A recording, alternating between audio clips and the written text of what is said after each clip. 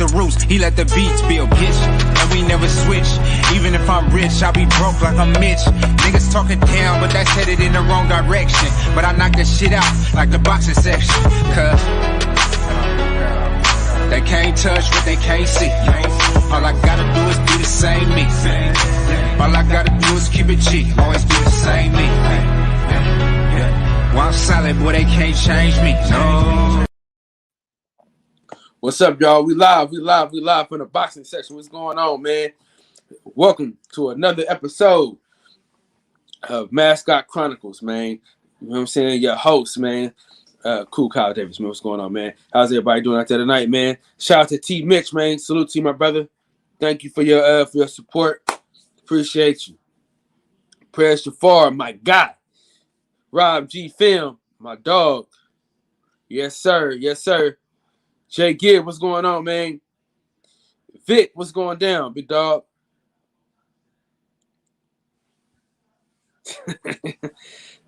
Greatest mascot in history, bro. You know what I'm saying? The greatest, the greatest one. You know what I'm saying? So shout out to everybody coming through. Shout out to everybody coming on in.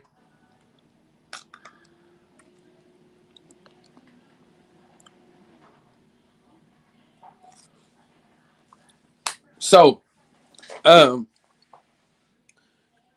it's time, man. It's time for us to talk about shit. I don't know, because there ain't no good fights out there. You know what I'm saying? I'm waiting. We gotta wait till September. You know what I'm saying? Reggie what's going on, Reg? Shout out to Reggie Owens, man.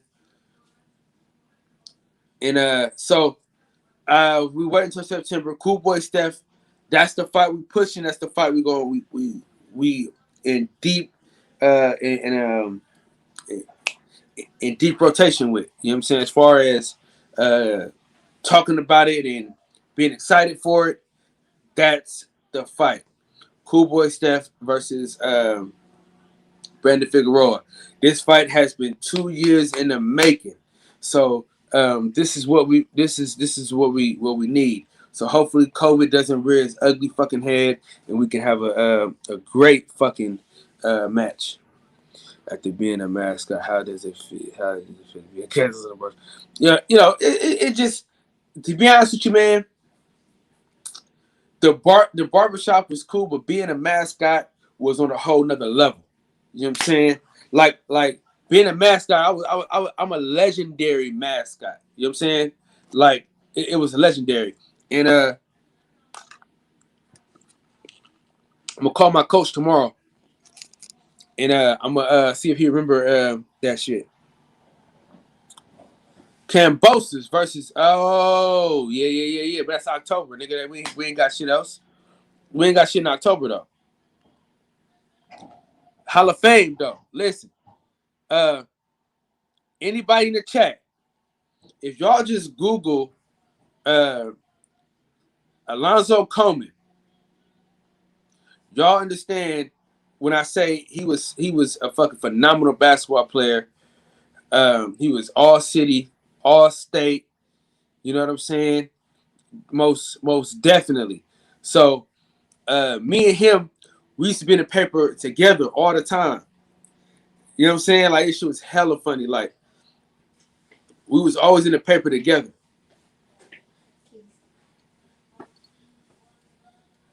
No. What, my keys? Yeah. What you got in there? Yeah. So, yeah. So, that, most definitely that. And so, yeah, man, I'm telling you, bro, I had hella fucking articles. Hella in the newspaper, bro. Hella. That was it.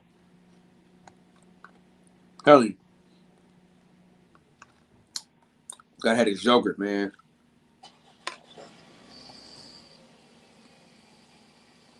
I gained too much fucking weight, so I had to dial it back. So that's really it, man. I can't think of nothing else, man. We got Cool Boy Steph and Jerron Ennis is gonna make an announcement. But that's pretty much all I can remember as far as as of right now. I can't think of nothing else. So,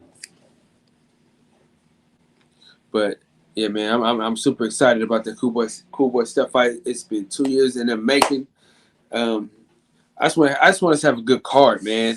You know, the first it was the Deontay Wilder fight happening. Oh, that's right. That is right. Jake Paul versus Tyron Woodley. Okay, that's this weekend. All right. Okay. All right. I'll take that. I'll take that one. Best Puge. Salute to you, my brother. Champion Hart, man. Salute to you.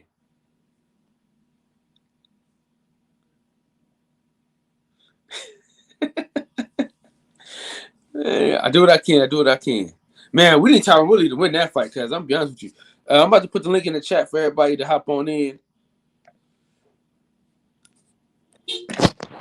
So, a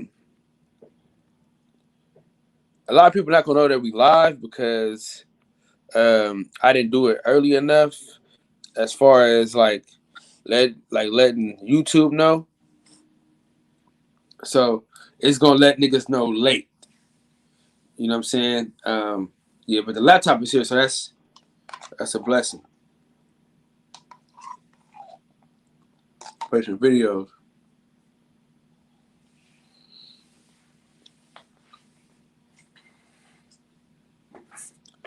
So y'all tell me what fights y'all looking forward to, like if they happen. Now, David Benavidez is fighting in November. That should be good because it's right after the Caleb Plant fight. It is the David Benavidez fight. So that's gonna be cool.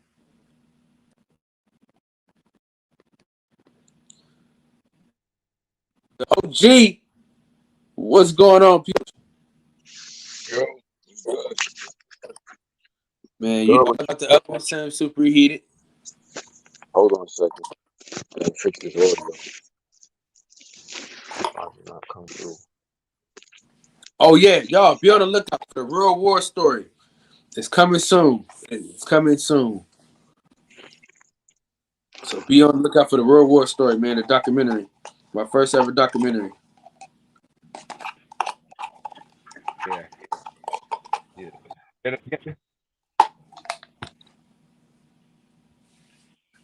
What'd you say? The war story? What's coming? Real War Story. It's a documentary about my homeboy Josh Life. Oh, okay. Yeah, man. DJ, Yeah, that shit was crazy. Crazy on the on the barber shop. My man Rodriguez was lit. nah, super. I asked what he started crying on me. That's why I put it in the chat. In the words of my mother, my mom used to say when the motherfucker was drunk, she said, "That motherfucker drunker than Cooter Brown." He was drunker than motherfucker. He drunker than Cooter Brown out this motherfucker, boy. I was like, God damn. That's so funny. So fellas. What's up, man? DJ, turn that shit down, man. Everybody want to hear that fucking mad fucking day. Oh, you can hear it? My bad. Let me turn it down. Hey, so, first, it takes some of that air out your chest. Hey, listen. So me and DJ, every other Tuesday, we're going live at 9 p.m. his time. No, 7 your time, right? If it's 6 my time, what time is it where you at? 8, right? 8. Yeah, 8. All right, so we doing 6 my time. That's what, Pacific time, right? Yeah. 8 yeah. Central, 9 Pacific. So that's what we're doing.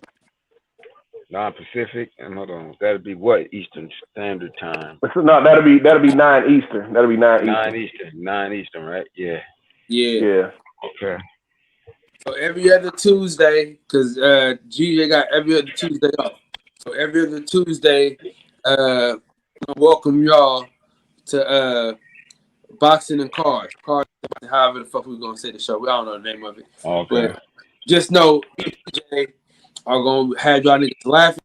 Because when you talk about chemistry and friendship, you think about DJ in the section, man. If y'all could just hear the conversation that me and him have off of wax, it's only right that we give y'all a show with just him laughing, talking, and just having a good time.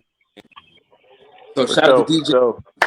Shout out to DJ for accepting the calling on his life to become a YouTuber with his homeboy. We already got the logo. We already got the logo real quick, man. Let me see if I can find it. I'm about to have to make it. Let me see if I can find that shit. You know what I'm talking about, right? You already know which one it is.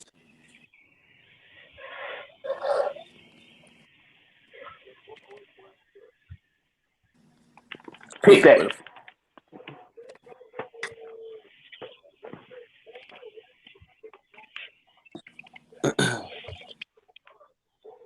I'm waiting on my wife to come in here with that laptop. So shout out to me and DJ. Shout out to me and DJ, man. This the logo of the show, but it's gonna be me. It's gonna be me and DJ though. So DJ gonna be talking to me. You stupid. Oh man. Yeah. So shout out to DJ, man. Shout out to DJ, man.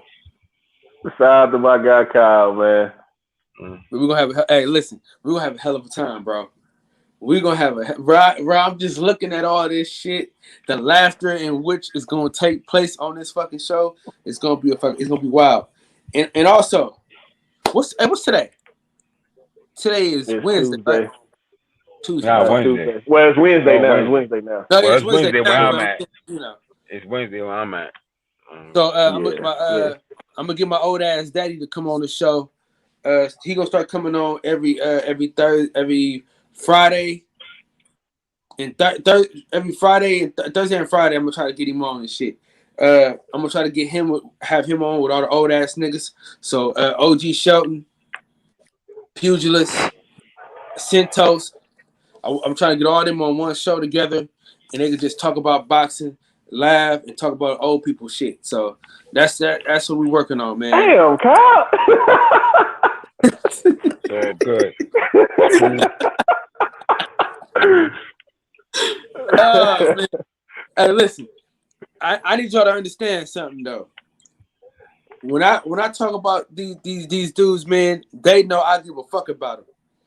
They know if I don't see him or talk to him or something, they know I'm going to look for him. They know I got love for him. You know what I'm saying? They know this is a family.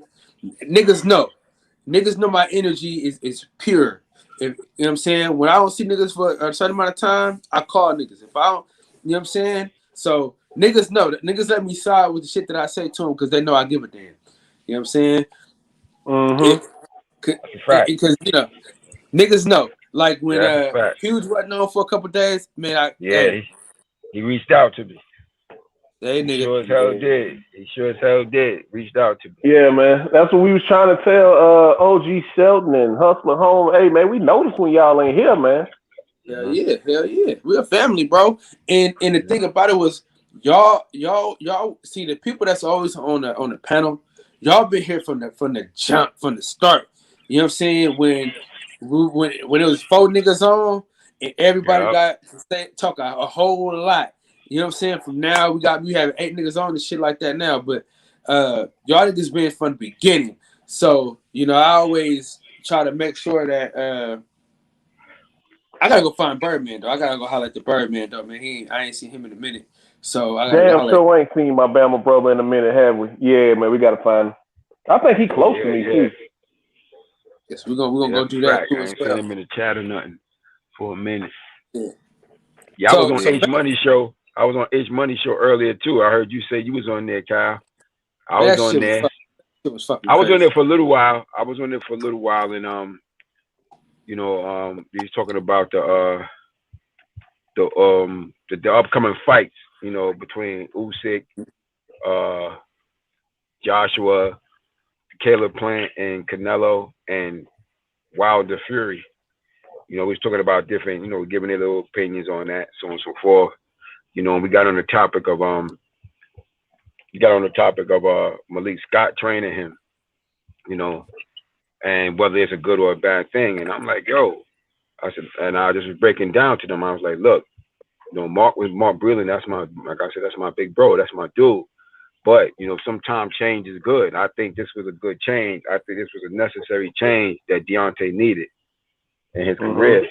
That's going to take him, you know, a lot of people kind of downing Malik Scott. Oh, well, you know, because, you know, he fought Wilder and Fury and was sparring partner or lost to them. I'm like, look, one thing ain't got nothing to do with the other. One, you know, the bottom line is, because I remember when Malik Scott was a prospect for a long time before he had that long layoff in his career. Because I expected more from him at one time in his career, but he had that long layoff, going through some managerial things, and then when he came back, you know, his career went the other way. But the guy he know boxing, man, and he got Deontay working on some different things that I think he needed, you know? Right. So I think it's a good thing. And you tend to find that most of the better trainers tend not to be the ones who were the most successful superstar boxers. Because when your career don't go quite the way you want it, you tend to focus more on those aspects of boxing and trying to make the things that didn't go right for you, you absorb that other information better. So I think that's a good thing. So one guy was saying, got on and was like, oh, well, you know, he fought his spawn, you know, because since Deontay fought him, he fought his trainer and so on and so forth. I'm like, well, it's not, boxing has an old history. That's not the first time that happened. So one of the other brothers had mentioned that it happened before, but I was like, yeah, it did. I said somebody most notable who fought their former trainer was Muhammad Ali, aka Cassius Clay. When he fought Archie Moore. So some guy got on, was like I could tell it was a Makasu. Makasu is pale man. When you hear me say that, I'm talking about a white person. Whenever y'all hear me say Makasu, that'd be my tribal shit coming out. So white guy, I could tell he was a white guy. He was like, oh, well, I never heard of that. I didn't see that. Like, then you need to do some damn research. Because if anybody who knows anything about Muhammad Ali's career that really was doing any research and studying him, you should know that. Before he had Angelo Dundee, he was working with Archie Moore. He got sent to work with Archie Moore in 1960 by the investment group that signed him to his first pro contract. That's what they sent him to first. But the shit didn't work. Because Archie Moore was on some old school shit that Cassius Clay wasn't having. You know, he had him doing shit like, which was a part of his training though, you know, like sweeping up, doing all kinds of shit in the house. And Cassius Clay was, and I'm specifically saying Cassius Clay for a reason and not Muhammad Ali. Right. Yeah, he was like, hell no, I ain't doing that shit. Shit, I'm an Olympic gold medalist. You know, he had a different mindset. So they clashed. But Archie Moore was supposed to be actually his first trainer. That shit didn't work well. He left the camp. And then they had to get a new trainer, and that's when they found Angelo Dundee. And Angelo Dundee catered to Cassius Clay's whims better than Archie Moore did. Because, you know, Archie Moore is an older black man. So he didn't care about that shit. Angelo Dundee, Italian guy, a little younger, was more suitable for Cassius Clay because he catered to his whims more. You understand what I'm saying? And then obviously, you know, the rest is history. You know, they had a great career together, you know.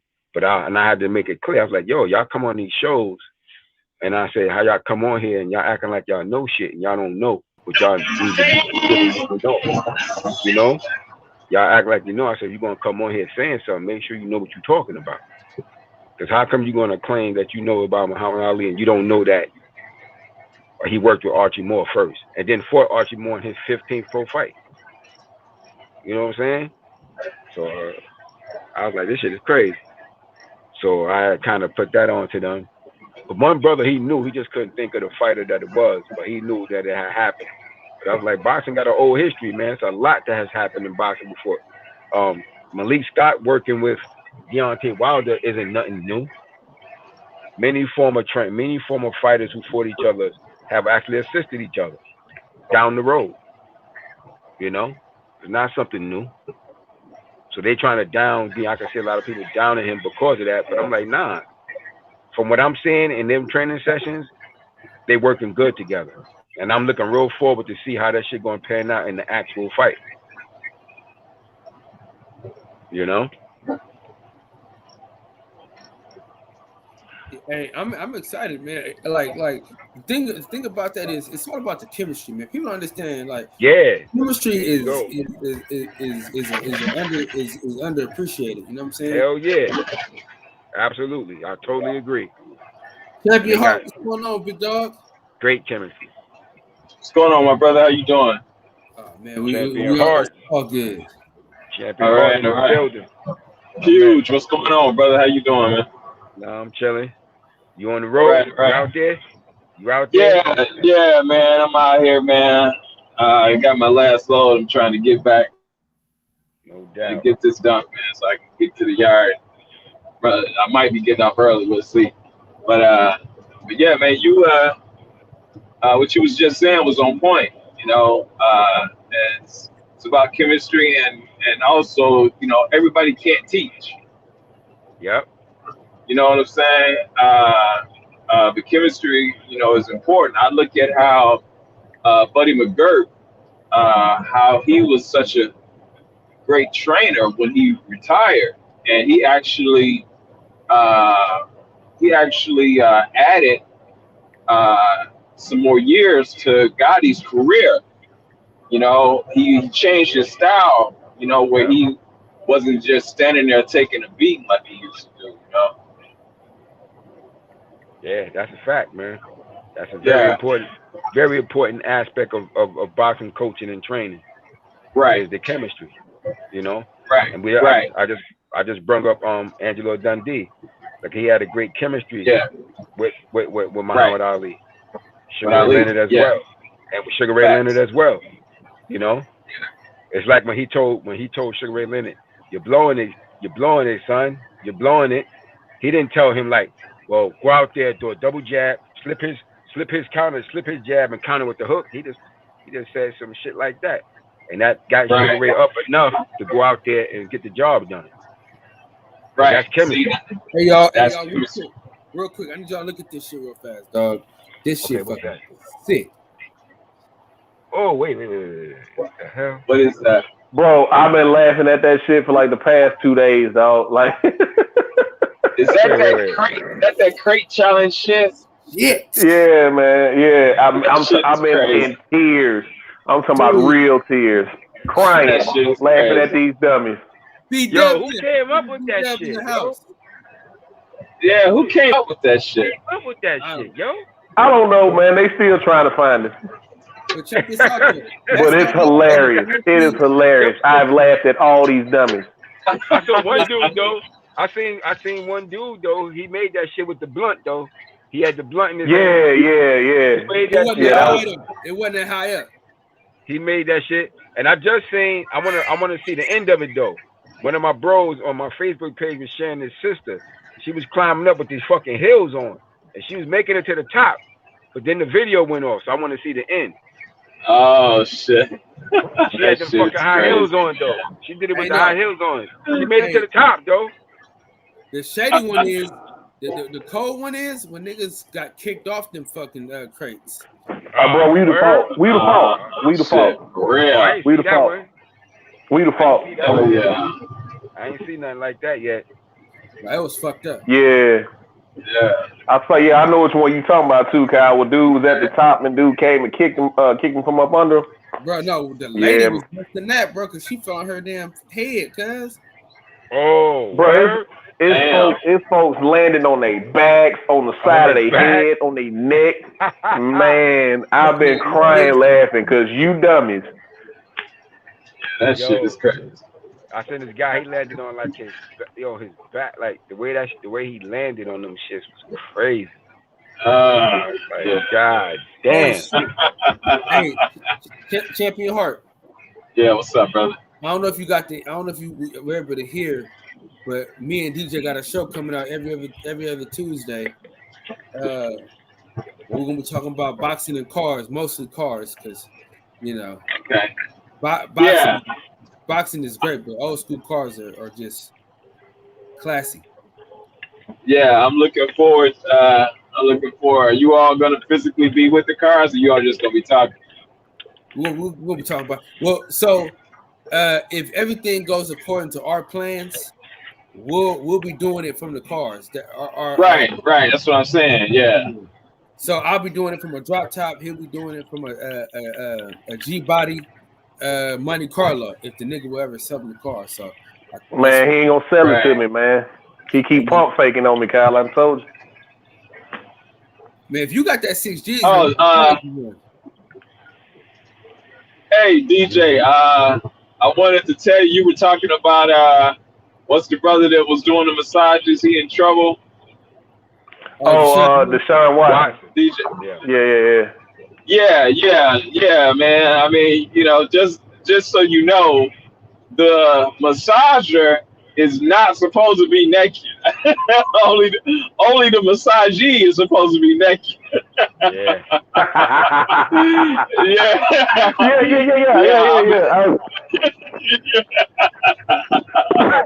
Yeah. Yeah. I know when I went and got naked, that's a problem.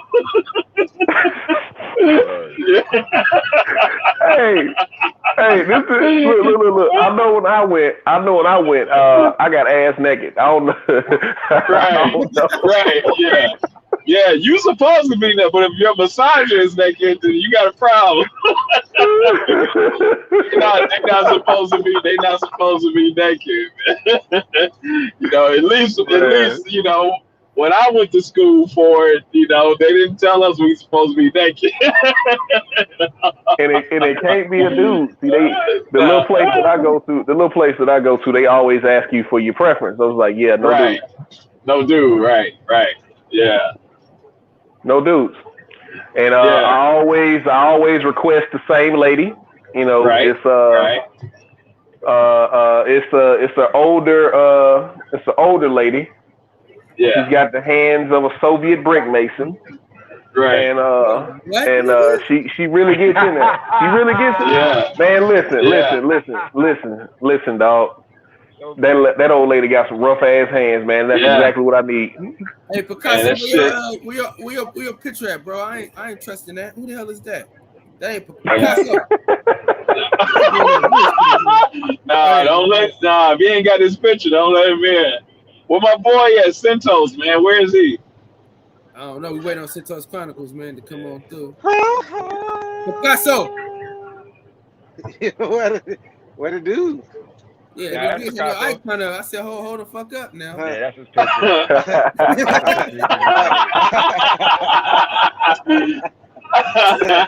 Oh man, let's see what's going on in the chat.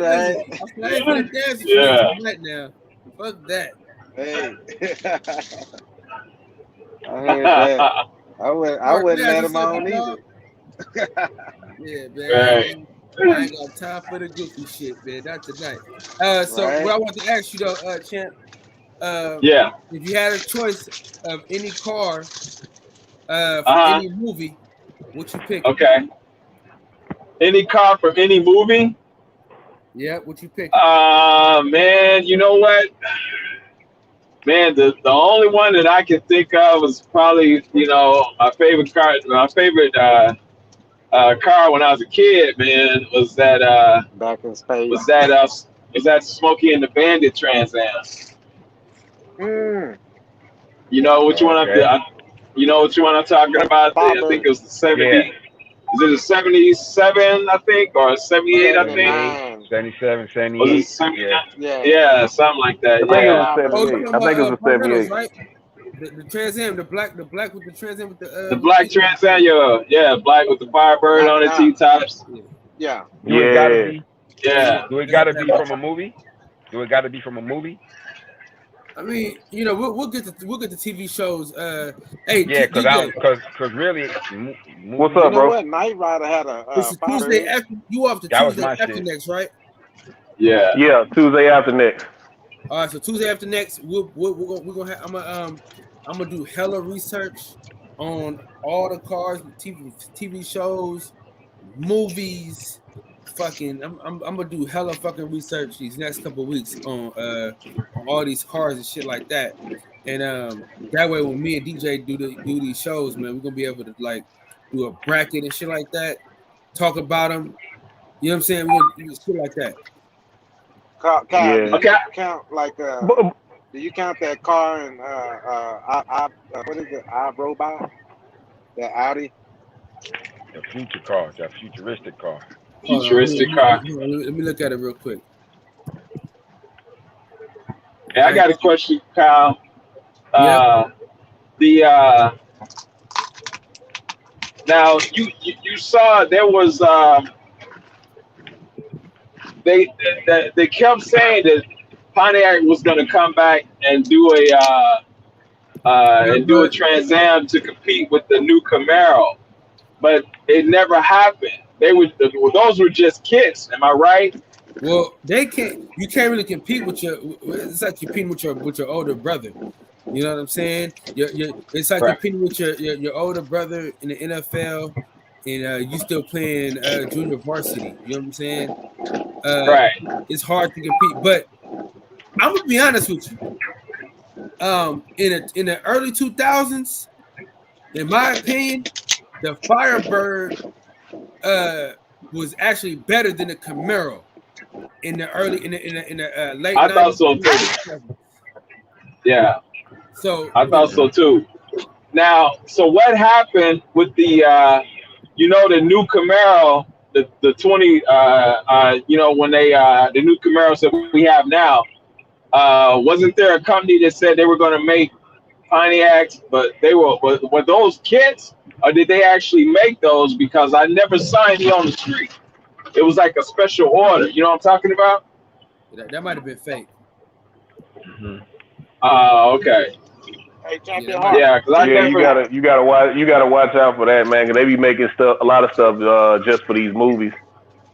Okay. I know what he's talking about. Check it out. This is what he's talking about. Because I know who is the. Actually, it was an idea that I came up with. You know what I'm talking about? And, yeah, it was an idea that I came up with. And my homeboy, I did. I didn't get paid for it. But check this out. Hello? My homeboy came back from the Marines. Hello? And he bought a Pontiac. We was out. Can you hear me? Can y'all hear me? Pep, you good? We can hear you though. We can hear you. Okay. My homeboy came back from the Marines, and we was always competing with each other. You know, so when he got back, hello? I was already. No, you back. We can hear you, Champ. I was already in this. Okay. I couldn't hear anybody. 84 Mazda. I was in this 84 Mazda, whatever you want to call it, two-seater. But he came back and he was trying to do this competition thing all over again. So we started competing with cars. He had a Grand Prix, that 90. It's a 90-something model, right? And what he did was, hello? He put some. Yeah, we hear you. He put those Dayton rims on it, coming from California, right? So what he did when he put them on, you got to put the spacers and all that. So it looked like it's a low rider and all that. And I looked at it and I said, man, I don't like that how the tires stick out past the fender wells. I like it to be flush and a little tight off in there, and fill the fender well up. And then he said, oh yeah. And then he went out and did what I said, the idea that I gave him, he went and did. Then he took the panel off the side of the Pontiac and then made it smooth on the side. And everybody always thought that you had to have a door stopper right there, a door bumper or whatever. I told him I don't like that either. So he went and took it off. And he took it up to Pontiac or whoever to get it worked on. Them motherfuckers stole the idea from his car and put it on their cars, like later on in the future, right? So when my homeboy being jealous of me over a period of time, because he knew that I went out and bought a Mustang and all that, but he went out and tried to outdo me again. He took that same car, cut the top off. Who the fuck is this dude, man? That ain't your friend. That nigga's a fucking hater, cuz. I know. Yeah, everybody so popular. You said my friend way too many times. Because we grew up, we met in like 15, at 15 years old in 10th grade. Man, fuck him. And we was just playing Nintendo and all. That's what happened. About 4 years ago, I haven't had no contact with him. You see what I'm saying? He don't call. Yeah. Because he seemed. I went to his house when he came into town one time. I was on the 750 Gixxer, so he was looking at me on the 750 Gixxer like, damn, you having fun and shit. And we used to ride bike back in the day, but I had a 1100 Suzuki, and he had a 550 Kawasaki, right? The 85. Okay. I hear you talking. So we used to kick it like that, but grown up. This motherfucker's still on that competition shit. Matter of fact, he can't live his life without having to look down on somebody or outdo somebody. So I got away from him. But the idea for Pontiac, I had gave him that idea, and then they tried to buy his car from him.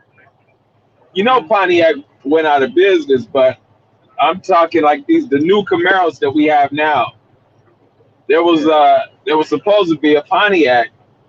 Well, I'm sorry, not a Pontiac, but a Trans Am.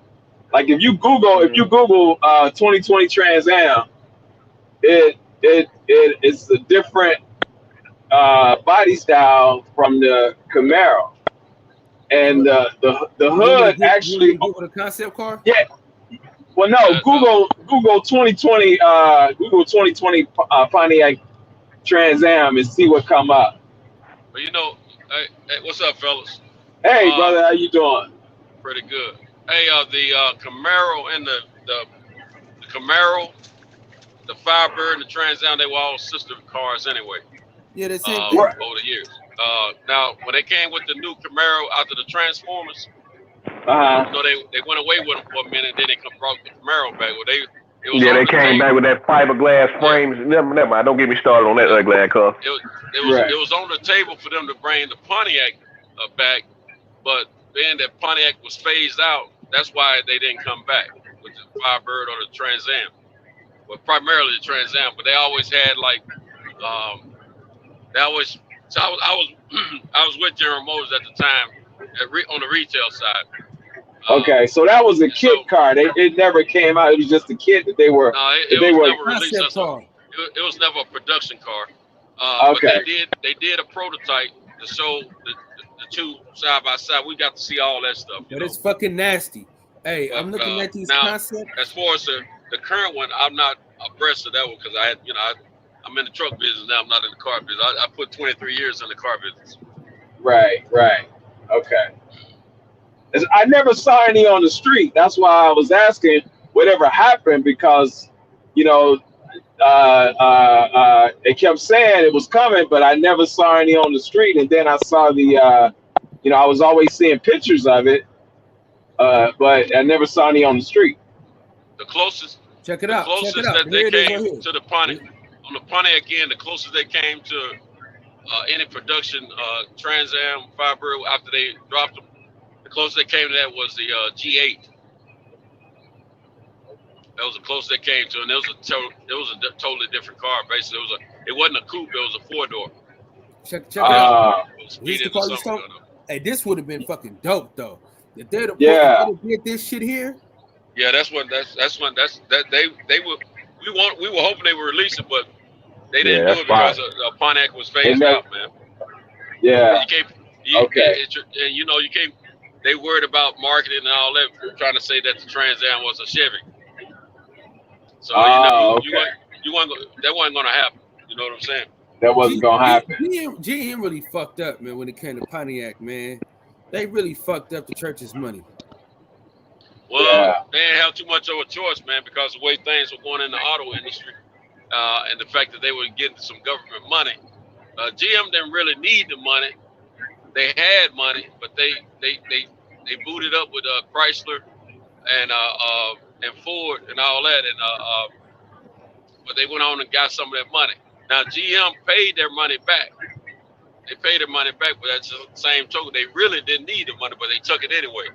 That's when the big three went to the government and they sit in and let them know the industry was down, money was down, and they couldn't survive, blah, blah, blah. Chrysler was the only company that truly needed the money.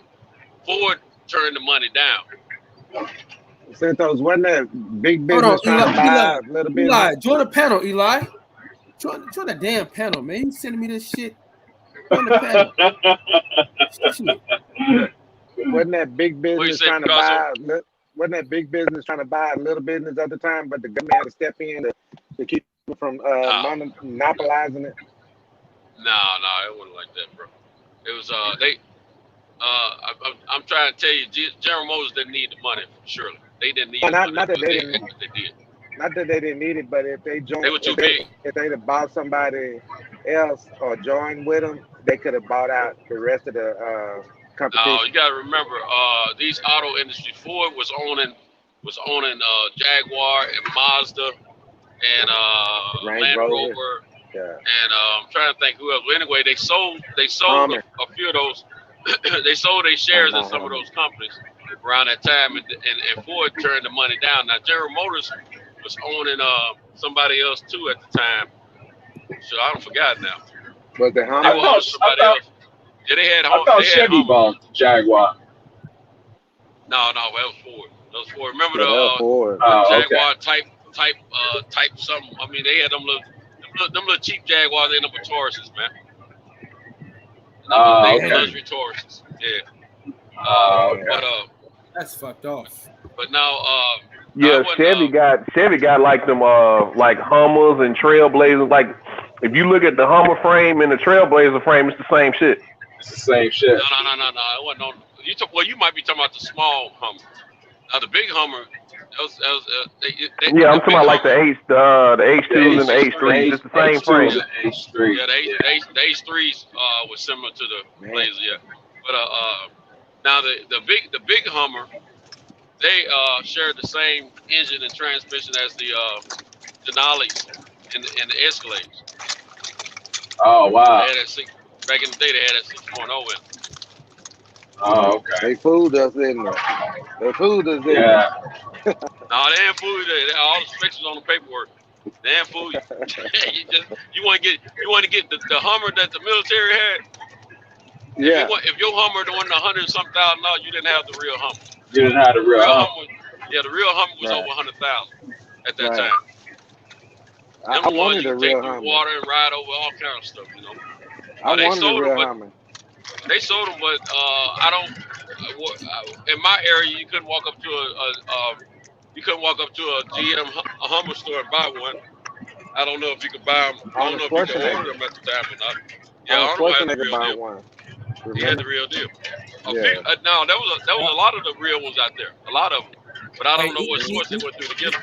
Eli just joined the panel, so everybody say, "What's up, Eli?" Oh, Eli, salute, brother. What's up, Eli, my brother? And What's good? Eli got them toys, man. Eli got them. He got them rides, man. You know Eli got them rides for real. You know he do. He gonna be a special guest on the show. Check this out. I'm gonna pull up these concept cars, and we all gonna rate them.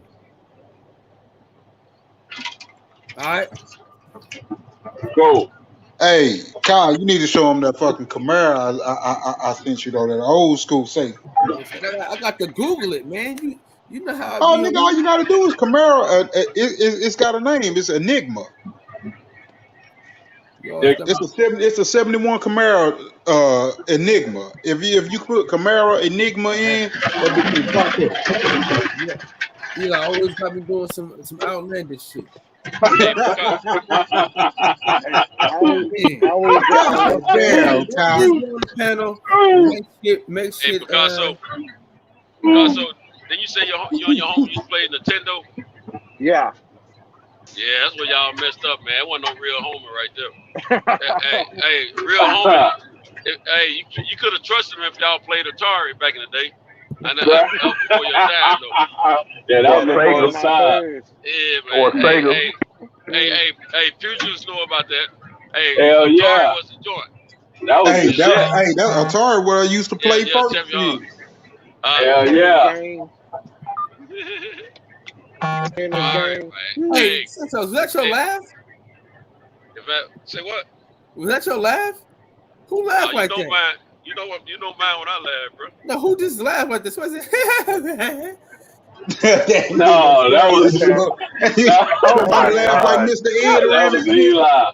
That wasn't no fucking Eli. That wasn't no Eli laughing like that. You know my laugh. I got a little pimpers. You got a little pimpness in your life. Ah, man, y'all tripping. You like I got a single song in my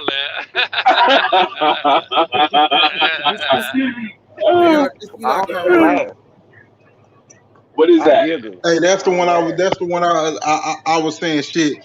If I had a dream car, that'll be my dream car right there. Hey, it looked like earlier than the 74 right there. 71. That's 71. 71, my brother. 71. You can tell by that back window. Can you zoom in on those, Kyle? Oh, okay. That's that's clean now. Yeah, that's a high tell. That's a high tell. Pull up that first one. Go to that first one.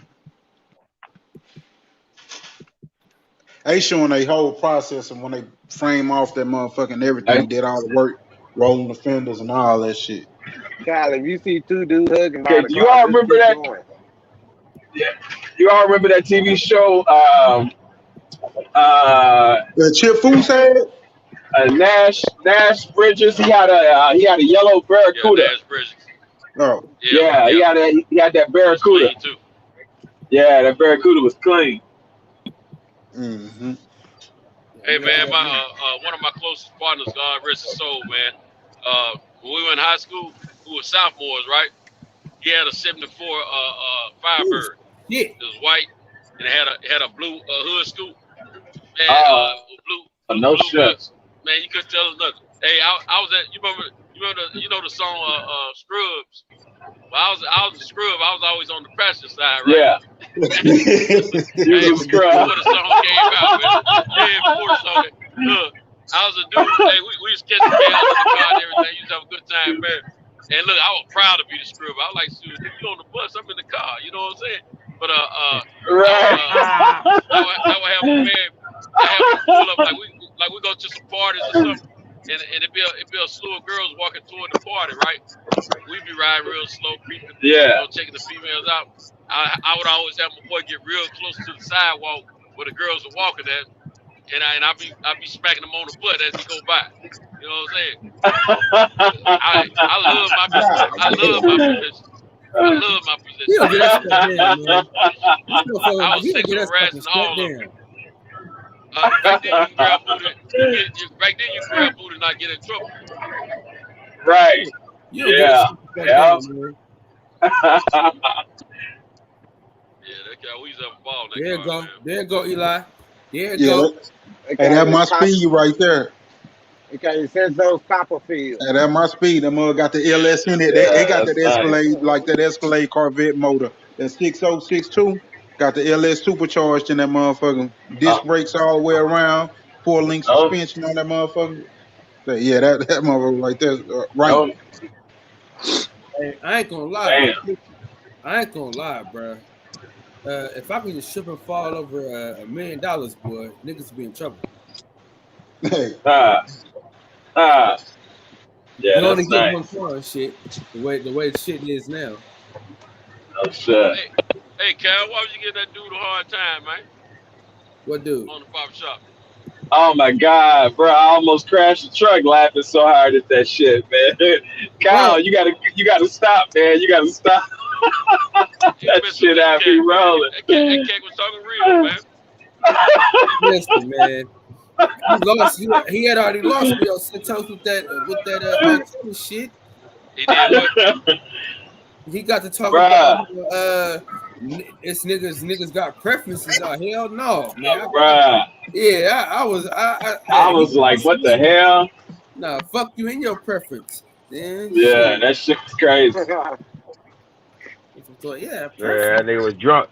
You know when motherfuckers be drunk, they be speaking a sober mind. That shit that's embedded in that motherfucker. That's why. Yeah. I don't know if that cat was drunk though. He talked like he wasn't drunk. Nah, he was drunk. He called in there. He was drunk as hell because he called in there on the regular to talk to Fred.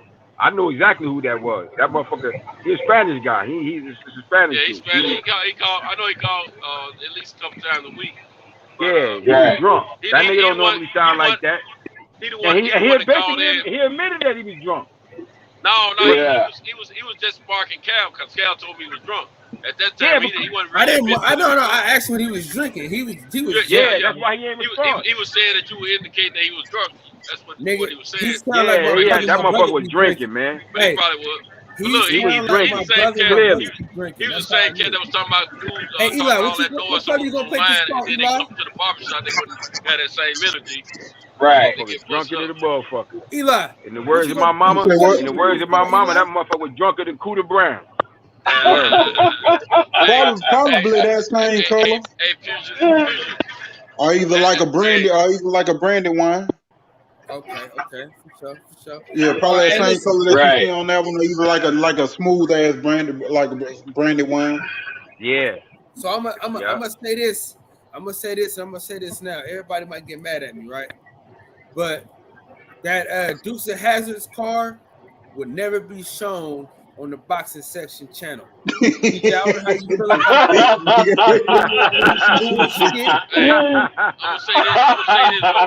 I'm saying how we went through this last night, man. It ain't nothing but a Charger, man. No, listen. No, we can talk about the Charger, but that particular concept of the car, hell no. Because they got that fucking Confederate flag on that shit. They got that Confederate flag on the hood. Confederate flag on the hood of that motherfucker. It's representing the Confederacy, true enough. But at the same time, that song was clean when we was a kid, man. That was a clean Listen, you love that shit when we was little and shit. We ain't know about it. We didn't know our history. You didn't know no better. Yeah, right. I know. That motherfucker too. Listen, I've been arguing with folks about that flag since I was in high school. I would own that particular kind of car, but not dressed out like that. That's what I'm saying. Fuck him in that flag. He said specifically the General Lee. If I was a car, if I'm claiming to be a car enthusiast, though, I wouldn't have no problem showing the car. That's just speaking of the car enthusiast. You ain't tripping about that. You looking at the integrity of the car itself. You know, the makeup of the car, the mechanical makeup of the body structure, all that. Hold on, bro. Counting cars make the same car without that flag, so I'll show that car instead. Right. Yeah, you can replace it with the Fast and Furious Charger. Exactly. That's a fact. But yeah. See, Kyle, you looking at it all wrong, baby. You're looking at it all wrong, Kyle. Listen. Remember yesterday, remember I told you, I said I love that Dom car. Remember? I said I'll show that car. I'll show that car in that state. But I'm not showing that other car in that state. Fuck that car. Yeah. I get it. Kyle, you have no idea the conversations I've had with white folks about that flag. I laugh at them. It is hilarious. It's like, but you lost. Right. Exactly. You proud to be on the losing side? You proud of that? You happy? Proud of that. And then I really started breaking it down. There was this show I used to watch called House of Cards, right? Yeah. And in that show, it was a scene in which Kevin Spacey's character is interacting with this Chinese guy, right? And they were at a Civil War reenactment, and you know they were trying to hash out some business, some political affairs, or whatever. And that character said something that always stuck with me. He was like, "There is no sacred ground for the conquered," and then he spit on the ground. I was like, "Wow, I've never heard it put like that before." There is no sacred ground for the conquered. So this is the only country where we do that. This is the only country where we do that. You're not gonna go to Uganda and see an Idi Amin statue. You're not gonna go to. That's a clean car right there, man. That's not the original, but that's a clean one right there. Yeah, that is clean.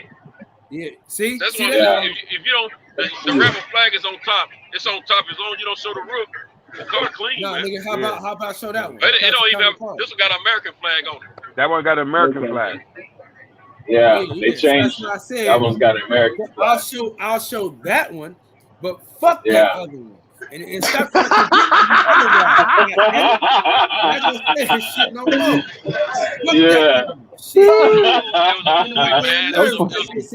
I'm weak laughing at that guy. Keep trying to get. Yeah. So that car cool or whatever, but fuck that other car. Yeah. Right. Fuck that shit. Fuck that one with that I love Confederate it. flag. I love it. Oh shit. Give me that fucking flag. Shit, raggedy bitch. Y'all hear me? Let me enlighten Yes, y'all. you deserve to die, and I hope they burn in hell. Shit. Hey, motherfucker's cowboy. I've been on one this week, bro. I'm just saying, Dukes of Hazzard was two bitches. Mark ass niggas. It wasn't a black person in that show. Fuck them. This nigga done called everybody Mark. This nigga done called everybody Mark. God damn. It was based on Harrison County, Kentucky. I don't think you're gonna find many black folks in that town to this day. Well, fuck. So, listen, so you gotta fuck them in Kentucky. Look, I didn't want no black folks in that program. It was a country town. I didn't want to see no black folks in that show. You don't want to see no black folks in that show, knowing what it was. I don't want to see the show at all. I'm glad I had to see that punk ass show. And look here, look here, Daisy Duke had it going on, man. Daisy Duke had it going on. She inspired a generation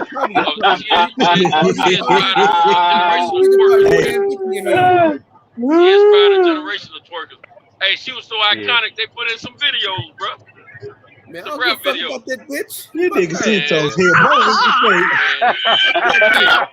Hey, that DJ with that laugh, bro. That DJ with that laugh. That nigga DJ sound like he calling the whole G. Hey, that nigga DJ sound like he gonna say. Let me tell y'all something that's pretty crazy. Hey, DJ laugh like he got an asthma attack. I'm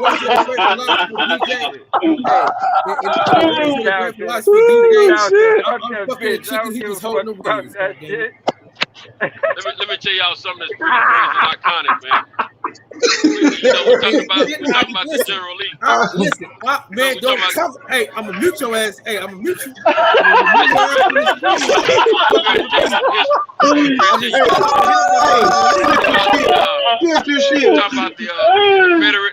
We talk about the Confederate, General Lee, and all that stuff.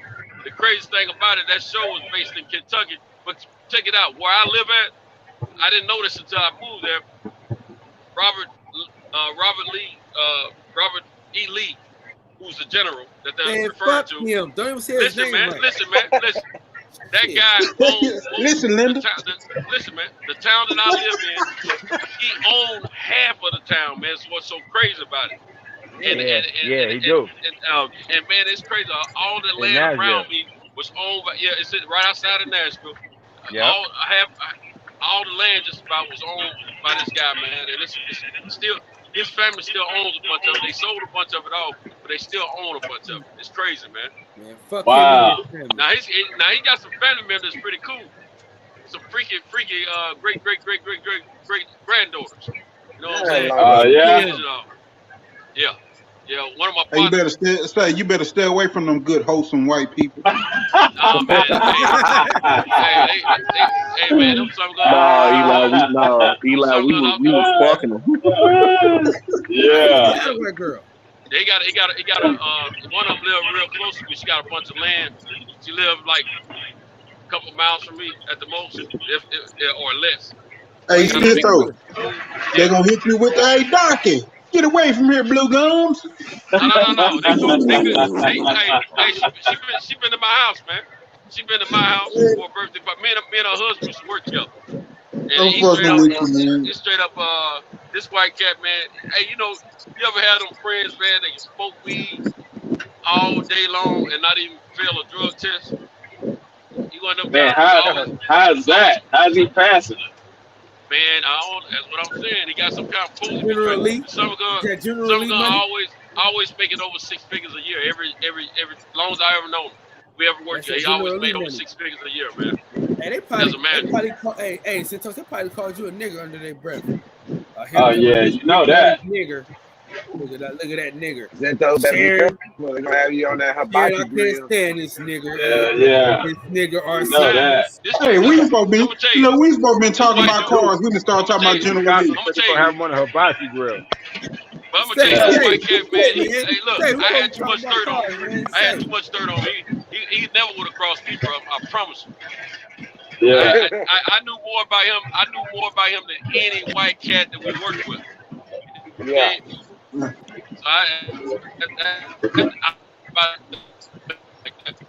if I tell him something, I know he was gonna hold it because he knew I had too much dirt on him.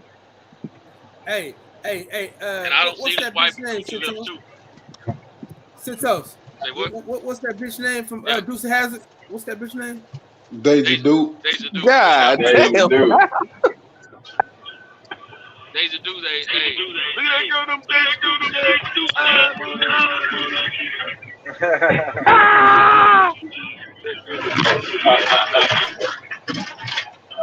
Old Daisy had it going on back then.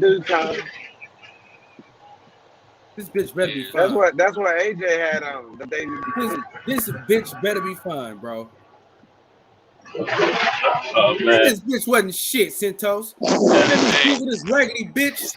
Man,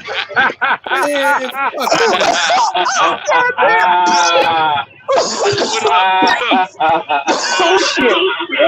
He made me Google this raggedy bitch, DJ. I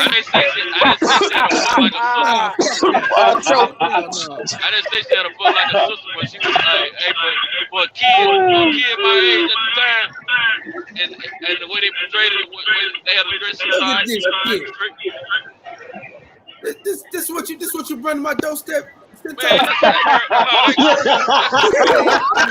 oh shit! Hey, look like her. Hey, no, nigga, she looked good when you was a kid because they told you that she looked good. That ain't the real. That wasn't the real Daisy Duke, man. That wasn't the real. What year was that? What year was that? DJ with this motherfucking Catherine Bach. That's Daisy Duke. Catherine Bach. That didn't look like her, man. Her name was Catherine Bach. Catherine Bach. What? No, say what year was that? What year was it? This was back in the 70s, man. That had to be late 70s, early 80s, man. Right. Hey, that shit wasn't in HD. Hey, that shit wasn't in HD. Hey, that shit had pixelation on it, boy. Cause that motherfucker look like goddamn, like she need to be shoveling the stables. That bitch, trash.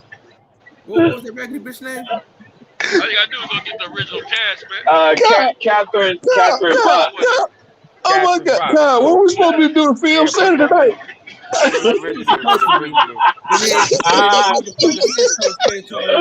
This General Lee bullshit. He's like, you goddamn fool!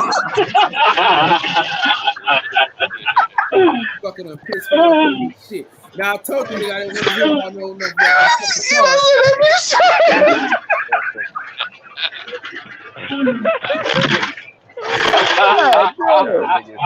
How old is this bitch? Hold on.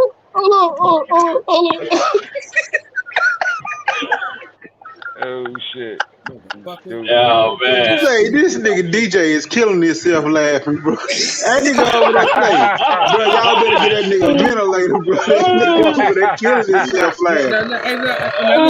Now listen, I'm gonna show you a bad motherfucker. You know what I'm saying? I'm gonna show you a bad motherfucker. Oh boy. Say, don't you go trade stick figure white women for that man? I know, ain't no. Hey, come on, man. Ain't no white bitches. Somebody need to But breathe. see, this is the thing though. I've only loved 2 white women in my life anyway, and that was Britney Spears and Topanga. So Say Topanga was a bad motherfucker. Say. Yeah. Say, man. Say, man. I die about it. Shit, Topanga universally bad. Yeah, right. Topanga was fun. Shit. Yes, And indeed. then she had them big ass lips and shit. I'm like, man, look here. My grandma was trying to tell me you ain't supposed to like white girls. You don't see what I see. Right. We like that Angelina Jolie. Hold on. Nah, she was always scary looking to me. Yeah, she ain't got no ass at all. Now listen, it ain't even that. It's just I didn't trust her eyes. Like it's just something about she'll tie a nigga up and just beat him and shit when I don't want you to do it. Yeah.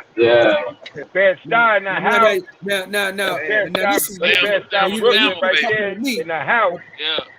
Now, see, that's what I'm talking about, Cintos. Bad style you ain't got to tell me nothing about that, bro. What you think I grew up on? No. I need your same. That's the best picture you got of her. She got some better pictures. Hey, Cal, you need to be going out to her daughter. I met her daughter a few years ago in Nashville. She got I don't know if it was her youngest daughter or how many she got. She got a bad little daughter though. But she feel like a mama though. No. She cute as you talking about the mama right now, Cintos. You can't handle her though, man. You can't handle her. Listen, hey, I can handle her better than you can. You can't handle her. Hey, say, man. Hey, say, man. You need to let OG go handle that for you. You can't handle that, bro. Yeah, you can't handle that, bro. That was Bernadette Standard. Hey, she's still in her 60s, man. Yeah, she's in her 60s. Yeah, since we going there, Jack K. Harry off of 227, son. She's all right. She was all right for a while. Hey, hold on. Yeah. We ain't taking your expertise. Hey, we ain't taking your expertise, Cintos. You done lost us already for the night. Man, you ain't even that age, we ain't man. fucking with you tonight. You can't even talk about these gals we talked about, Cal. You too young, man. Hey, Jack K would have walked up to you and rubbed the back of your ear and say, "Man, you still got milk behind your little dude." You know what I'm saying? He gave you time late. Man, look here. I don't need to time of day with her raggedy ass. You can have her. You have all two Jack K, man, everybody wanted to poke Jack K back in the day. She just she never had that body. She had that body like Thelma though. Thelma had the body of the year. Right. Yeah. Now Jackie Harris was all right for a while. Yeah. She was all right for a while. Thelma was bad though. Let me take y'all somewhere else. Man. Let me take y'all somewhere else real quick, man. All right. Let me take y'all somewhere else. All right. Now, don't come talking to me. Oh man, come on, dog. Come on. That's how your league. Who's that? Pam Grier. Is that Pam Grier? Brown sugar. That's Pam Grier. Hey, you can't say law. You got to say law. Rodney Foster. Hey, Cal, if you see her breast when she was that young back then, man, you probably go to sleep right now, man. I don't know about y'all, but I like that Halle Berry type. I ain't gonna tell when I should do that. Halle Berry just went all that. Sheba Baby, Rodney Foster. They made us wait all them years to see Halle Berry titties, and they wouldn't even all that, man. In the movie, they paid $500,000 for short titties and sport or whatever. They went all that, man. She won't get kicked out of the bedroom, but she ain't got nothing against Pam Grier. Anything around Halle Berry, look, I take it. See, a young man going for the look. I ain't never really came for Halle Berry like that. I ain't never really came for Halo like that. They got no good coochie no way because she been through too many dudes, man. Hey, there your ass go talking that old nigga shit now. Stick around, man. I like it when she's mobile. I like it when she's mobile in the bedroom. She can move around. You like it when she made that with the big titties back. Look, man, don't let the movie Monsters Ball fool you, man. Halle, she ain't giving that cooch up like that, man. Yeah.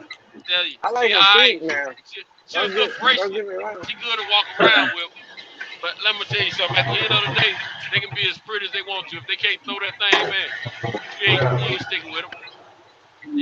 That's what. You know, you're right. You got a lot to work with when you got them big titties. Yeah, Eric Benet said she was lazy fuck. If we talk about a white girl, yeah, a lot of them say if we talk about a white girl though, that hurts right there. Man, look, we just went over Topanga, son. We just went over Topanga. Nigga, I need Cinto's old ass to know what's the difference. Hey, say Cinto. They disqualified you. They disqualified you with that Daisy Duke. You can't pick the whole no more. Take that bitch in that raggedy ass car with the wrong Daisy Duke getaway. He pulled the wrong one up. Yeah, because they tell them pull the right one up then. Tell them pull the right one up then. She better have her ass like a court horse. No. They re-released that show. Hey, Eli, I understand what you're saying. She don't have a boom boom like a sister, but it had a nice shape to it. Is what I'm trying to tell you. The girl was she brought a lot of attention to the show, man. Man, she brought attention to the show when they let her lean over the goddamn car. Hey, DJ, motherfuckers have 4 channels. She talking about some, and she bring a lot to that show. I said she brought a lot of attention to the show. I ain't say nothing about she brought a lot to the show. Have 4 I said she brought a lot of attention to the show. She helped the rate. She helped the rate. Niggas had 2 channels in a fucking. Hey, would you fucking with your skin tone? Yeah, but when they didn't use the same Daisy Duke when they re-released that show. Nah, they changed it. That's not Catherine. Yeah, because it did come back, and it was a different Daisy Duke. Yeah, see, a young guy don't know that. That's like pulled the wrong photo up. A young guy wouldn't know. Hey, now, see, there you go again, making excuses for them old ass eyes. Hey,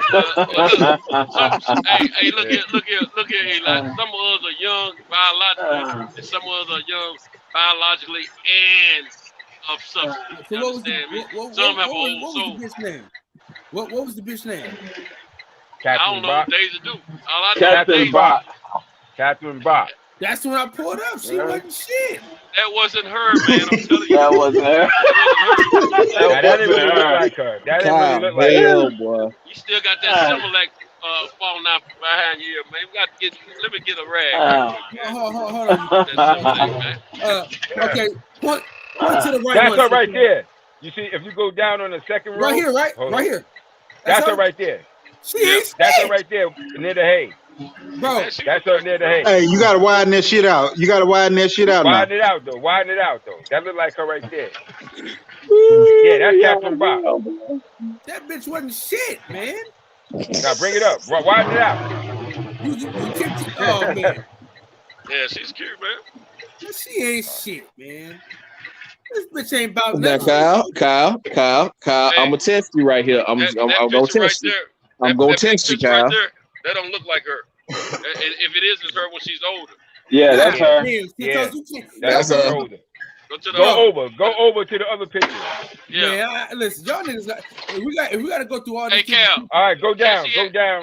She had to be worth. She had to be memorable on a lot. That one right there. For guys to rap about her, man. Yeah, that one or the one next to it, or the one right next to it.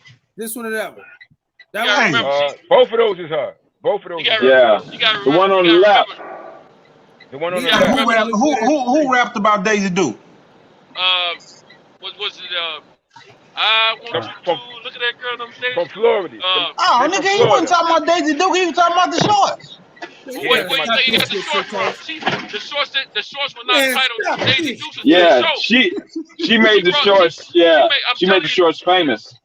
She made the short swims because she was bent over. She ain't had no ass. She got no ass at all. All right, Kyle. I'm gonna test you. I'm gonna test you, Kyle. Pull up Farrah Fawcett. Okay, yeah. You pull up Farrah Fawcett out right now. You pull up Farrah Fawcett. Now you talk about language now. If you gonna talk about my doorstep. Hey, man, say, man. Yeah. Kyle, you ain't have to hit him with that Drake. Now you talking about language.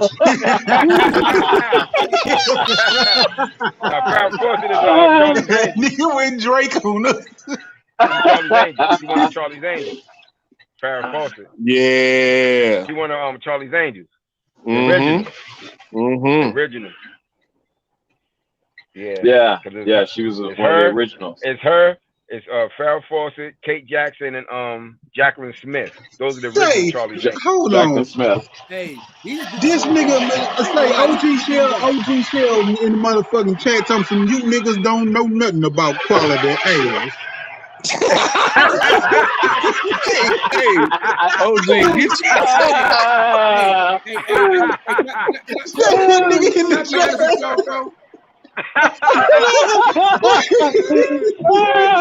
No, Sheldon, get your ass in here. No, we owe you. That nigga in the rocking chair with a cigar telling me you don't know nothing about no quality ass, boy.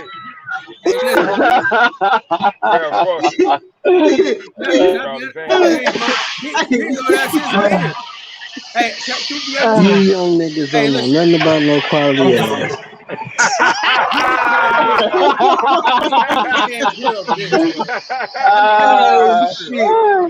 Oh shit! You motherfuckers ain't even got no pussy for real yet. What you say? I said these young motherfuckers ain't even got no pussy for real yet. You don't get real pussy at 35. Sheldon, you still fucking straight up and down. You still fucking straight up and down, Sheldon. And that's the best way to do it. I teach your young ass something. You learn from me. I've been on this planet way longer than you. Hey, Sheldon out here still hunching with the clothes on and shit.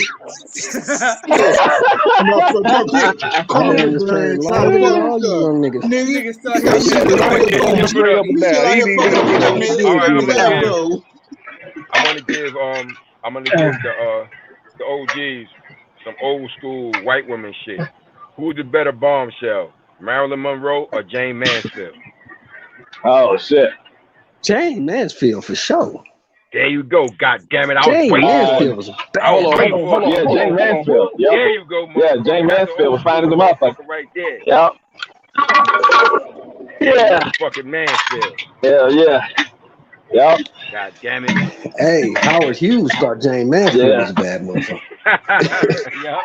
Word. Jane Mansfield was bad. Yeah, that goddamn. For real, the original bombshell. Listen, bro. Bombshell. Hey, yeah. Can I tell y'all something, bro? The black women in the 70s versus these white women in the 70s, bro, it ain't even fucking close, bro. I'm gonna pull something up for y'all niggas, man. Look at this shit, man. Damn, Greer. Love. Come talking to me about these raggedy ass white bitches. Look at this shit.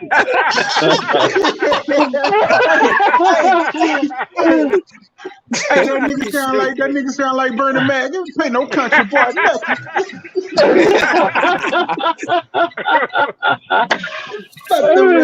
Bill, Shot Town. Ain't no country boys, nothing. What's that noise? Kennedy ain't there. I tell you who's a bad motherfucker though. Listen. Hey, if she's white, I don't want to hear it. I tell you who's a bad motherfucker though. If she's white, I bad don't want to hear it. motherfucker was Dorothy Dandridge. Dorothy Dandridge was a bad bitch. Oh yeah. Hey, these niggas out here sounding like Eddie Murphy in the barbershop and shit. Why they keep bringing up these white women, man? Yeah. God damn, man. Dorothy Dandridge was black, nigga, brother. you a small figure and you come out here and play Dorothy Dandridge was black, brother. Yeah. She was very black. She was all nigga. brother. Yeah, my bad. My expectations for y'all had me going the wrong way. Yeah. That picture you just pulled up, Dorothy Dandridge was one of the people on that picture. That thing you just pulled up. I say she was hot yellow, but she was black. Okay. Yeah. Dorothy Dandridge black. Don't bring me. My bad. Goddamn, y'all calm down. I tell you who else was a bad motherfucker too. I'm fucking with y'all like I ain't damn near 40. I tell you who else was a bad motherfucker too. She played Carmen Jones in that play with City what's his name? She was. I tell you who else was a bad motherfucker too was Etta James. Etta James was a fine motherfucker. She was. Pull up her picture. Hey, in her younger days, Kyle. In her younger days, she was. Pull up her picture, Kyle. I'm about to say, Kyle. Have you seen her in her younger days? In her younger days, she was. Kyle, Kyle. In her younger days, she was. My uncle used to listen to her all the time. Say, Etta James was a bad motherfucker. In her younger days. I'm finna show y'all Etta James. In her old days, she looked like she gonna bring you some collard greens and cornbread. Nigga, the only picture you seen of her was when she was old, youngster. You wouldn't even lie that she was fine. I said in her young days, she was fine, the motherfucker. These niggas got selective hearing. They get old and shit, nigga. No, I'm talking to Kyle crazy ass. Kyle over there shaking his head, talking that stupid shit. Kyle wasn't even live when she was fine. This ain't. Hey, now listen. Hey, this ain't.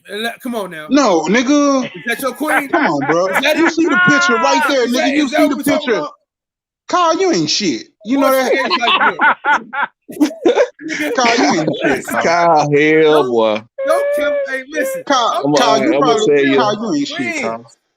I'm gonna tell you who my uncle used to talk about all the time, man. Because we'd all used to fall over Beyonce, right? Hold on, real quick, bro. Beyonce ain't shit. Beyonce ain't shit compared to Tina Turner. Tina Turner was a bad bitch. Tina Turner was a bad bitch. Tina Turner was a bad bitch. Wait, what? Tina Turner was a bad bitch. Yeah, she was. Say this about Etta James. Mississippi bitch was bad.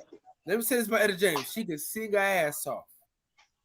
But when we come talking about beautiful women, Beyonce, and she got mad that Beyonce played her, she ought to thank Beyonce for playing her. You know what I'm saying? You just be real about this whole motherfucking thing. No, she wasn't mad at Beyonce. She wasn't mad at Beyonce for playing her. She said Beyonce couldn't sing for shit. That's what she said. Well, listen. She helped That's your what ass. she said. You know, that's what she said. That's what y'all got. See, y'all thinking about Beyonce right now. See, y'all ain't thinking about her for real. Y'all ain't thinking about her. Y'all ain't thinking about her. Y'all thinking about Beyonce. Y'all thinking about Beyonce in the movie. Y'all ain't thinking about the real Etta James. Nobody thinking about no goddamn Beyonce. Kyle. You thinking about Beyonce? Ain't nobody thinking about that bitch. Kyle. Yeah, man. Kyle. What's up, man? I always like Kelly better anyway. Hey, yeah, Kelly black ass is fine. I love me. Listen, you know me. Run my tongue slap across that. Kelly on that motherfucking motivation was giving off motivation. Hey, I swear to God. I used to like Toya Lucky. Hey, yeah, she good too. Toya Lucky fine too, boy. Yeah, she just ain't got no ass, but she fine as a motherfucker. Yeah, she can get some. She fine in a motherfucker. Toya Lucky pretty in the face. Yeah, Toya Lucky pretty in the face. Can you pay my bills? Yes, I can.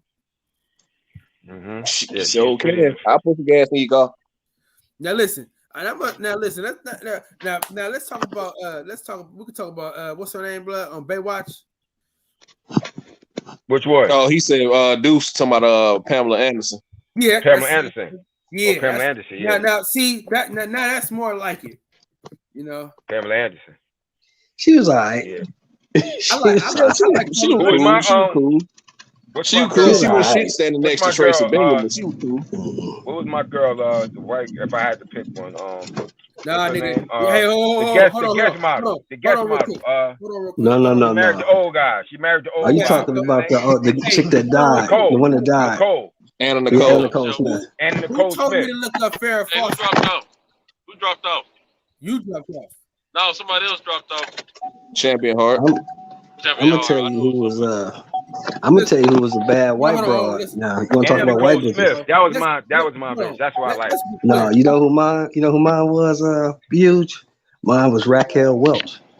Oh, she was bad. Raquel Welch was bad. Pamela Anderson, bro. Come on now.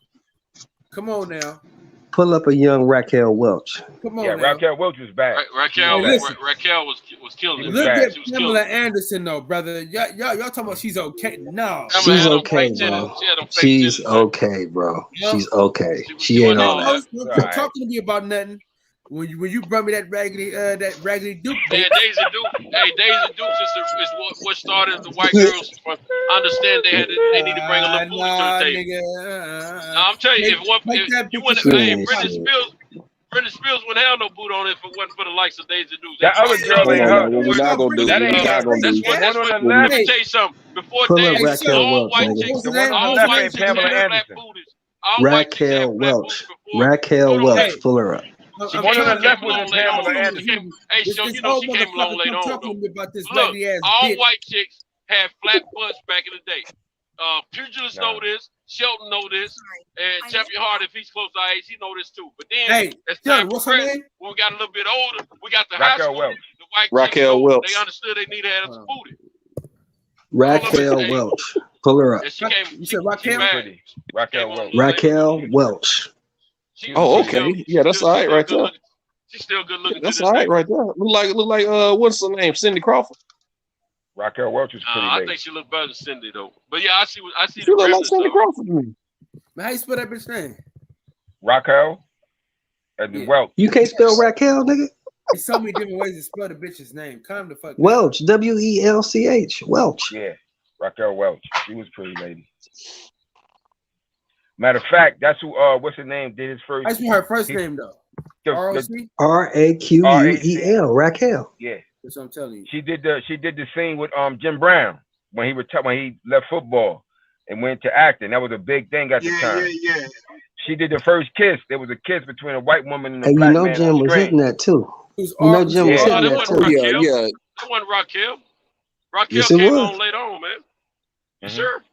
Nah, that was I thought she Raquel was Welch. younger than that. Raquel Welch came in the end of the 60s. Into the 60s, into the well, early 70s. I got my girls mixed up then. My bad.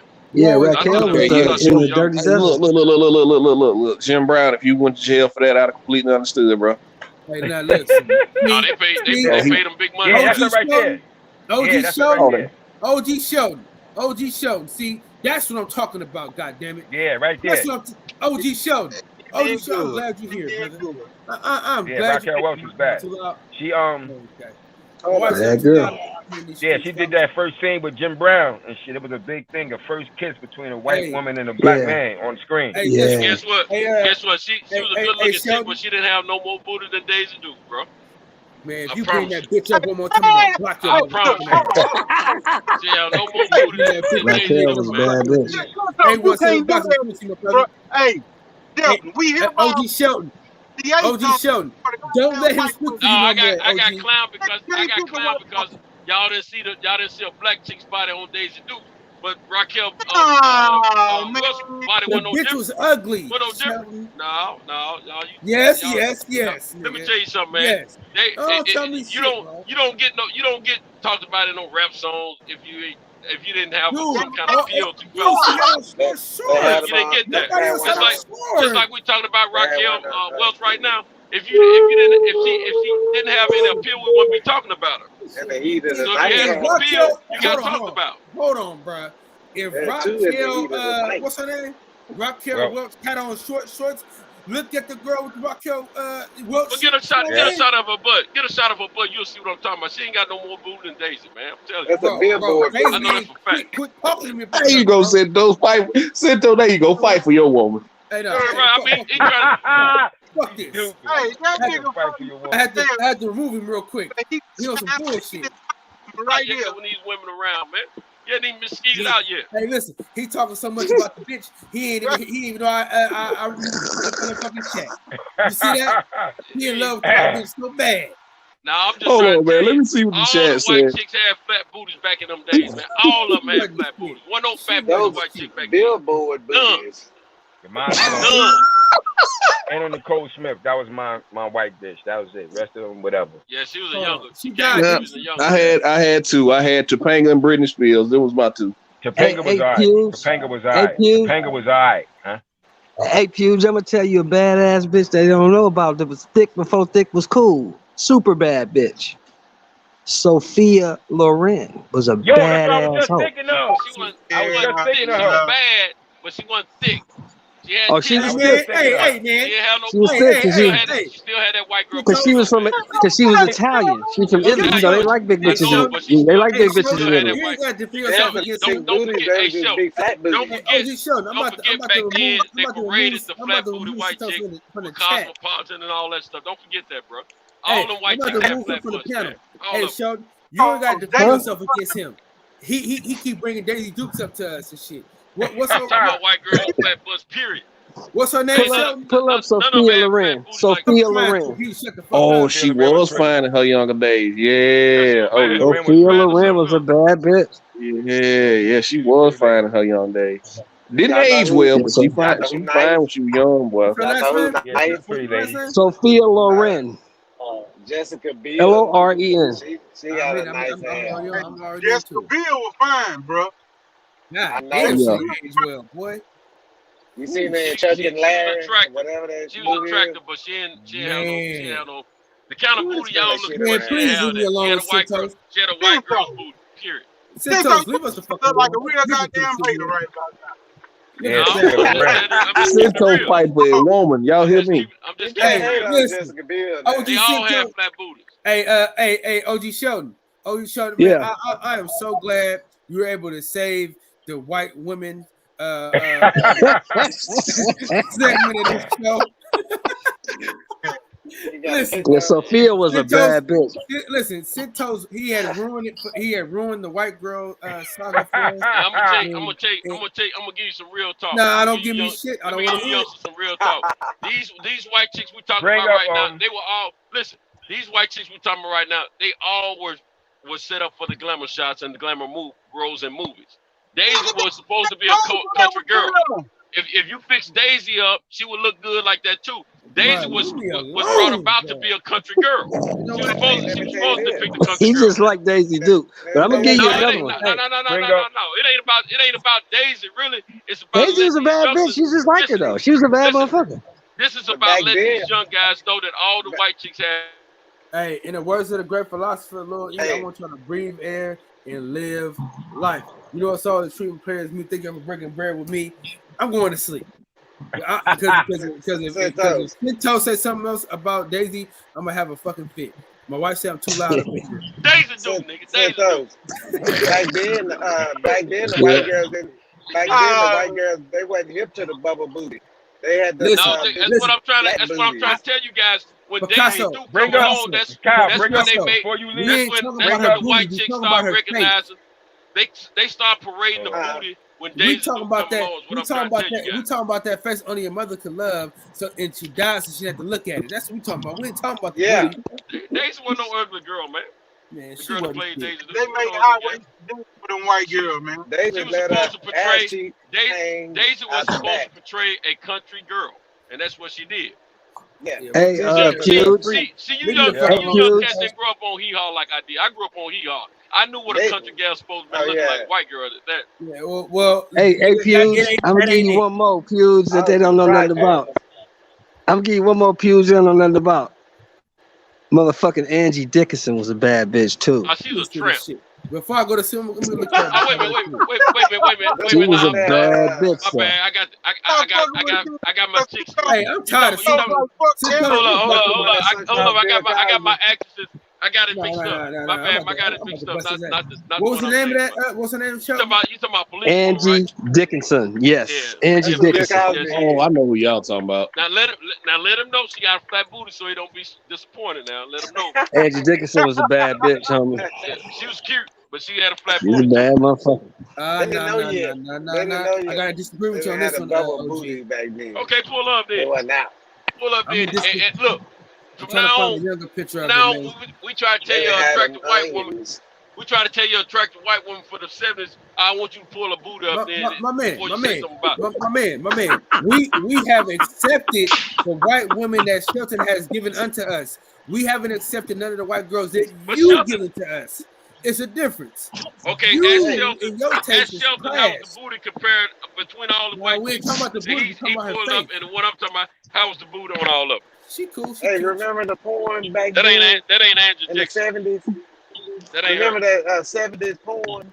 Wasn't it different? It's different from today. That 70s porn in the books. Oh yeah, definitely different. Definitely different. Well, see, what I'm trying to say is y'all got to understand. Back in the 70s, in the mid 80s, it was paraded and applauded for the white women to have those flat booties. They were trying to make their woman look more superior to ours. And the sisters always had the booties. But the white chicks didn't. When Daisy Duke come along, they start toward the mid to the late 80s, they start pushing the booty, you know, to the forefront, trying to let white folks know it's all right to have some booty cheeks. Yeah. The booty was okay. Hey, but before that, it was always flat booties. Listen. It was always flat booties because they couldn't grow no booties. Let me tell you something. The likes of Daisy Duke, the likes of Daisy Duke is what is the reason y'all got booties white chicks now, man. We listen.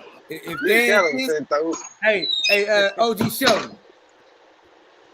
If they ain't this, don't come talking to me about them. Well, you love Sophia Loren. She ain't built like her. I didn't say she was. Her face though, bro. You keep talking about the booty. We talking about the faces right now. The girl Daisy had her face like a some women are naturally beautiful, but let me tell you something. They got a thing called makeup. And they got makeup artists that do jobs to make up faces. Bye. Hey, if you I love y'all, man. The role of the female is determined on what their face gonna look like. Hey, listen, Santos, don't call me tonight. I know you don't understand that. I know you don't understand that. Don't call me tonight. Call Cam.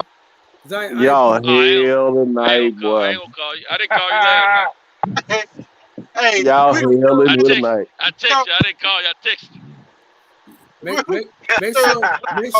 Make sure you text Cam. Don't. I'm done with that. We don't have Tam's text number. No. You better find that shit. I'm done with that. Hey, I just learned something about you though, man. I learned something about you. I learned something about you. You don't know 70s booties like you think you do. I don't want to know them. I'm glad I grew up. I'm glad I grew up in the 90s. Hey, Santos, in the 70s, we were still watching the 50s and the 60s shows. Right. Yeah. I'm still watching to this day. Picasso, let me tell you this though, and I'm gonna be candid and honest with y'all. And I'm gonna go Santos Chronicles on your ass before I go. Santos Chronicles.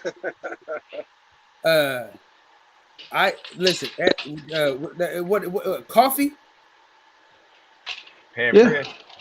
Pam Grier. She played coffee. I've been to that plenty of times. Brown sugar.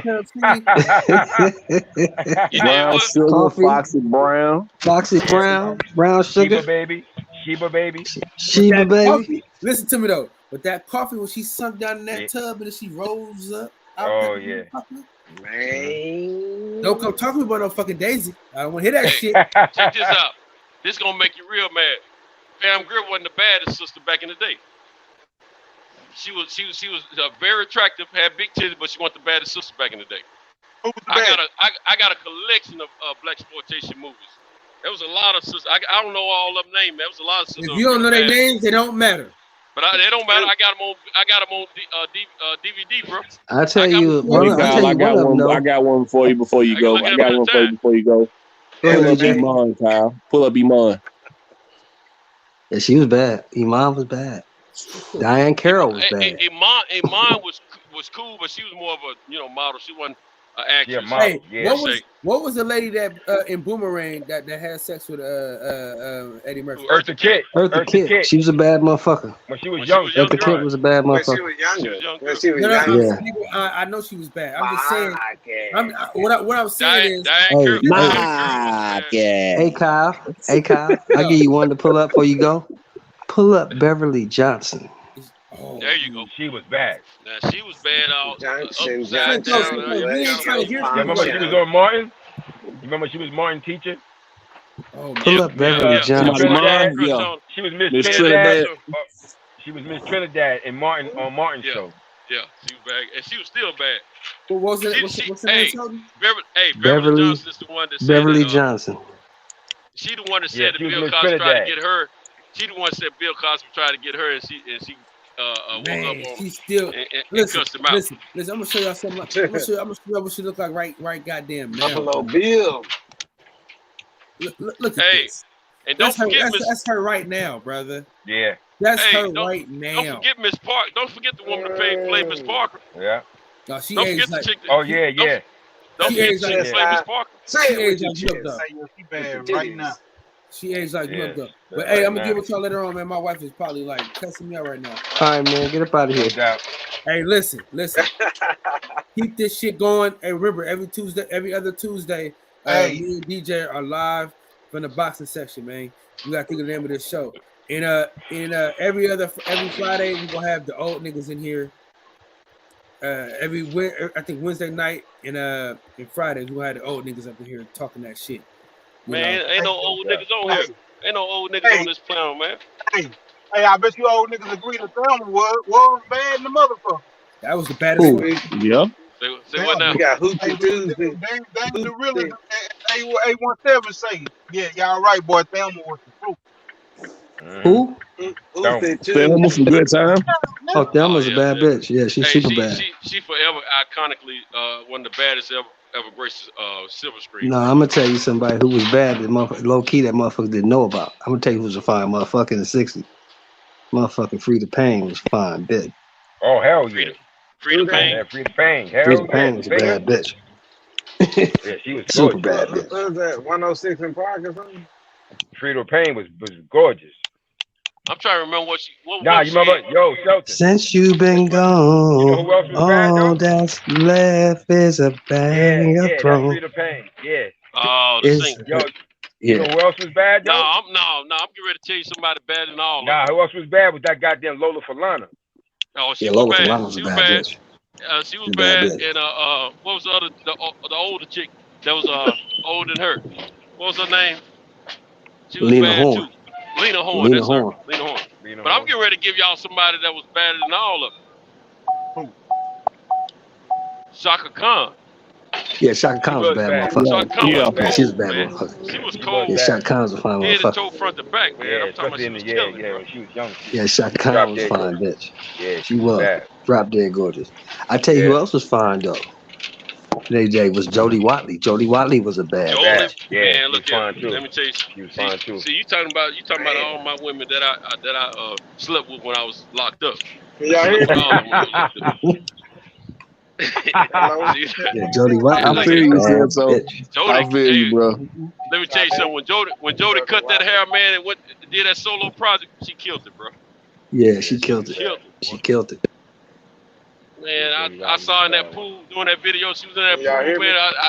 I know I went to the bathroom the shower room about 4 times. Y'all or hear whatever. me? Yeah, what's happening? Yeah, we can hear you. We can hear you. Hey, look, I just got some new information. DJ, did you bust that out? No, man. We've been talking about cars and women since the show started, man. Oh, tell me about that new information, man. So it's boxing related.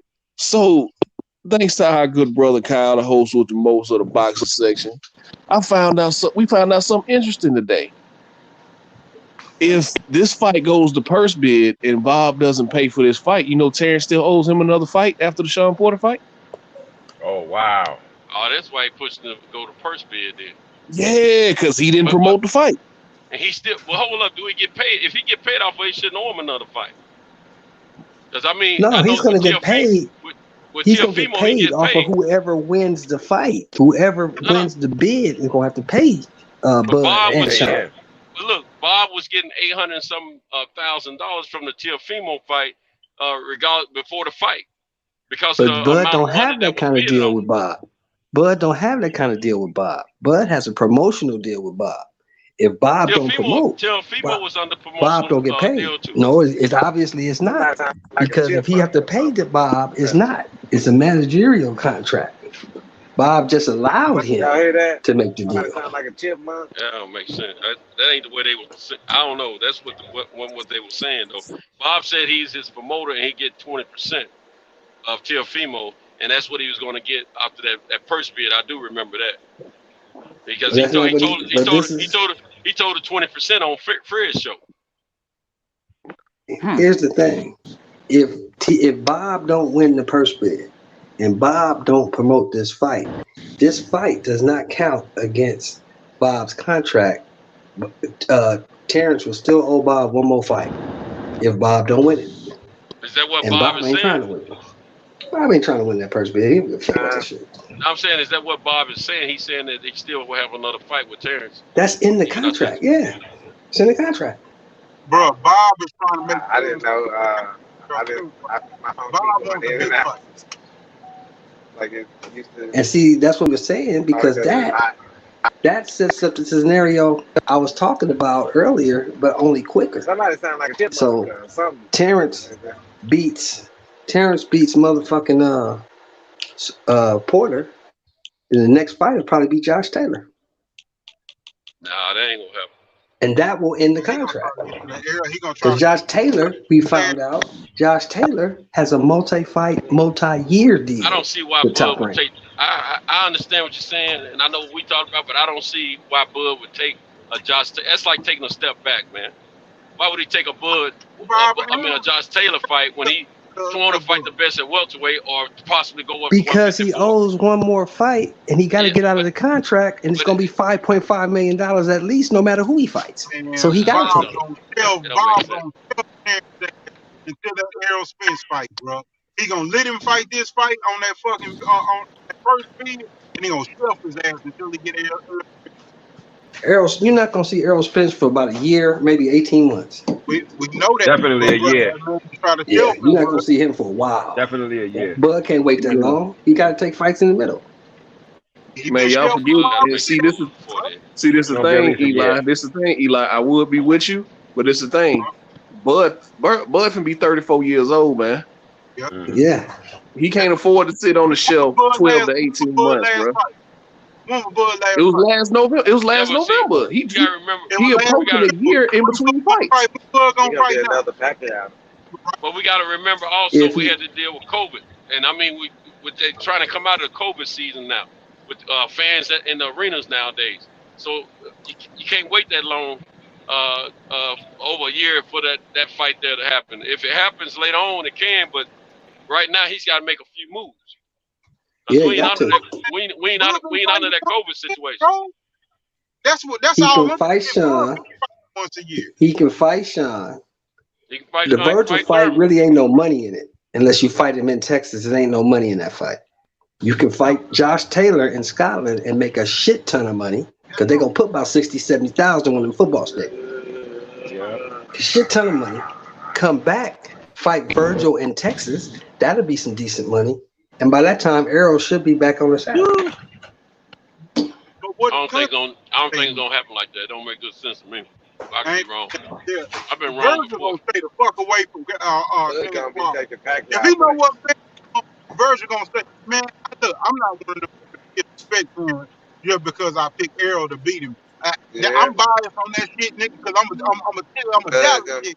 Hey, I'm riding all the way right now with Spence. But nigga, Bud ain't no pushover for nobody to just throw no young pup in there with him and get fucked off. I swear. Hey, Bud beat the shit out of Virgil. Stop fucking that's what I'm saying. Stop protecting the young dude. The young dude opened his mouth. He said he want to fight. Put his ass in there. Put his ass in there. He can get Put him in there. But I'm just saying, I'm not gonna sit up here and say that he gonna fuck Bud, that he gonna whoop. You going in and out, Eli? You going in and out, bro? They got enough sense to keep that motherfucker. They know what just happened. If Bud would have got on his ass like when he put him down, but it would have been over with. Bud. Why you think they turned the fight down? Why you think Oscar and Robert said he ain't ready? We ain't giving him that fight. They gonna keep his ass. I'm not trying to keep him away from him. Bud don't want they to fight no way. Keep him away from him. There ain't no money in it. Money invested in. Shit, that motherfucker's gonna be fighting Granados or somebody next. That's who the fuck he gonna be. Will not be fighting no motherfucker. You don't think they'll put him in there with Speedy Rashidi? They both on Golden Boy. They should. They should. might put him with Speedy Rashidi. They may put him with him. It depends on how he looked the next fight. It depends on See, motherfuckers is pumping it up, but they glossing over the fact that Mean Machine was tailor made for that dude. We know Mean Machine that. Gonna stand right in front of you and throw punches. That's what he gonna do.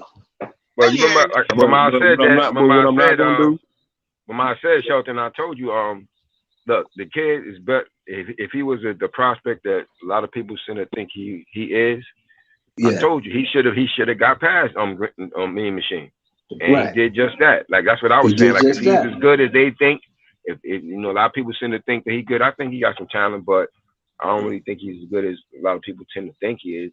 Because ultimately, he hit too much. Because I mean, ultimately, he would have to be able to beat some of these elite guys, which I really don't see him. I don't see him really winning those fights. He could beat a level guy, a B level guy, a B minus guy like Green Machine, but I don't think he'd beat none of those elite guys. No, I don't, because he get hit too much. Yeah, I don't see it.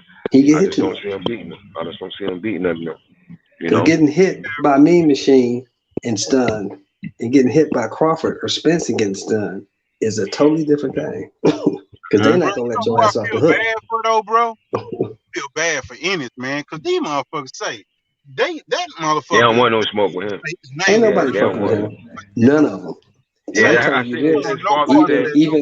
I'm telling you this. His father said that he had 16 guys, 16 fighters turned him down from fighting. Hey, look, asking a bunch of people, and they keep telling him, nah, bypass. You know this.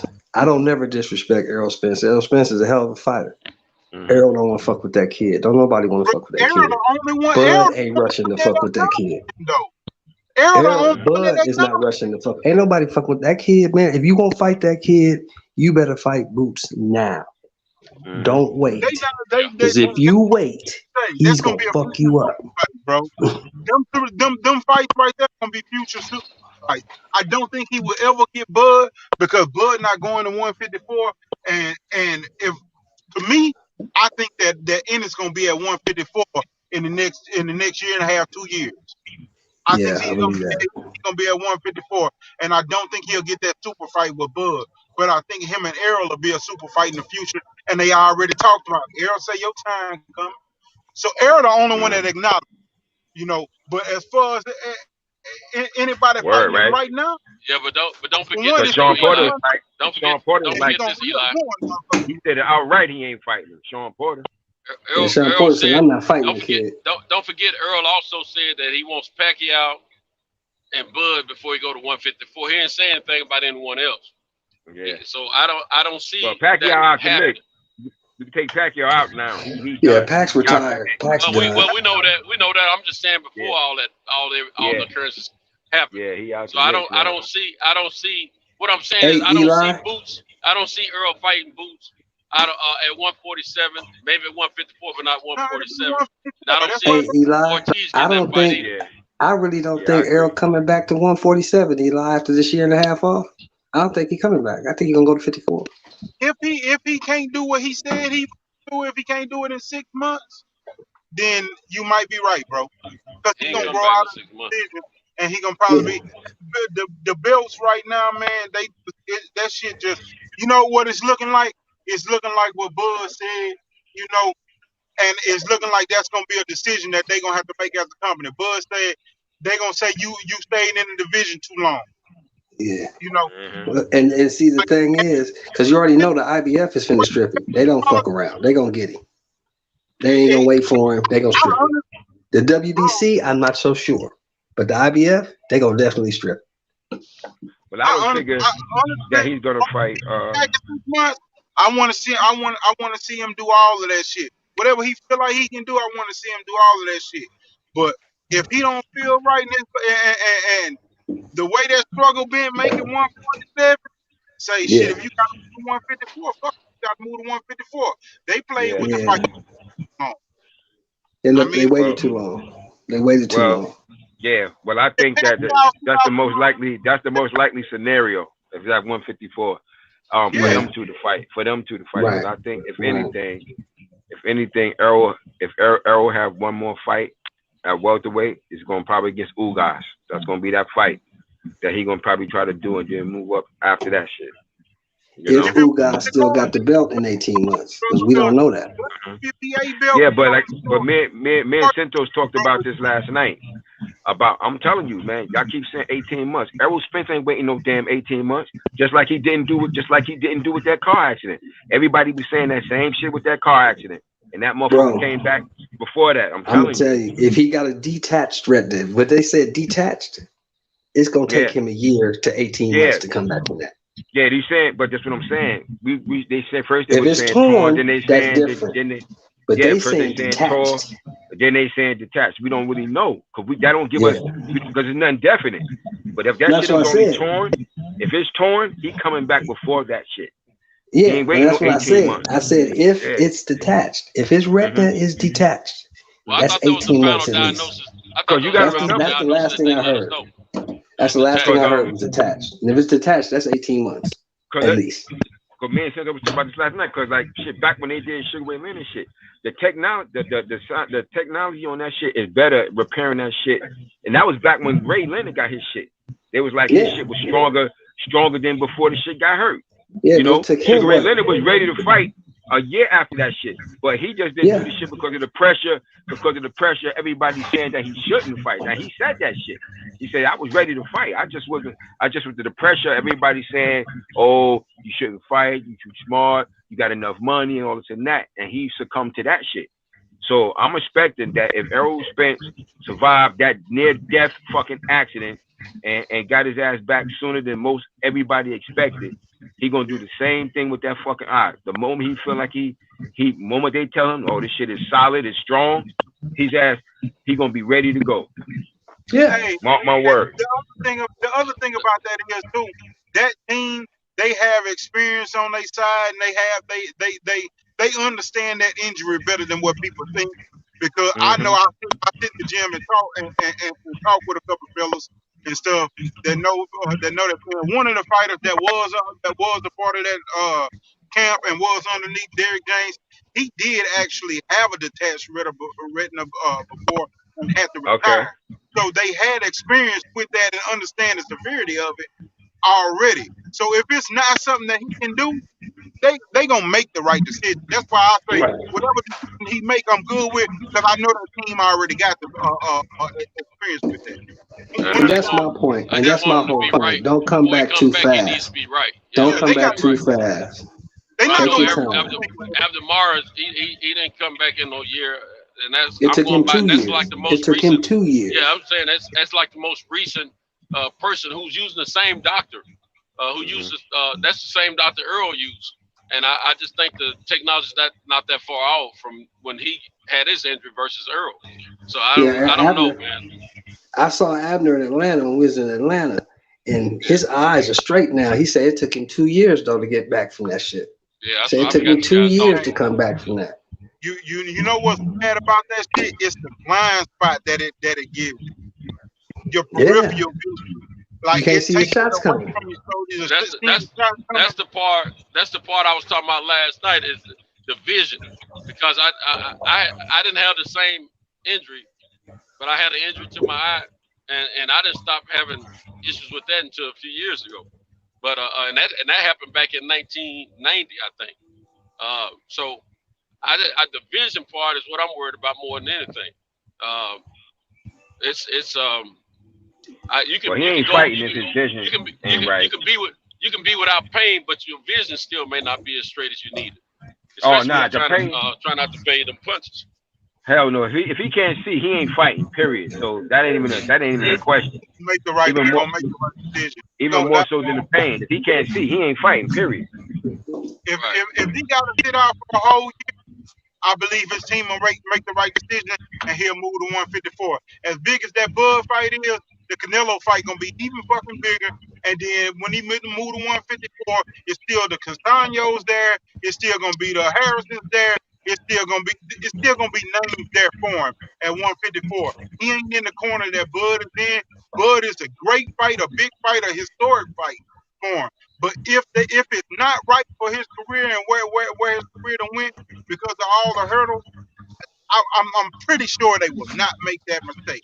Just because look at it, that belt, that WBA belt, he held that motherfucker for 2 years and didn't fight, and then came back, and then Pacquiao held the bitch for 2 years and didn't fight. 4 years that belt got held out of the loop. Otherwise, we would have already had this fight. Plus, Errol had the car wreck. But for 4 years, Errol stayed out for a year. That WBA belt stayed out for 4 years. out of reach. And Errol came back and already had that WBC and IBF. Last year we should have been getting a WBA fight, and this year we should have already been getting that Crawford fight. You know, but it is what it is. I don't think they would risk his career just for that one fight. Nah, they wouldn't do that. But I tell you who really comes up. I'm gonna tell y'all who really is gonna come up in this whole scenario, and y'all gonna laugh when I say this, but I'm props when I tell you, it's gonna be Boots. Yeah. Because I can see that. That's the not, Russian dude not is number one. Very possible. Sean is number 2. He tied up. Mikey's number 3. Mikey ain't gonna take the fight. He talking about fighting the boy that Regis just beat. He talking about fighting him. Red Catch. Yeah, that's who Mikey talking about fighting. So he don't want to. Nobody want to see that shit. And number 4. He would never see a belt at 147. And number 4 is Boots. So the Russian dude is gonna find a round of fighting Boots for that intern strap. That strap they take from Errol, the Russian dude and Boots gonna fight for it. Boots gonna get that strap. What's the Russian dude name? No. Medov or some shit. He been in mandatory for 2 years. He been mandatory for the IBF for 2 years. Somebody else said that too, Shelton. You might be onto something. Somebody else mentioned that too. Abu Karev is his name. He been in mandatory for 2 years. You might be onto something. And Errol had to pay him step aside me once, and the second time he had to unify, so that nullified the mandatory. So that dude gonna get a shot. Somebody else mentioned that same thing. You might be onto something, definitely. Yeah. You're not the first person I heard say that. Yeah, because Boots gonna get that shot because Sean is tied up, and Mikey ain't gonna take the fight. That leaves Boots number 4. I'm just not sure that dude will take that fight against Boots, man. He ain't got no choice. If he want a title, he's the number 1 contender. If he want a title, he gotta take it. Yeah, because he been for 2 years. He was supposed to have been mandatory and all this. So if he want a shot, he gonna have to go at it. If I recall right, that dude turned his mandatory down. No. He wanted his mandatory, but Errol was unifying, so that trumped it. And to fight Garcia, he gave him step aside money because he promised Garcia to fight. Oh well, Danny, the WBC made Danny the mandatory. So yeah, I thought that. Yeah, you right. Yeah, he paid him step aside money so he could fight Danny. Because the IBF, they don't fuck around with their mandatories. They don't fuck around. If you're supposed to fight somebody, you gonna work a deal or you gonna fight somebody. Because he been supposed to fight that dude for 2 years. And he didn't fight. But the WBC made Danny the mandatory. That's why that fight happened. There wasn't no step aside money for that. No, they had to pay step aside money because the IBF don't give a fuck what the WBC does. You gonna fight our guy, make a deal, or we gonna strip you. So what y'all gonna do? He fought his IBF mandatory in Ocampo. No, he hasn't. He fought Ocampo at 18. This is 20. That's 2 years. You can't hold no title for 2 years without defending it. You can't do that. Don't forget we had COVID. That did kind of make some adjustments on the situation. That's what I'm saying. He covered Ocampo in 18. Then he had a big fight with Mikey after that on the voluntary. Then he unified. Yeah, that stopped the mandatory defense. What got us to this point. And then with Danny, WBC called they mandatory first over the IBF. That's what happened. He got to fight some. Well, that dude just finna get his shot. Yeah, he gonna get his shot. He finna get his shot, and he gonna have to fight Boots for that belt because, like I say, Sean is tied up, and Mikey ain't gonna take the fight. He will only get a shot if that belt becomes vacant. If that belt it's gonna become vacant. The IBF ain't gonna wait for Errol. You know that. They don't wait for nobody. They strip motherfuckers. They told AJ, if you don't defend this fucking title, we taking it. If anybody can come back within 6 months from that shit, he can come back within 6 months. Yeah, he's straight. But and it'll be 6 months for him getting released. It'll be another 2 months, 3 months in camp. Right. Preparing for the fight. So it'll be 9 months, really. Yeah. If he can make it back in 9 months, he good. If he can't, they gonna strip him because IBF don't play around. February, March, he'll be back in the ring. If that's how it goes. I hope to see it. I just wish the best for the brother. I don't want the brother jumping back in there too early and injuring himself where he can't be repaired. We need. Yeah, don't try to please these motherfucking fans. We understand the toughness of Errol Spence as much as he done overcame. We understand the talent of him, and we understand what he brings as an entertainment as a fighter.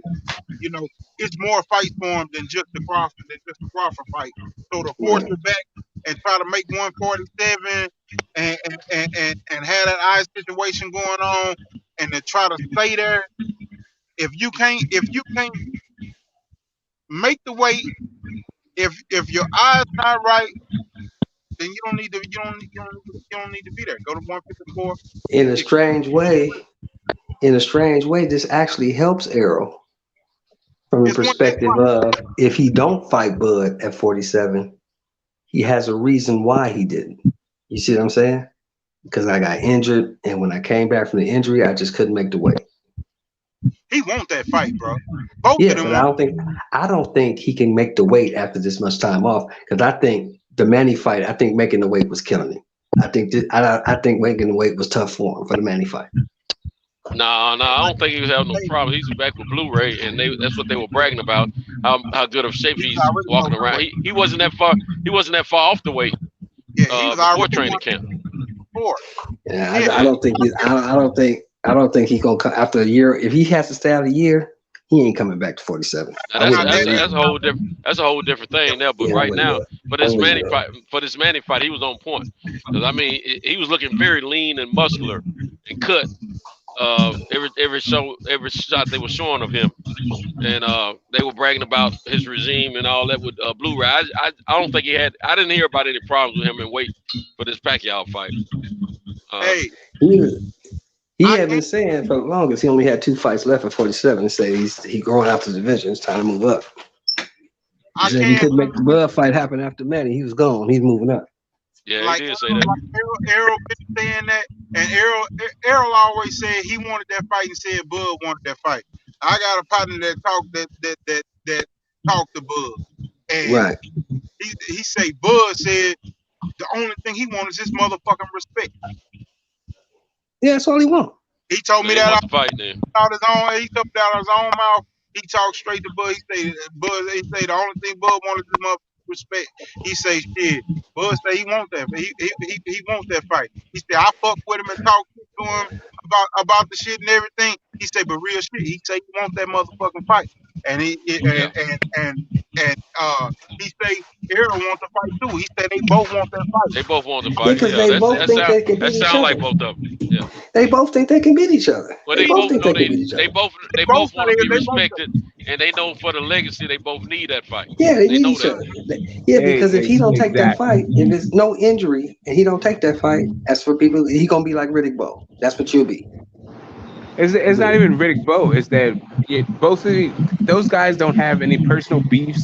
There's no animosity. It's just that they're in each other's way. It's a legacy. There's no pathway to Hall of Fame for Errol Spence that doesn't include Undisputed 147. It's just not. Like, you can say whatever the hell you want about it. Okay.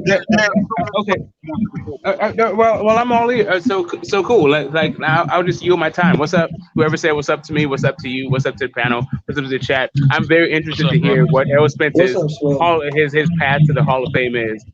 If he's not undisputed 147, what is it? What's his path? I'm gonna say right now, if it was a Hall of Fame issue, if it was a Hall of Fame, let me finish this real fast. Jump out real fast. Look, if he's a 2-division, 3-division champion, and he fights, he's already fought Danny Garcia, Kell Brook at his height. He had the big fight with Mikey Garcia, which it was just a big fight. He had the classic fight with Porter already. If he goes on and he fights Castano, Harrison, J-Rock, the likes of Hurd, if he fights that at 154 and he cleans that out, and then he goes into a big, huge fight with Canelo, his pathway is clear to the Hall of Fame. His pathway. I feel like at this point I need to point out people who have done more who are not in the Hall of Fame. Like Miguel Cotto's not in the Hall of Fame. Simon Brown's not in the Hall of Fame. Who? Like what you're talking about will be like really good for not getting into the Hall of Fame. Who's the second one? Simon Brown. Oh, like 154, 1 foot middleweight. Like it doesn't matter. Brown's a two-division world champion. Yeah. I'm just saying, like, but multi-weight world champions don't get you there. But that's my point. Like Chris Bird's not in the Hall of Fame. He's beat Hall of Famers. Well, Chris Bird in the Hall of Fame. He was a champion at a heavyweight. I don't remember being a champion in the other weight division. That's exactly my point. Is that heavyweights get in, but over other people. Like if you're gonna get in the Hall of Fame, chances are you're gonna be a heavyweight. That's a leg up you have over other people. So this thing that you're talking about, that I feel like this metric that you're using about like the quality of win and all that stuff. I mean, I hear you, but that's not really the Hall of Fame thing. Like Donald Curry's in the Hall of Fame, right? How did Donald Curry get in? He was unified. He was unified. No, undisputed. He was undisputed. Undisputed, not unified. Undisputed. No, he was unified, and it was at that time it was only Donald Curry was undisputed. Unified champion, and he was undisputed. No, Donald Curry was undisputed. He was unified and undisputed because it was only the no. He was undisputed, not unified. Undisputed. Undisputed. He was both. The point is, undisputed is the thing, not unified. There's plenty of guys who are unified. Let me put it in perspective. Let me put it in perspective. What I'm saying to you. That means you got it all. What I'm saying to you is, what I'm saying is, Keith Thurman was unified. Donald Curry is undisputed. Keith Thurman is not making it to the Hall of Fame. Donald Curry is a Hall of Famer. Why? So why are we saying that? Why are we saying that Bud Crawford may be a Hall of Fame? What I'm saying is that Donald Curry was the undisputed champion, but he was a unified because he had both belts. They're the only two that existed. Now you got 1,000 goddamn belts, so you can have one. If you got two belts, they'll say you unified. But back then it was only two belts. It was only the WBA and the WBC. But you was still considered a unified, undisputed champion. That's how it was said. It was a unified, undisputed champion. We maybe just make you a separate points. We maybe just make separate points. My point is, the road for Errol Spence to be getting to the Hall of Fame is not through becoming unified champion. It's becoming through undisputed champion. The reason why Donald Curry is in the Hall of Fame is not because he's unified. I don't think it's 100% necessary that you be undisputed. I agree with that much. That it would make it a lot easier. 154 is a whole nother division for it. Undisputed definitely gets in the Hall of Fame, but I don't think it's the all to be. I think you can be multiple champions and multiple divisional champion, and you'll get into the Hall of Fame, depending on the record. Right. That's why I brought up Simon Brown. That's literally why I brought up Simon Brown. If he was trying to get in the Hall of Fame off his current record, he wouldn't get there. But if he go up the reason why I brought up Simon Brown and Donald Curry and the Hall of Fame was about that whole idea about being multiple weight unified versus just undisputed in one weight. Hey, Mayweather was never undisputed. Pacquiao was never undisputed. Right, correct. Right. And are we saying not only that, but Broner's a multi-weight champion. He's 4-weight champion. Are we saying Broner's not getting in the Hall of Fame? He's a Hall of Famer now? First battle. Are we sure? No. Are we sure? No. Broner might have done enough to get there. Okay. Seriously. Okay, great. So great. So we say Broner maybe. What about Leo Santa Cruz? He's 4-weight, but he's more weight. Santa Cruz ain't done enough to get in the Hall of Fame. Why? He's a 4-division world champion. Correct. So the point is, he's a 4-division world champion. About this multi-weight. So if Broner gets in, he gets in. Divisional championship. I didn't know he was a 4-division world champion. I thought he like 2 divisions. No, he's a 4-division 126, 122, and 130. I stand correct. He'll get in with that. No, but I'm saying that he's not gonna. My point is, Leo Santa Cruz is not gonna get in. Who's not gonna get in? But bro, it's the strength of schedule thing. If Errol Spence fights Canelo and then fights all those 154 fighters, plus what he had right now already, bro. That's the Hall of Fame career. It's not the same thing. Like, hold on. You skipped over one thing. You skipped over one thing to get to your conclusion. All those 154s. When you say all those 154s, who is it you're talking about? Bro, I just named them just a minute ago.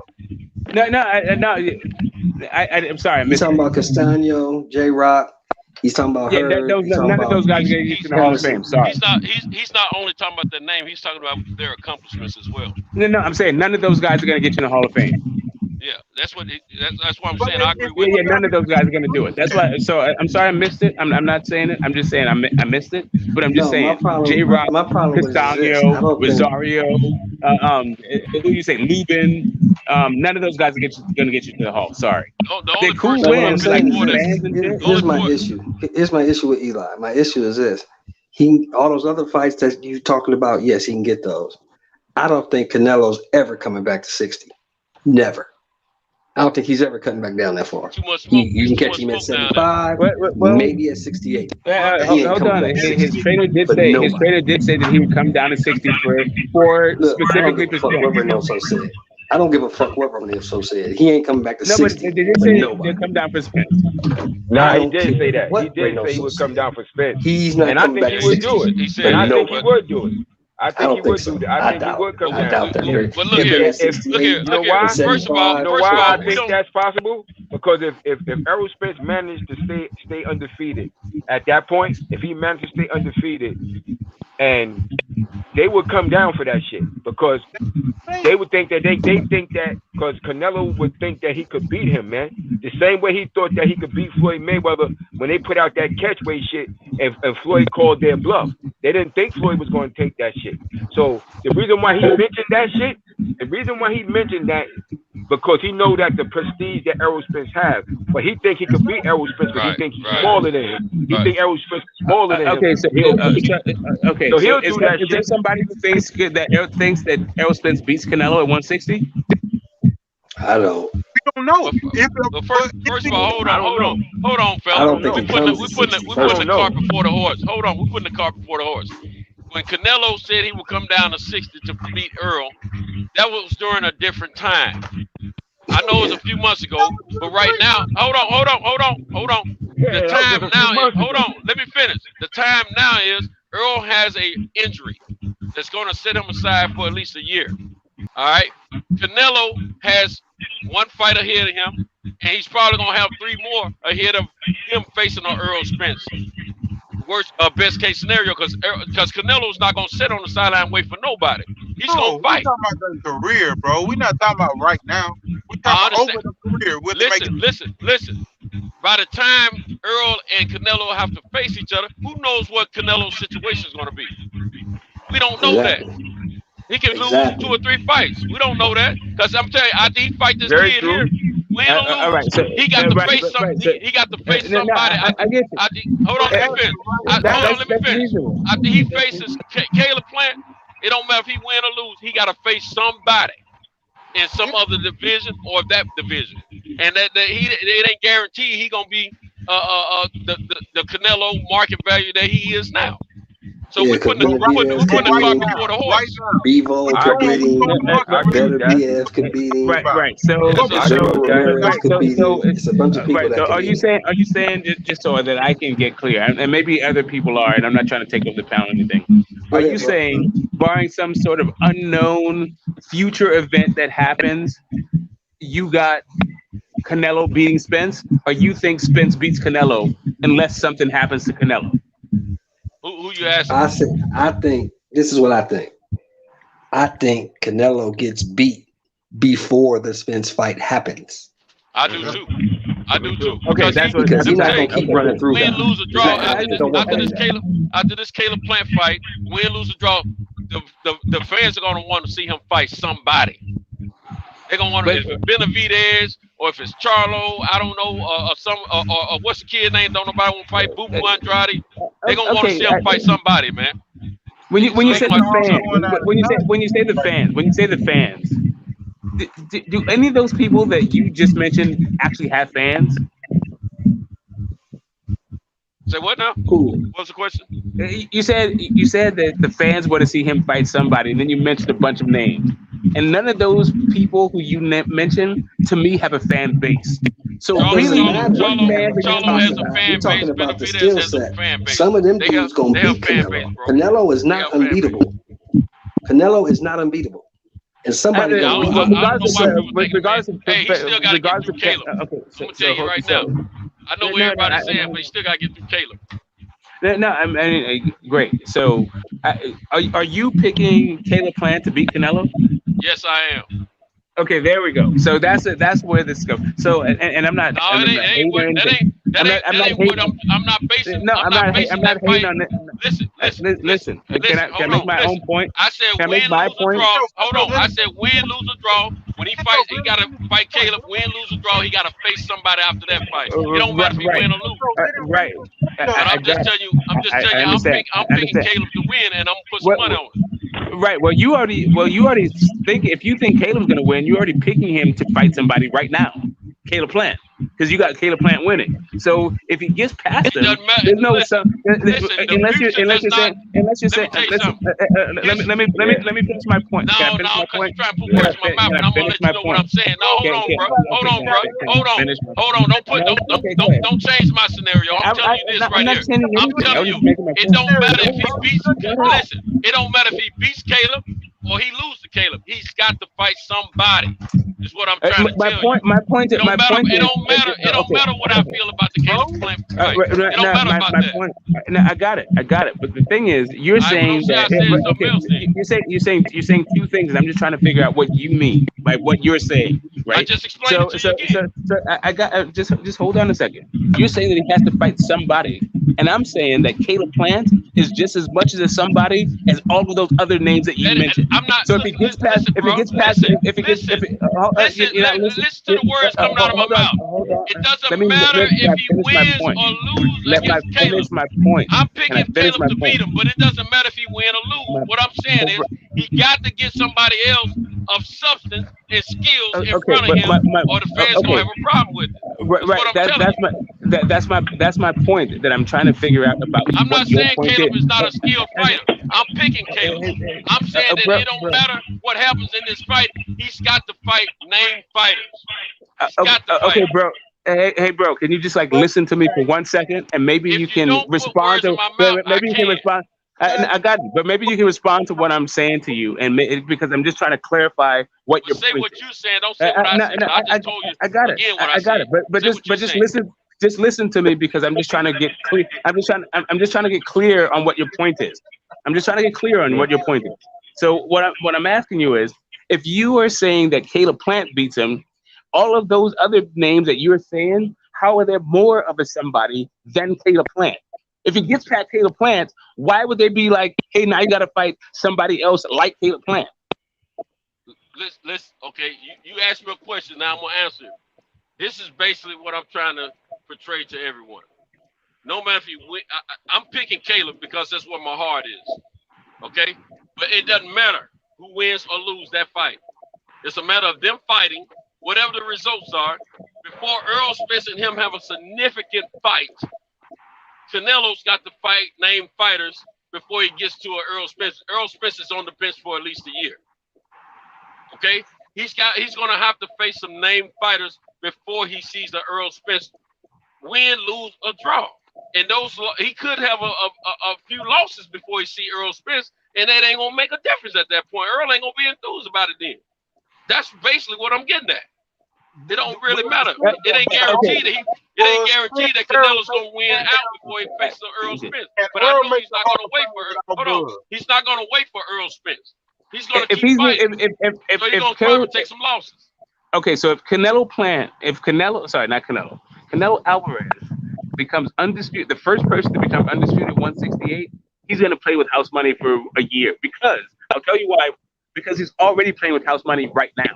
He's already. Let me finish. He's already a first ballot Hall of Famer, and is already, but probably the biggest draw in boxing, if not arguably amongst the biggest draws in boxing, like top 3 biggest draws in boxing. He's already playing with house money.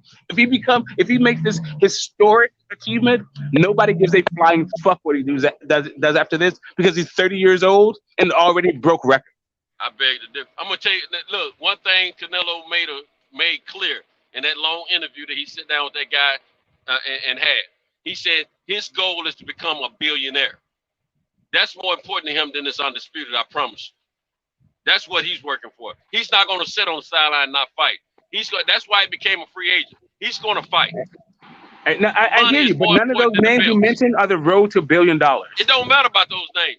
I'm just saying that none of those guys that you're talking about is the road to $1 billion. His road to $1 billion is not about those names in the next year.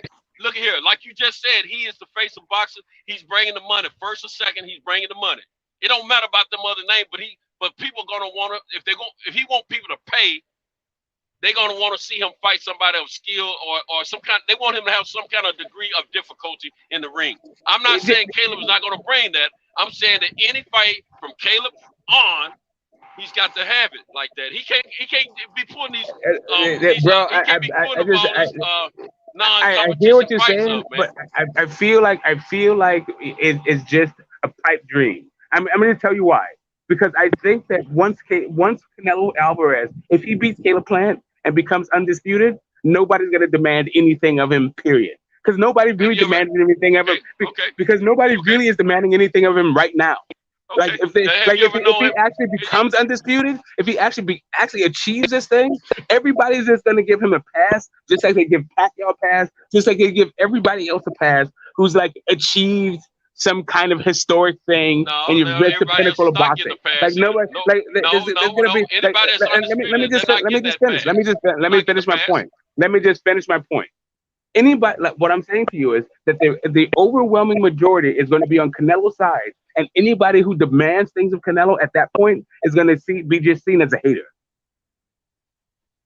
I don't know what you just said, but I'm telling you right now. I'm saying that there's a certain point. Canelo is an active fighter. He's never sit on. Name a part of his career he's ever sit to the side. Now, on top of that, what undisputed fighter has been given a pass without the mention of the fans and the media saying that they got to prove themselves? Bud Crawford, we want him to prove himself. Usyk, we want him to prove himself, but he moved up to heavyweight, so he's trying to prove himself. So no one's getting a pass, bro. You can be undisputed all you want. You sit down, you're gonna get passed by. If you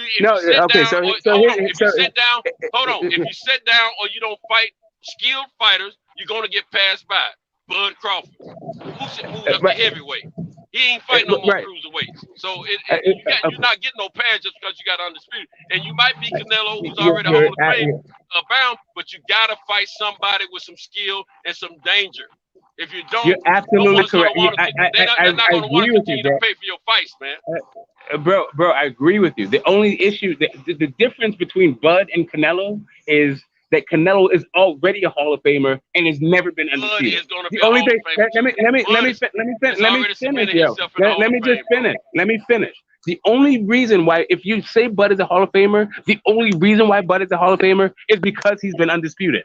Exactly. Canelo don't have that issue. Canelo don't have that issue. Bro, I'm not trying to talk over you. I promise you, I'm not trying to argue with you. I'm not trying to argue with you. I'm just trying to come to a mutual understanding. You're doing the same thing to me. I'm doing to you. You're doing the same thing. Listen, I'm not trying to play gotcha games. I'm not trying to undermine your point. I'm just trying to come to an understanding about what this whole thing is. And all I'm saying about this Canelo thing is that Canelo at this point is playing with house money. That anybody who demands things of Canelo are going to be either a purist or B, considered as a hater. You can be a purist, but the overwhelming majority is going to perceive you as a hater. If this guy becomes undisputed at 168, the only person to ever be undisputed at 168, meanwhile, he's already a Hall of Famer. Meanwhile, he's already fought every fucking body. No one's going to be like, hey, you got to fight Zerto, or you got to fight Better BF. Are going to fight all these other guys who haven't achieved half the fucking status of Canelo. No one is going to say this shit outside of either purists, and even if purists say this shit, they're gonna be classified as a hater if they go this route. Nobody's going to be demanding shit out of Canelo after this if he actually beats Caleb Plant. I doubt that, bro. They're already talking about it. They're already. That's what I'm saying, and those people are going to be called haters. They're going to be called racist and haters. No, we're talking about. I don't sit around day after day and talk to casual fight fans. I'm just saying YTBC shit. I'm not even talking about casuals. I'm not even going that route. I'm just saying. I gave you the floor for a minute, bro. No, I got you. I'm saying. I'm not trying to interrupt you. I don't sit around talk to casual fight fans on a day-to-day basis. When I talk to cats about fighting, 9 times out of 10, I'm talking to fight real true boxing fans, not Canelo fans, not AJ fans, not Bud fans. I'm talking to boxing fans and boxing purists, people that know what's happening in the real world of boxing. And the talk is already there about the man not fighting anybody of substance.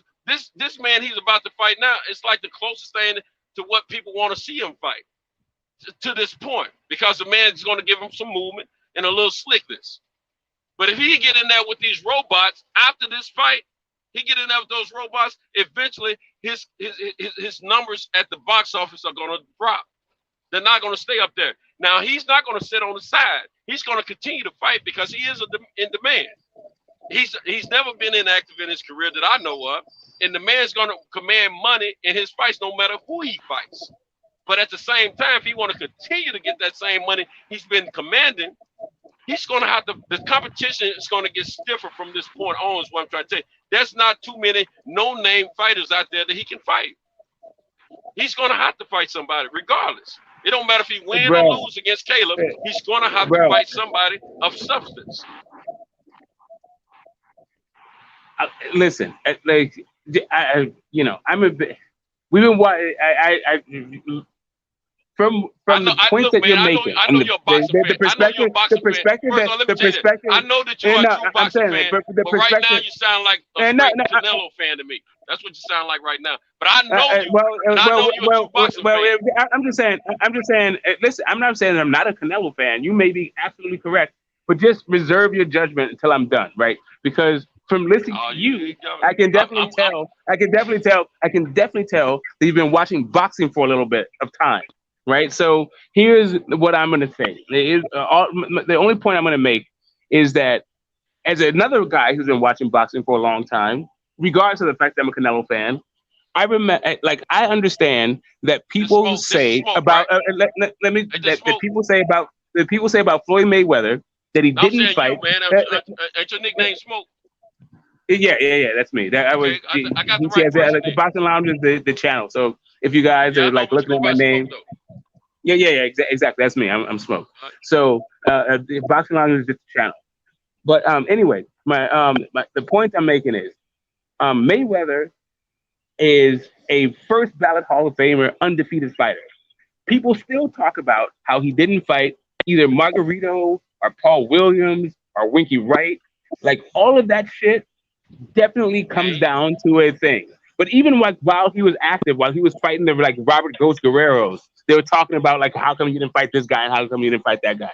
I'm saying there's a mentality and there's a perspective that purists have, but that has absolutely no effect on the vast majority of fucking fans who are just out there to see a good fight. And Canelo at this point is playing with fucking house money. There is absolutely nothing that Canelo has to do. Nothing. Like if he beats Caleb Plant, that is just another feather in the hat. Another feather in the cap. People may be like, yeah, fight Zerto. Yeah, become undisputed at 175 so you can be the best Mexican fighter ever. But all of that shit is just like more game. There's just more like, because we want to see, we want our imagination to be excited. That has nothing to do with his legacy, though. All right, let me ask you a question, Smoke. You mentioned Mayweather. Mayweather's very last official fight before McGregor was Andre Berto, which was a fight that a lot of fans was hoping that them two made earlier in their career. Yeah. But it ended up being the last official fight before McGregor. So that was fight 49, right? Yeah. Okay. Before he fought Berto, he made a guarantee of $100 million, but he made upwards of $300 million. Fighting what's his name, Pacquiao. How much did he earn when he fought Berto? I'm not sure. I remember that. Okay, so just to go back, just to go back, just because you said a couple of things. The reason why that Berto fight didn't happen because Berto lost to Ortiz, but Mayweather fought Ortiz. That's regardless of the fact. I'm just making a point of the last fight he made. I'm just providing the money. We talking about the money. You talking about Canelo playing with house money. I'm saying how much did he make against Berto? I understand, and what I'm saying to you, but listen, it wouldn't have mattered if he fought. Even if Berto hadn't lost to Ortiz, he still wouldn't have. No one was willing to give Mayweather $100+ million to fight Berto. I got it. That was about the Pacquiao thing. Now that sets the standard, but he didn't make $100 million. Well, I'm gonna go on a limb and say he didn't make $100 million in that Berto fight because I don't remember listen. I don't think he made $100 million. Canelo, okay, I don't think. Okay. Canelo is commanding $30+ million a fight. If he gets out there, win, lose, or draw, and he don't try to fight somebody with some skills that can give him a little opposition, no one's gonna be. He does that consistent. No one's gonna continue to pay him $30-something million, bro. That ain't gonna happen. So let me tell you something. I'm a Canelo fan, but I'm not a Canelo fan that, for instance, thinks Rocky Fielding was a real championship fight, right? So there's a different level of Canelo fan that I'm not there. Right, I just like Canelo, right? And like you got to understand that, like even for me, I'm not like a rabid Canelo fan, but beyond me not even being a rabid Canelo fan, I'm not a member of the mainstream boxing media. I'm just like a boxing fan. Like these people are not going to be demanding the same shit that you're demanding. That's all I'm saying to you. That's all I'm. That my like the Berto, Ortiz, Mayweather, all that shit. My point, when it comes to legacy, my point is your legacy may be defined by some purists about the guys that you didn't fight. But if you're in the Hall of Fame, you're in the fucking Hall of Fame. Who the fuck cares?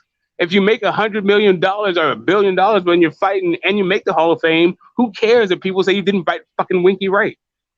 What are we talking about at this point? Okay, when I jumped in this conversation, even if you talk about Berto, even if you say he didn't fight Berto, if you take his very next fucking fight, it was the most watched fucking pay-per-view in his entire fucking career, and it didn't involve Bob Arum. My point is his very next fight actually outsold Pacquiao and didn't involve Bob Arum at all. His highest payday and his entire career didn't involve Bob Arum. And that's what you can say about Mayweather in his entire life, making money. All of his biggest fights had nothing to do with that Bob Arum. We know that. Hold up. I jumped in this conversation talking about Earl and Canelo. That's what I jumped in this about. It's not going to be that significant if you do. My point about being a Hall of Famer. Because you said basically how we got to this point was you said that if he doesn't fight Crawford, you don't see how anything he does outside of Crawford, you don't see how basically he can make it to the Hall of Fame. And we didn't really agree with that because I don't think that he does. Now that could be one of the easier ways, but getting to the Hall of Fame has just as much to do with who you fight. Because you don't necessarily have to be unified champion to get in there, even in this era. But if you fight the right opponents, you will get in there. You understand what I'm saying? If you fight the right opponents, say it doesn't come to play, and he doesn't end up fighting Bud.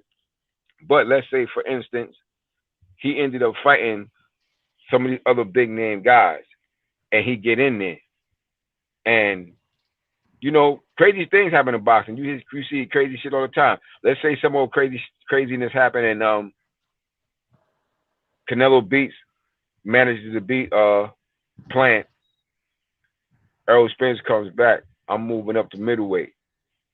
And they start negotiating to make a fight between him right now. Like when Errol Spence come back and they make a fight between him and Canelo. If he was to beat Canelo, if that shit happened and he beat Canelo, he wouldn't be a Hall of Famer.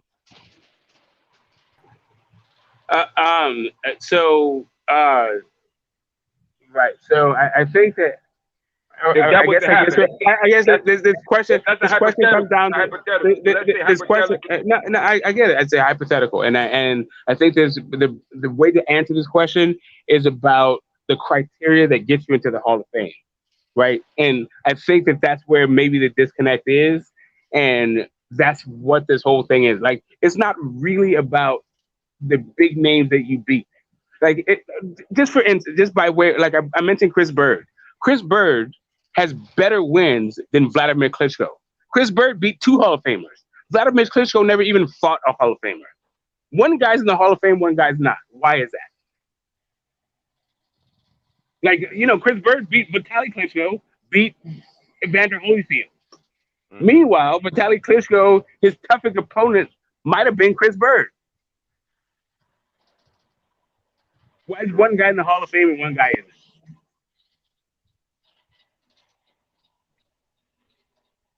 I agree with you. That's my only point that I'm trying to make. Is there's certain things, there's certain criteria. You can get fight of the year, you can get knockout of the year, but mostly it's about like title defenses. When did Klitschko get into the Hall of Fame? And getting to that undisputed point, right? And I don't know if there's a welterweight undisputed champ that's not in the Hall of Fame. I can't think of one, but Donald Curry. He didn't have these like huge Hall of Famer like opponents, but he was undisputed at 147, and he got into the Hall of Fame right there, undisputed 147. And that's what I was saying about Errol Spence. Errol Spence, you can say he beats those big names out there, but when I ask you what names that you think he could beat out there that would get him into the Hall of Fame, what do you got for me?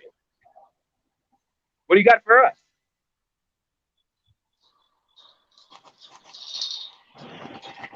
Say that again. When you said he can beat those big names and get into the Hall of Fame, which are the big names that you think Errol Spence could beat to get him in the Hall of Fame? That doesn't include becoming undisputed 147. Canelo Alvarez. You think all it takes is beating a Canelo Alvarez that gets you an automatic that punches your ticket? Yes, because you think Canelo Alvarez is a Hall of Famer right now. Exactly. Okay. So if you all right, so smoke, man. Let me be a Hall of Famer. You getting in there?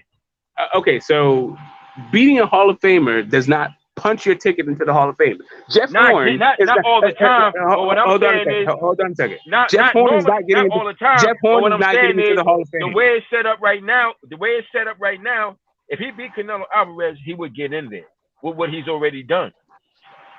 Nah, bro. We're talking about the largest name in boxing right now. They can say whatever they want about AJ, but I think Canelo is the largest name in boxing right now. Out of active fighters.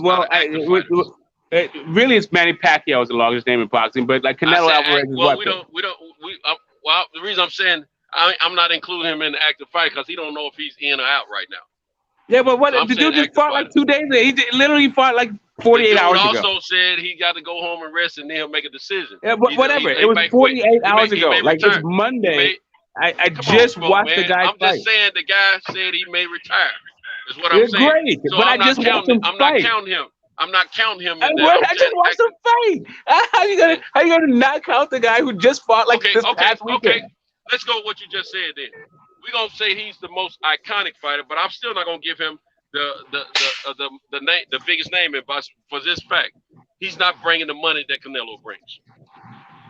I don't know. I don't know what I don't know what. And listen, I don't know what money either guy brings. Did he get 40 million? Was he going to get? I don't know that Canelo got 40 million either. I don't know that Canelo got 40 million either. He's about to get 40 million. I don't know. I'm answering your question. I don't know. I do. He's about to get 40 million guaranteed. They already agreed. Yeah, I don't know. But do you know what Pacquiao got? He didn't get 40. I know, but you don't know what he got. So I like what I'm saying is I don't know. I literally don't know. I know what people are saying that one guy got, but I don't know what even what people are saying both guys got. We're talking about guaranteed money. I understand. I understand. We're talking about guaranteed. All I'm talking about. My only point is not that he's not getting it or anything. It's only about what reports are. I don't know. I literally don't absolutely. I don't know, but I do know that Manny Pacquiao's name in this boxing game is long and fucking strong. So is Canelo's. I'm not trying to hate on Canelo. I'm just saying that those two names right there. You're talking about one of the two of the. If you can arguably the face of boxing, pick one or the other. If it's not Canelo, it's Pacquiao, right? I don't disagree that Canelo is the pedigree of boxing. I don't disagree with that. I think he should have been the face of boxing, but he wasn't active enough these last couple of years, bro. I mean, he's been fighting one-off here and there. Canelo's been very active. He's been even more active than AJ. 1999. Right now, a champion in 1999. You get it like begrudge off of COVID. We're talking about today. I'm talking about today. I understand.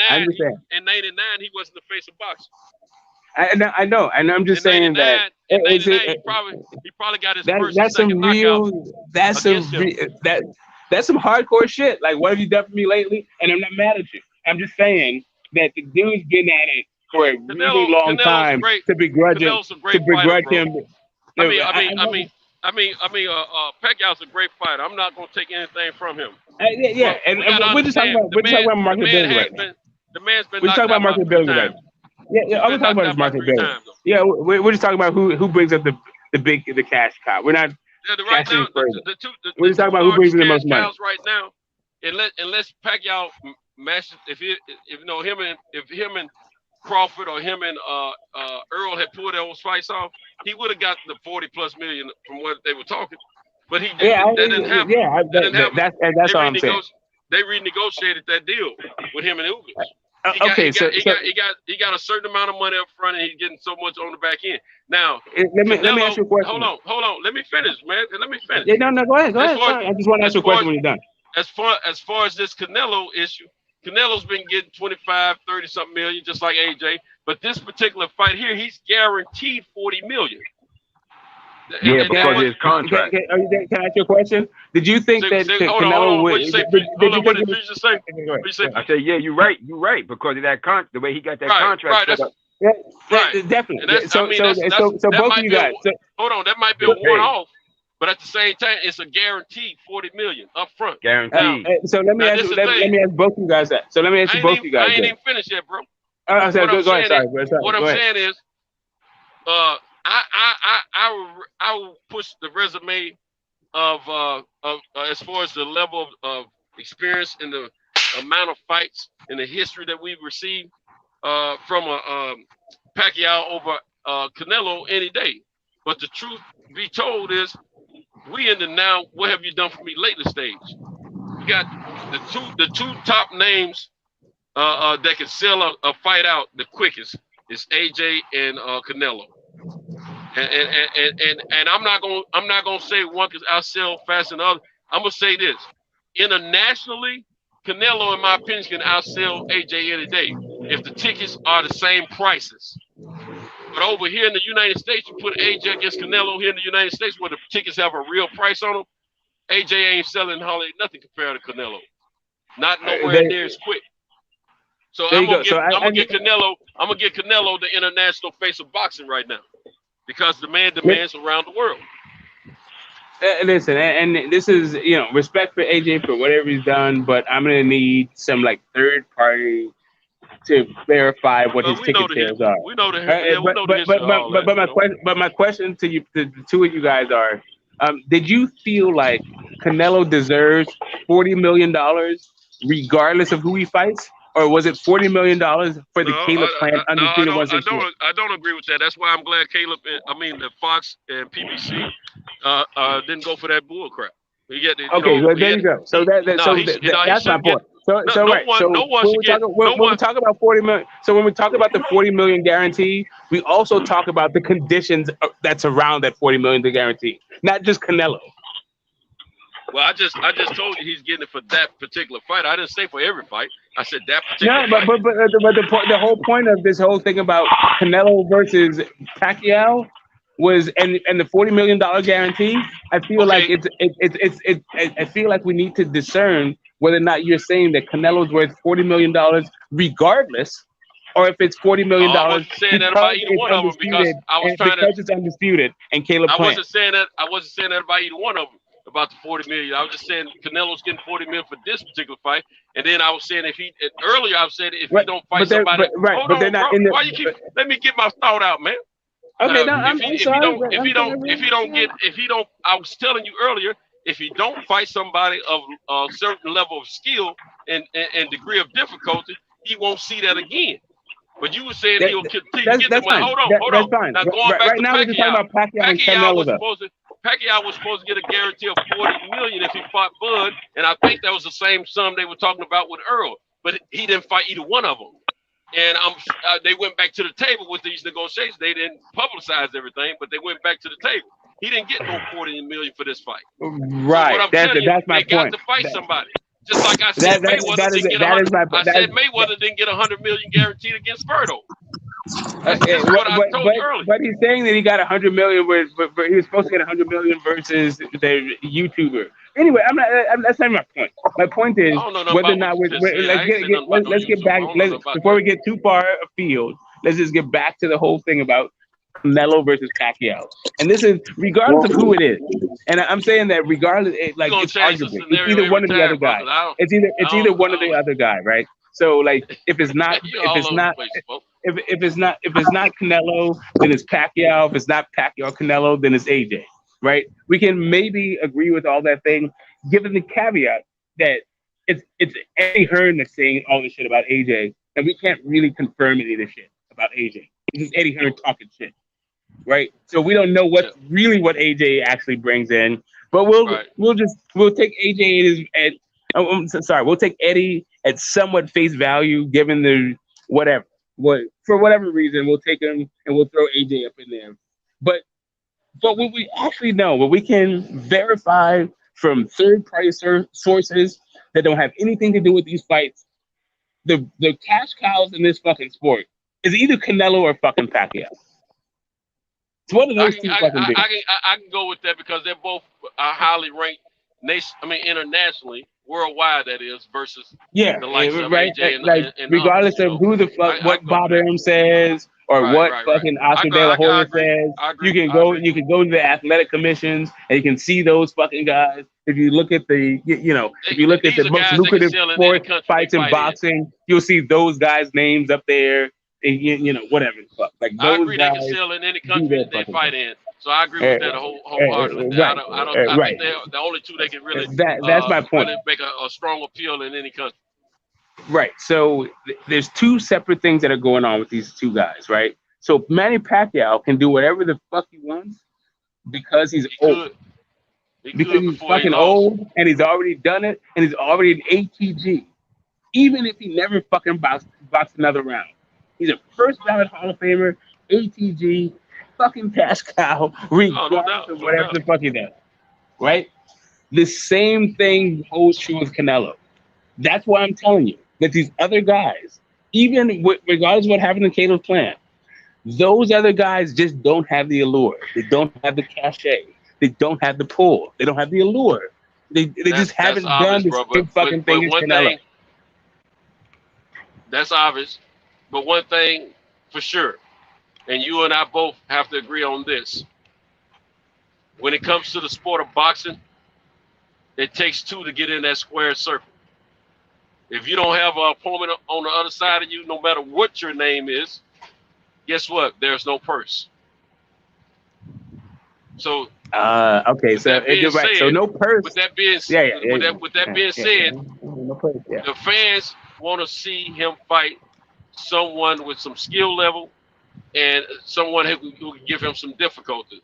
This is just the first fight that would, and we don't, and let's be clear, even though I'm picking my man Caleb, the majority doesn't believe in Caleb to give him enough problems. That's Canelo, that is. Canelo, they want to see Canelo definitely fight someone after Caleb that is, no matter win, lose, draw, that is going to give him a real fight.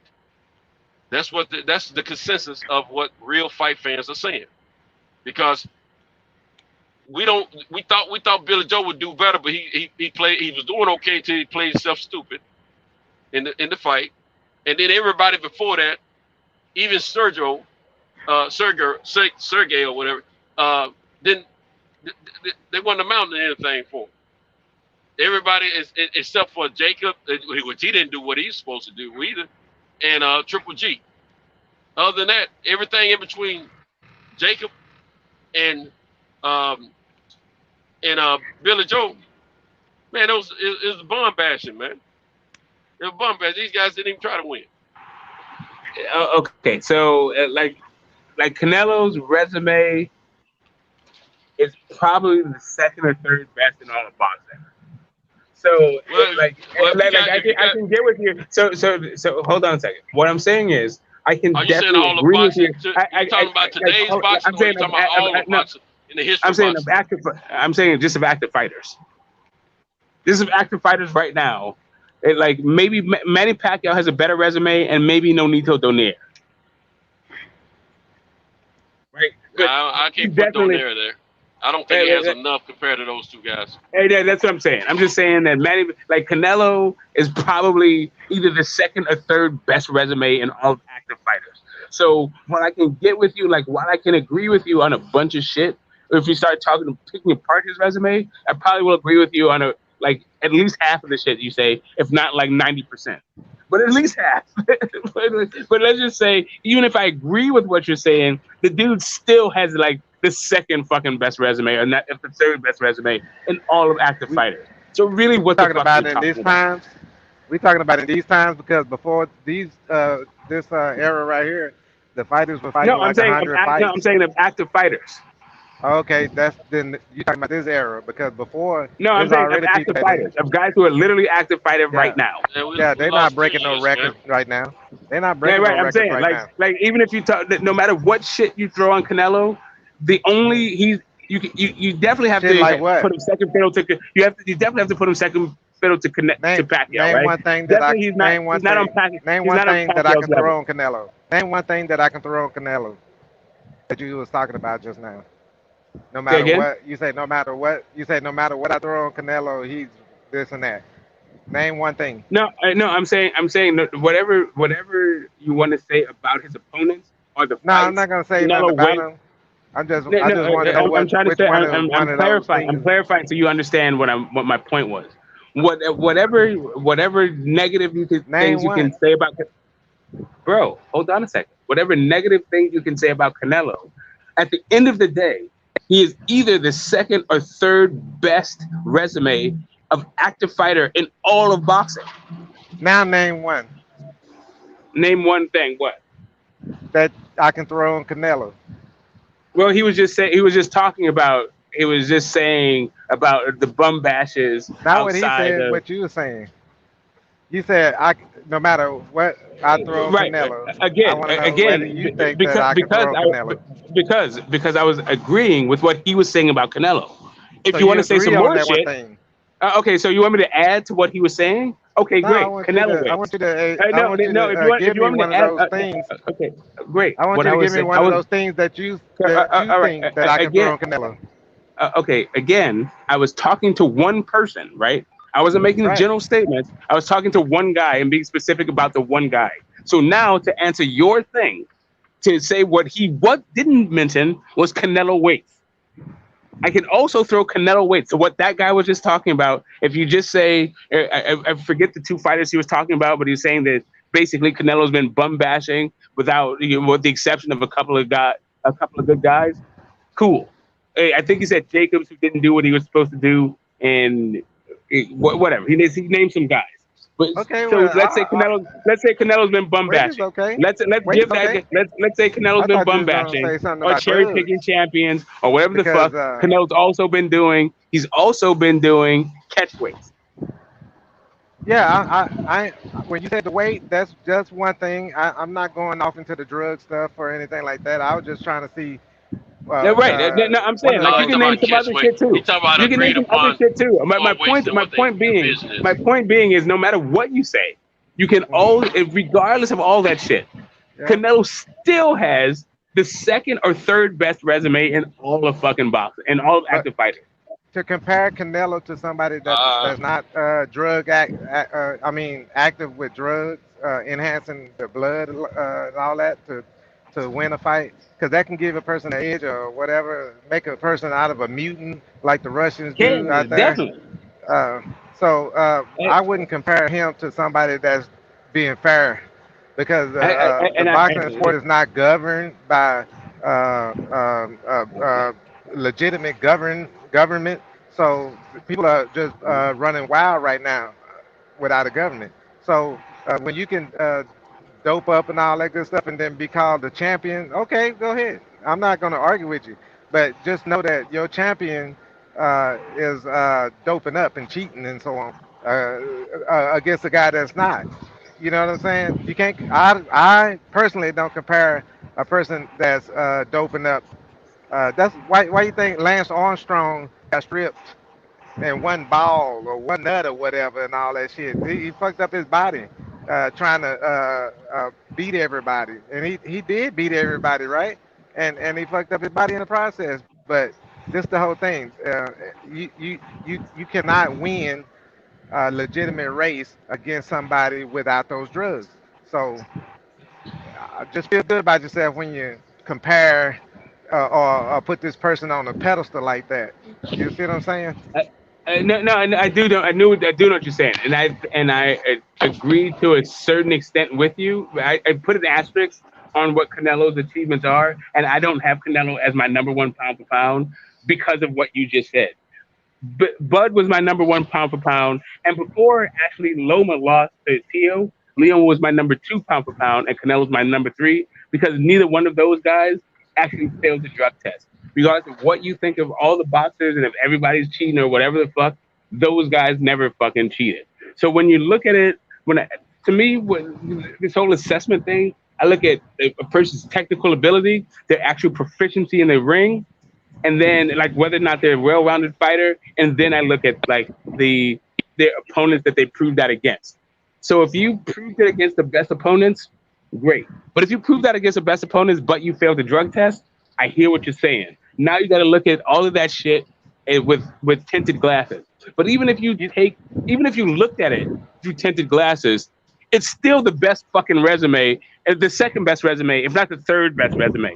Let's say you think Chocolate Cheetos is better, which I don't think is better. Let's say you think Donaire's is better, which I don't think is better. But let's say you do think that shit's better.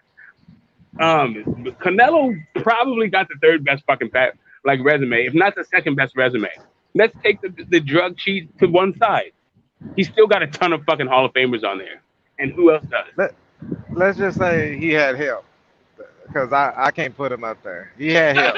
Okay. I'm not saying you, and I'm not going to argue with you. I'm not going to argue with you. I'm just talking about his resume. Not whether or not he's a good fighter. Put me on, as old as I am, put me on that same stuff he's taking. I'll probably do the same thing he's doing. Okay, so well now you're just calling every other boxer stupid then, because all those guys. Hold up a second. Give me that same. Hold up a second. Give me that same Red Bull he's drinking. Give me that same Red Bull he's drinking and that Monster that he's drinking. What you're saying is, but the problem is that you're saying that Amir Khan is a dumb fuck right now.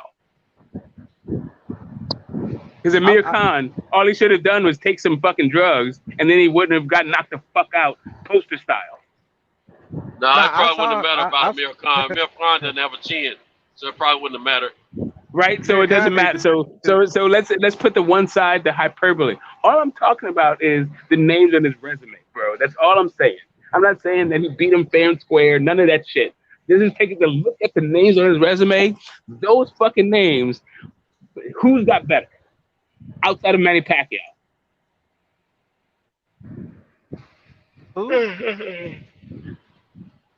Who and Pacquiao? I'm trying to tell you, bro. It's hard. It's hard. My man got Cotto on there. He's got fucking Mayweather on there. He's got fucking Sugar Shane Moses on there.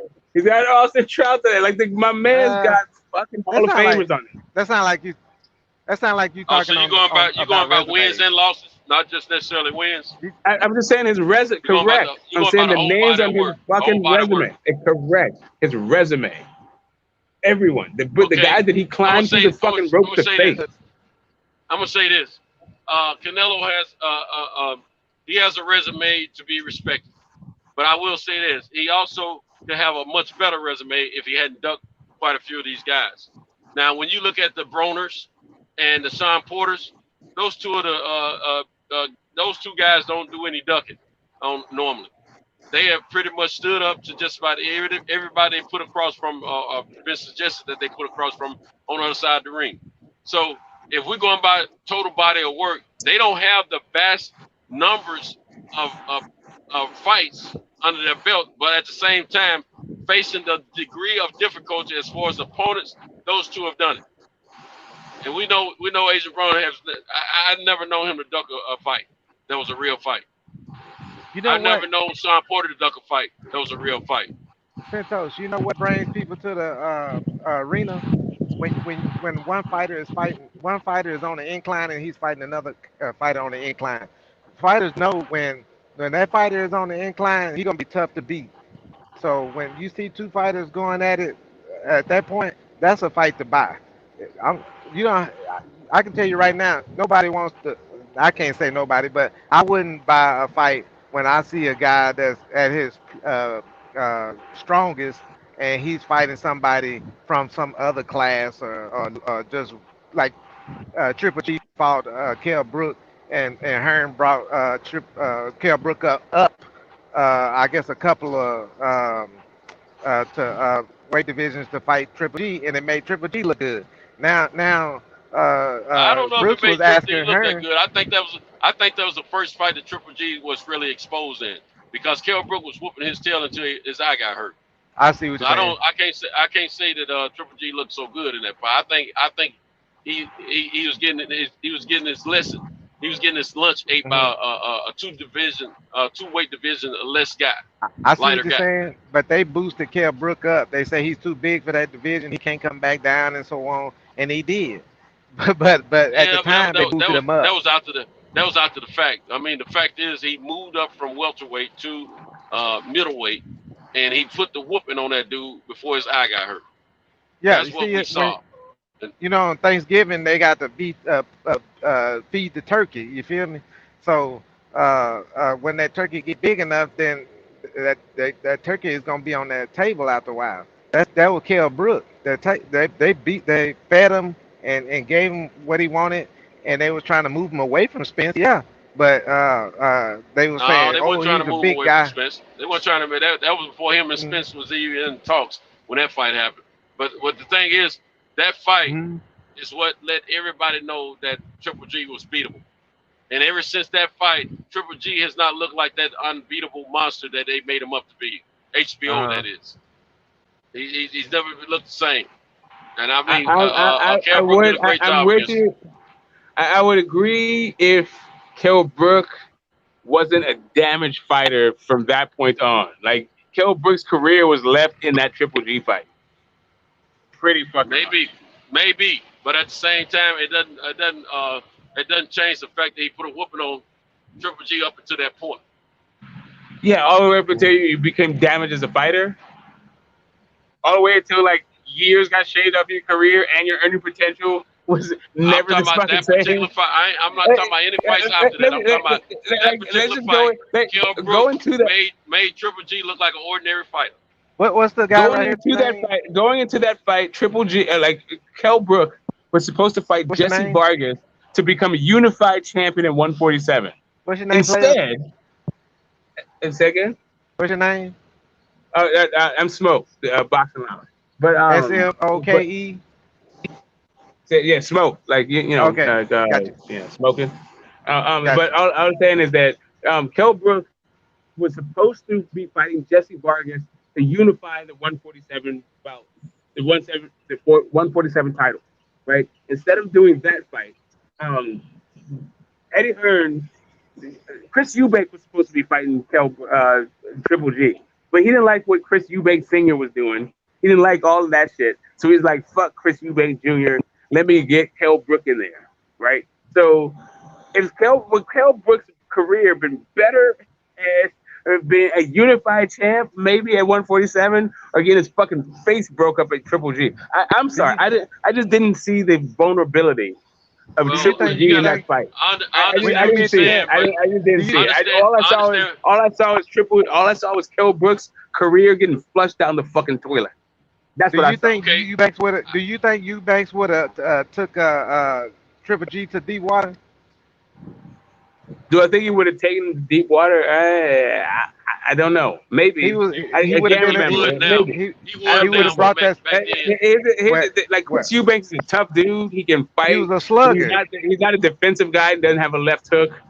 He was a slugger. I think Triple G would have eaten his ass up. But you know what? Kell Brook didn't take him. Kell Brook didn't take him to deep waters either. What kind of style is that Triple G guy? He's just a hard-nosed fighter. What kind of style is he? He's a boxer. He's a boxer brawler kind of. Yeah, he's come forward. And Eubanks is what? The same thing. So Triple G didn't want that battle because he knew that he could get caught. Okay, so Triple G wasn't the problem. Triple G wasn't the issue. The problem was Eddie Hearn didn't want to deal with Chris Eubanks Sr. Triple G had nothing to do with that. Triple G was like whatever, that was easy money either way for Triple G. Yeah, but it was. Let me ask you something. I don't know if Eddie Hearn have anything to do with Triple G. Then he wasn't on the zone at that time.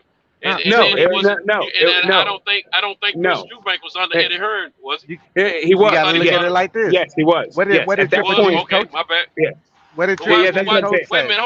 Hold on. You said Eddie didn't want to fool his dad, but he was under Eddie Hearn. He was under Matchroom then. No, okay. So just a little background. Chris Eubank Sr., the dad, used to fight for. So let me just tell this background for people who may not know. Chris Eubank, the dad, used to fight for Eddie Hearn's dad. Chris Eubank used to fight on Matchroom, right? So it was just a Matchroom thing. Like Chris Eubanks is a Matchroom dude.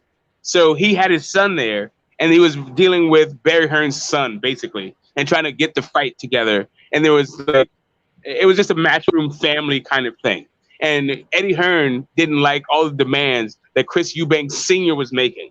He didn't like he got tired of the negotiation. So he was like, you know what? Fuck this. Let me figure out another fighter to face Triple G.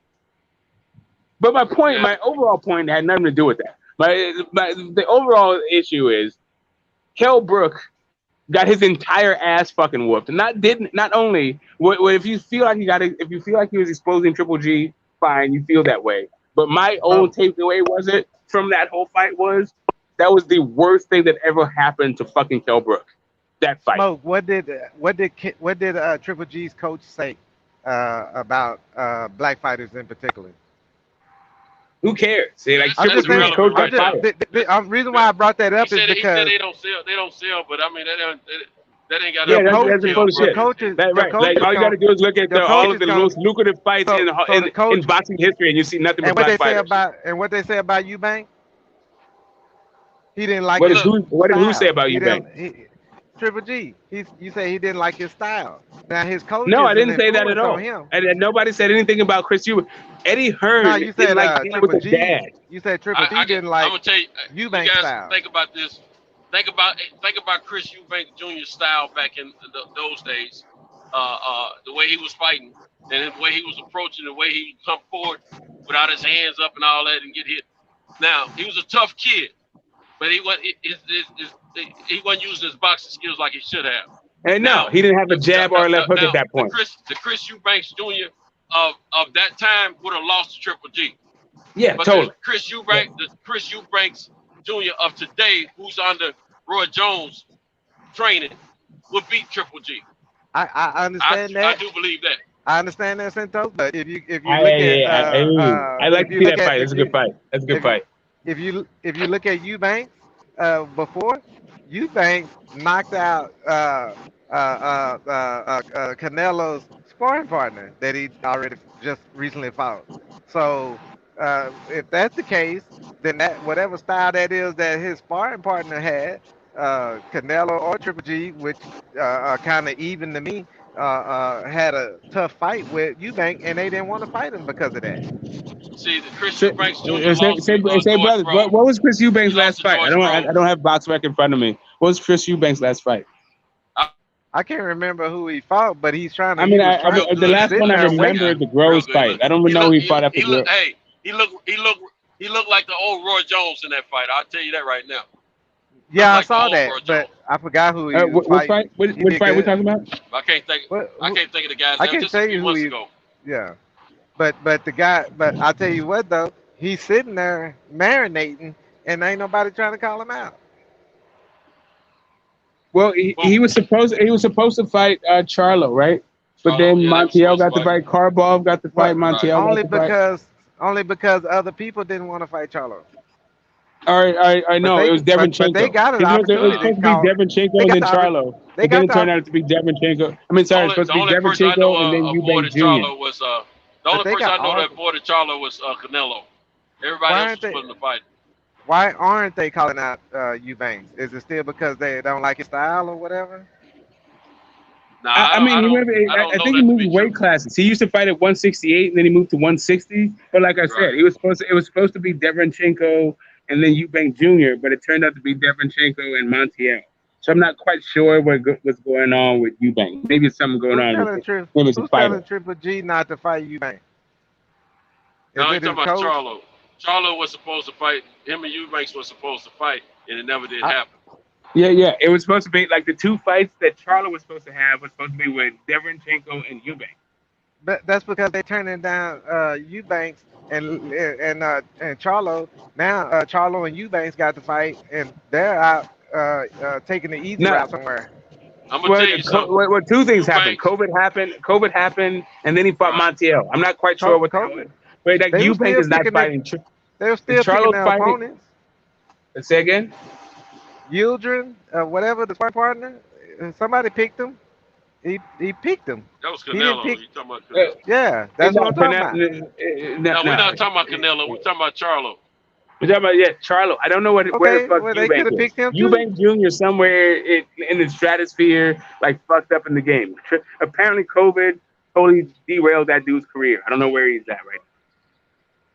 I think he probably had flight problems or whatever the COVID issues. No, right there. around the time when Charlo and Eubanks, when that fight was being drummed up, it was pre-COVID, and around that time, I think there was some negotiation issues because it was right after Eubanks Jr. came over to PBC, and for some reason or another, Mayweather, right, and he went back. For some reason.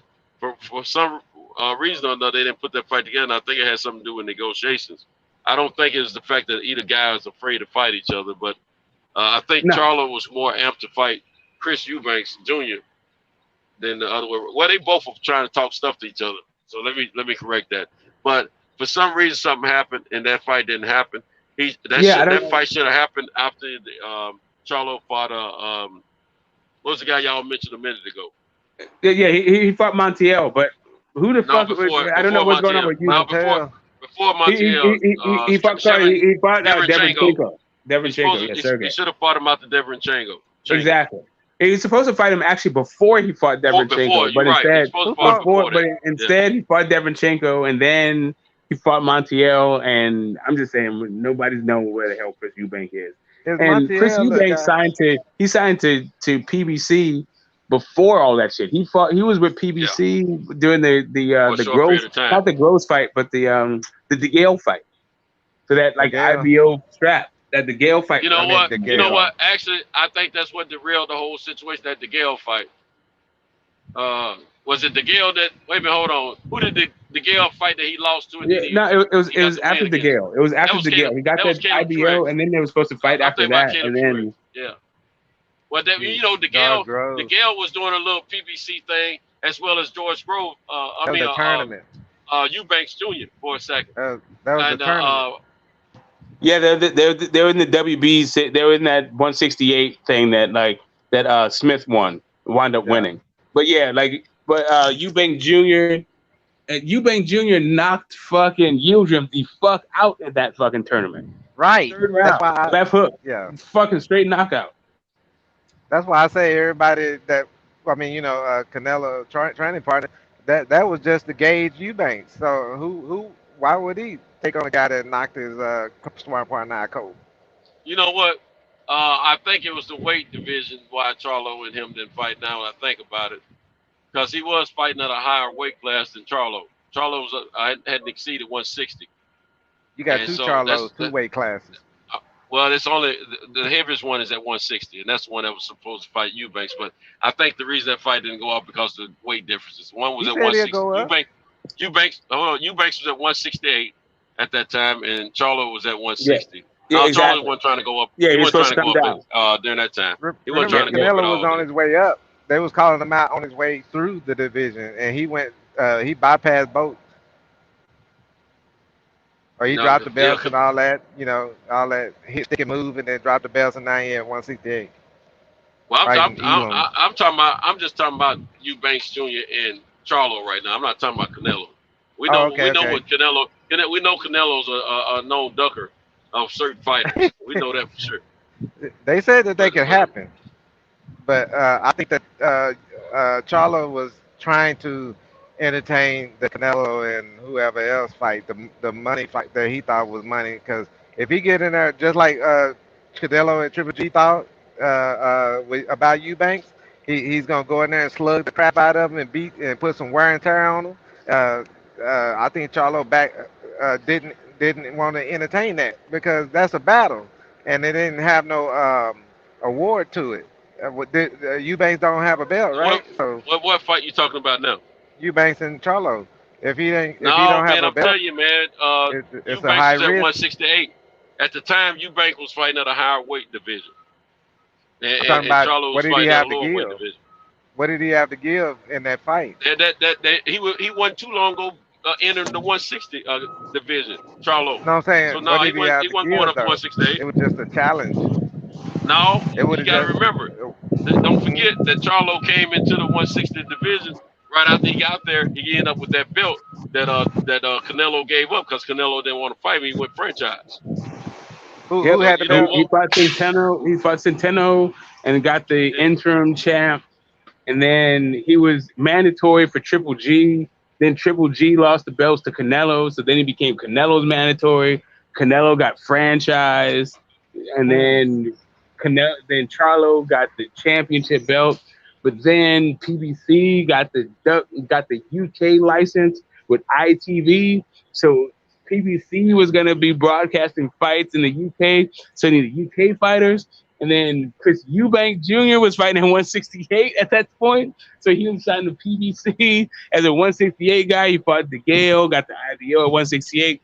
He was supposed to fight Charlo, and then they were doing that whole thing. COVID happened. Don't know what the fuck happened to Eubank Jr. after that. I'm nowhere near being a journalist, but Smoke and Santos, both of y'all sound like journalists. Well, I used to be a journalist, but never a boxing one. So I know how to follow a story, and I understand the facts of it, the whole thing. But nah, like this is even been happening since I've been on panels. So like this is just like I don't recall Eubanks and Charlo really ducking each other. Is what I'm trying to relate to you. I got you. But I do know Canelo ducked Charlo, and I do know Canelo ducked Boo Boo Andrade, and I know. So I'm gonna throw up my Canelo fan right here. I already said I'm a Canelo fan. I don't think Canelo ducks people.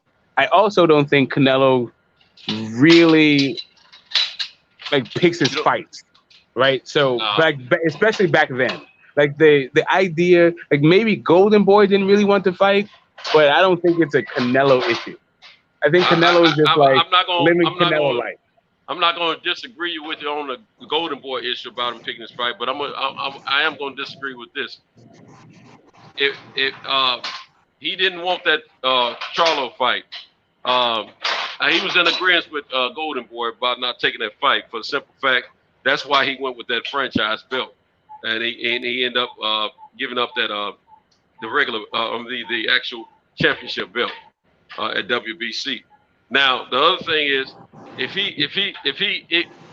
part of the problem and issues that we're told that he didn't want to do the 3-fight deal with PBC because he know they were going to try to put him in a fight with Charlo eventually. That was going to be one of the issues. And he's trying to control all that destiny. If he wasn't worried about fighting Charlo, he wouldn't have had a problem with all that, especially when he getting $40 million for the first fight. And who knows what they'll get. If you can get $40 million for undisputed fight against Caleb Plant, what can you get for fighting Charlo? You can get probably that same $40 million.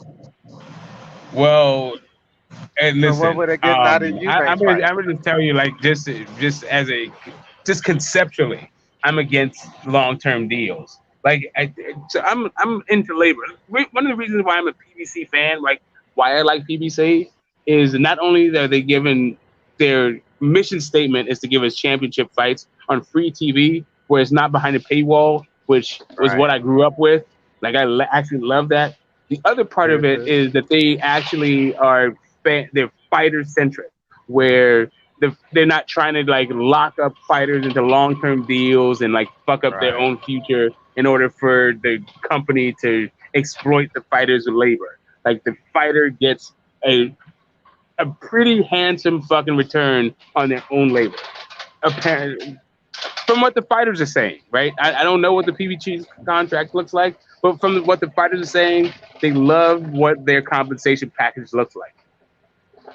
All that being said, I'm not gonna be like, yeah, Canelo needs to fight like a multi-fight deal with PBC, or else he's making fucking Charlo. Like, yeah, Charlo to me is not anywhere near the level of fucking Canelo Alvarez. Even if Charlo beats Canelo Alvarez, he ain't there. He ain't like, I need to sign fucking multi-fight deals so I can like expel the myth that I'm ducking Charlo. Like, fuck that noise. Okay. Do you agree or disagree that there's been a lot of big talk between the organizations of Golden Boy and PBC about Canelo and Charlo facing each other years ago? And do you agree or disagree that the fans want to see him and Charlo fight today?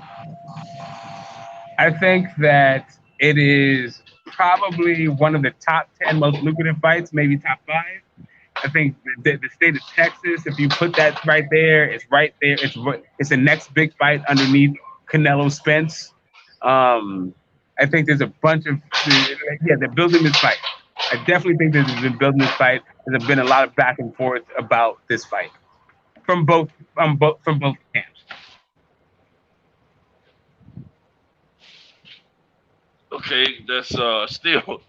Do you agree or disagree about the conversations about the fight?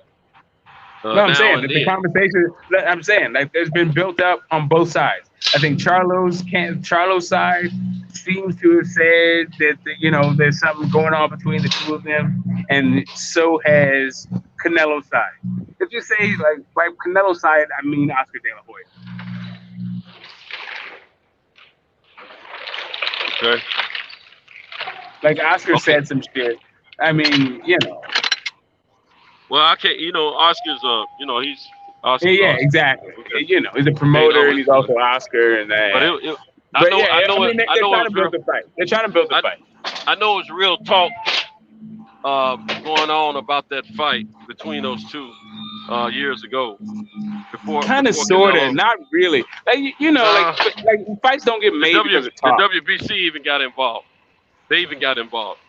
And matter of fact, they're the ones that pull Charlo to the side and let him know, hey, I know you want that fight. We're trying to make it happen. It's not going to happen. But what's going to happen is you're going to end up being the champion at 160 for the WBC. And that whole franchise thing, sure. I'm just saying that I think that they're still trying to. Both camps are trying to like build the fight. Man, I mean, from the outside looking in, I think both guys want the. I don't think that. I mean, maybe you think different than me, but I don't think that Charlo beats Canelo right now. I'm not saying that either fighter beat either fighter. I'm just saying that I don't feel that Canelo wants that fight. I don't think he wanted it then. I don't think he wants it now. And he definitely is not trying to fight Andre. He made that clear. We don't even have to think of a hypothesis on that one. He came out of his mouth, let him know he's not fighting. No matter press conference or not, he just basically let everybody know where his heart was on that one. Right. So there's a to me, there's a difference from not wanting to fight versus you think you're gonna lose the fight. Not wanting to fight because you think that I don't think he wins against Boo Boo Andrade. I don't think he's been ducking Boo Boo since 154. He's been ducking. Okay, so you think he's just ducking him for a while? Okay. Yeah, he's been ducking. Boo Boo since all right, that's cool. Listen, for me, I'm not at the place. I'm not there where I think Canelo's ducking fighters, right? But if you say that he's ducking Andrade, I'm not going to argue with that because I think you can make a reasonable case that he has been ducking Andrade, right? So I'm not even going there. Like at 160, he could have been undisputed, fighting Andrade. Maybe you can hide behind Oscar's skirts. Maybe not. Cool. I'm not even going there with you. I just feel like Canelo is down to fight anybody. That's just I think he beats the shit out of Andrade, and why wouldn't he want to fight? Like he may think he's a boring fighter and all that shit, but if it's a street fight, I give Canelo just as much nuts as any other fighter. I think he'll fight anybody. It's a street fight. But when it comes down to fighting under the lights for your legacy, your record, and the money, well, it ain't so much the money because you know he can make money fighting those guys. It's about the legacy and your record. He don't want to fight those guys because he feels that the difficulty of him possibly losing is there's a good chance of it. Because Andre posed a problem.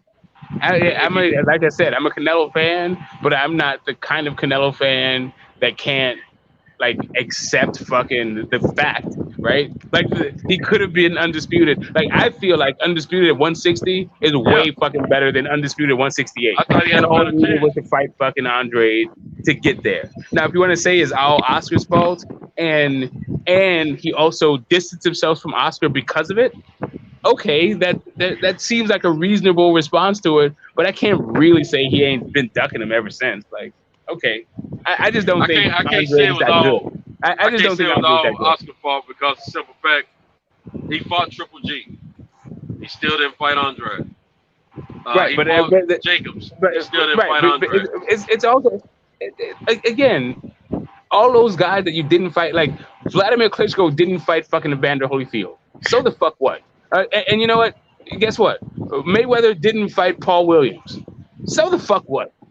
Like really? Like what does it matter? Like, do we really think that those guys was gonna be like? Maybe you think that Andre beats Canelo, and if you think that, I'm not gonna say that you're wrong because they didn't actually fight. So you could actually be right, and Canelo does that slow. And technically, from what I see, from what I understand about boxing, Canelo has slow fucking feet, and Andre is the fuck up out there. So I'm not gonna argue with him. You know Denzel on training day when he told Ethan Hawke, he said, since you're gonna interrupt my my reading the newspaper, I need you to entertain me, right? Do me a favor. Put yourself in Canelo's place and tell me if you would fight all those other guys. If I would fight him, okay. Put yourself in Canelo's place. Now you have to understand that. And tell me why you would fight him. All right.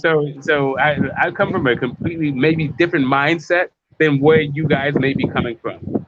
I understand that this is prize fighting, and I would, if I'm Canelo, I feel like I will whoop all of their ass, and so all I need is my fucking money. Okay. Like you guys figure that shit the fuck out. My legacy is intact. I'm getting to the Hall of Fame. You make sure that my kids are gonna be fucking well taken care of. That's all I give a damn about.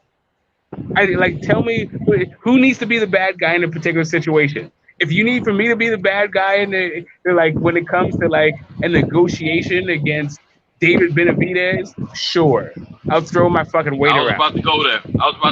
What about that fight?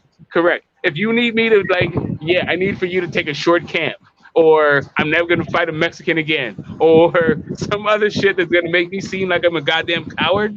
If I need to be the bad guy in that, whatever. Just make sure that you get me the biggest motherfucking bag, so that once I'm done with all of this nonsense, I don't have to worry about I left some money on the table. Voila. Now I'm gonna say this. I think when the fight between Paul Williams and Mayweather was available, I think Paul Williams said himself that Floyd didn't duck it, if I ain't mistaken. No, Paul Williams said he wasn't ready for Floyd. Yeah, Paul Williams already said I'm not ready for Floyd. But that don't have shit to do with what fans say. Floyd wasn't ducking, but what I'm saying is, at that time before Paul Williams was in that accident, from what I remember, Floyd was still under Bob Arum. So that fight probably wouldn't have happened anyway. It was some overlap. We can keep going deeper. Like we can go to Aaron Pryor versus Sugar Ray Robinson. I mean Sugar Ray Leonard. Sorry, not Sugar Ray Robinson. The second Sugar Ray Leonard. The point being is, like, once you get to a certain level, you can always talk about the fight that didn't happen, but really, who the fuck cares? Outside of these really weird purists, they are super fans of a particular fighter. It don't fucking matter. Imagination. Yeah. It don't fucking matter. It literally does. Floyd's in the Hall of Fame. Like, the fact he didn't fight Paul Williams don't fucking matter. Yeah, that doesn't bother me. I consider myself one of those weird purists you were talking about. It doesn't. I didn't have a problem with him and Paul Williams not facing each other, because Paul Williams, of course, he was willing to fight anybody over 3 weight divisions. He was just that confident and that good, and he threw over 1,000 punches a fight. Yeah, the motherfucker wouldn't stop throwing punches. Like, he couldn't get his chin out the fucking way and wouldn't stop throwing shots. So, but I don't think it was. I think the main reason to fight now Floyd probably didn't see a good reason for him to fight the guy, because he was fighting amongst 3 different weight divisions. But at the same time, and plus he was a busy fighter, and he's a big guy. But at the same time, I think there was an interview. It was earlier this year or sometime last year, when Paul Williams, somebody asked him about that Mayweather fight. He said Floyd didn't duck it. We just didn't make the fight.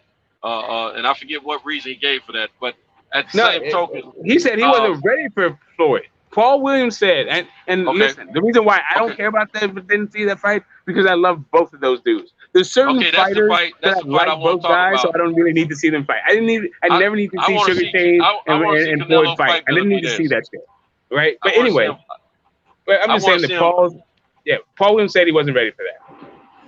See, the reason I would like to see Benavidez and Canelo fight, because around the same time, about 2 years ago, maybe 3 years ago, actually, Benavidez as well as Caleb Plant both said that they would beat Canelo. And so I always wanted to see what would happen with him and Benavidez. And then Canelo come out earlier this year, or was it late? Or either might have been late last year, talking about he's not going to fight any Mexican fighters and all that old bull crap. And Benavidez still wanted to fight. So I just don't think. I think Canelo is smarter. Has been smarter by his career by not putting himself in those high risk situations. But he's willing to put himself in a little risk situation this time, because there's an accomplishment that he wants to gain, which is the belt. That's the remaining belt at 168.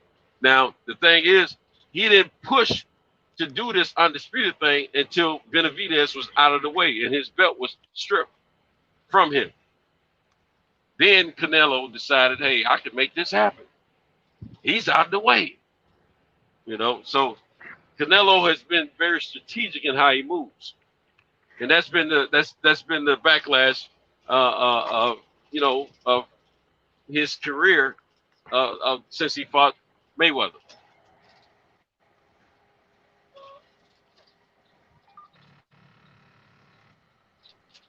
Hey, I mean, shit. Listen, the dude, he talked king shit, right? He went out there saying, "I'll beat you at catch weight" and all that shit, and he lost the fight. Listen, I'm not like I said, I'm a Canelo fan, but I'm not. There's only so far. Like, I'm not gonna talk about how he has courage past what he's displayed, right? Like, I'm not gonna be like, he's not ducking these dudes if he's asking for catch weights and not fighting guys. All I'm saying is the dude can fucking fight. He can fight mid-range. No doubt about it. He can fight long range. He can fight up close. He can be on the move. The guy is a complete fucking fighter. He can fight defensively, offensively. He is a complete fighter. So when he is a boxing great. I think it's fair enough to say that he is a great boxer. And he is he would be considered a boxing great. But at the same time, that doesn't mean that he's moving the way. Okay, this is my thing. I like the way Sugar Ray Robinson moved through his career. I like the way Ali moved through his career. I know these are older fighters, and this was a different time, but at the same time, that's the kind of boxing fan I am. The boxing fan that remembers what boxing was about. And right now, I think there's a couple things going on in boxing that I totally disagree with. And one of those things is how some of these fighters are moving. And the other thing is, we as fans, I don't feel we need to be privy percentages for the purses and all that book, all the negotiations, monetary wise. I don't think we need. That's none of our concern. I think all we need as boxing fans is to request, demand, and push for the best to fight the best. That's what I believe. And until boxing gets to that state, I'm gonna always have opinions about certain things when it comes down the way fighters are moving and the business of boxing is moving, the sport of boxing. Because right now, none of us as fans are 100% happy with what our favorite fighters are doing, let alone the rest of boxing is doing. I'm not a Canelo. It may sound like, but I'm not a Canelo hater. But I'm more of one of those persons that'll point out some of the things I disagree with how he's moving. I think he's a boxing great. I think he can win or lose against certain fighters, but at the same time, I think he's avoiding some fights that I would like to see him in. But when it comes down to it, I think boxing overall as a sport is cheating the fans, and that's because the business of boxing.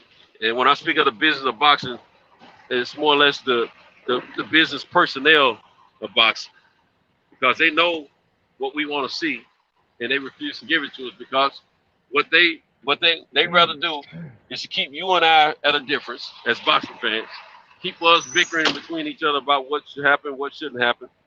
That way, they can control how they work the money, the business of boxing, and it works the money of boxing. 100% right there. Hey, 100%. We need to stop fussing amongst ourselves because promoters are manipulating completely. Yeah, but you got to understand what I was saying earlier, and it goes along with what both of y'all are saying. To skip over the fact that there's no government, and these fighters are running wild with this drug system and drug testing. Then what they're being allowed to do is take these enhancements to win against a guy that probably not taking it. You know, it's cheating. It's just like loading up your glove and you're gonna kill a guy. Because I've been in. I do jiu-jitsu tournaments, right? And I had a guy grab my wrist and freaking move my whole arm like I was a kid. And the guy was the same size as me, right? Or he was a little bit bigger, but he was somewhere like me. But for him to grab my hand, and I was in a more of a, I was in his closed guard, right? This joker grabbed my hand and moved it over to the side and tried to put me in one of them leg triangles or whatever. But my whole thing is that without, and I was pretty strong, right? I was lifting weights. I got as strong as I could be. You know, may not be peaked out, but I was strong and cardio good. And this guy just, in the beginning of the match, just grabbed my freaking arm like I was a kid. So all I'm saying is that's not fair. And if they're allowed to do that, that's another portion. I hear what you're saying. I agree with you, but that's another portion aspect and portion of boxing that needs to be straightened out. But that's more or less like you said, the government, governing of boxing. But right now, I'm talking about the business of boxing, which is killing us from getting these fights. 'Cause see, even with these drug cheats, we still don't have the right names across from each other on lined up for these fights. Mm-hmm. See, I feel like okay. So I'm of two minds. I feel like. And I'm just going to speak for Americans and America and Americans in this whole thing. I know boxing is a worldwide sport, but just in America right now, I feel like the labor, like people who just work for a living, are getting fucked. They're getting basically no Vaseline, hands down, no Vaseline, raw dog, right? And I feel like boxers have always represented that working class, bottom of the rung people. Right. Like if you can see those people, like how they're handling their business, it's always been sort of emblematic about how the working man should be handling their business. So, yeah, it's like I'm not getting it's not Don King where you get the best like cards ever, but if you look at Don King, those boxers were getting fucking screwed. Like those, like that's not what. Like yeah, as a boxing fan, I got better fights, but as a human being, I can't really. What is it? I find it. I'm conflicted. I'm conflicted about the entertainment that I get. I'm conflicted about the entertainment that I get from these fighters versus their exploitation at the hands of some fucking promoter. Because they left to go buck wild to defend for themselves. If they don't defend for themselves, what do they get? They get killed in the ring. Yeah, but we're just talking about the business of boxing and how it's progressed and where we are right now. But think about the boxer. What is the business of boxing? The business of like while I feel like the boxer knowing this, the boxer knows this. They're on the inside.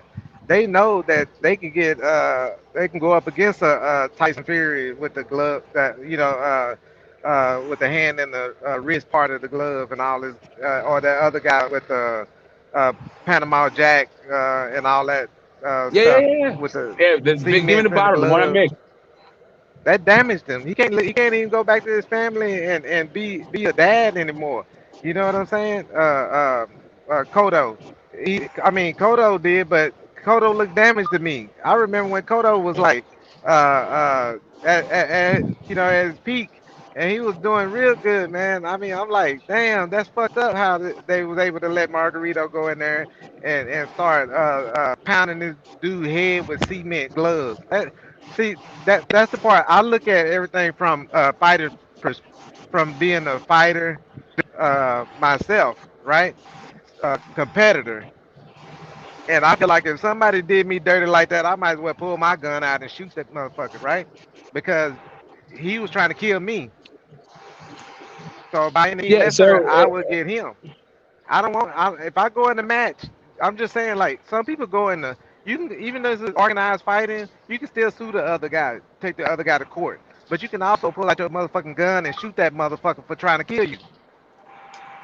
It just depends on who you. No. I'm just saying it depends on who you fucking with.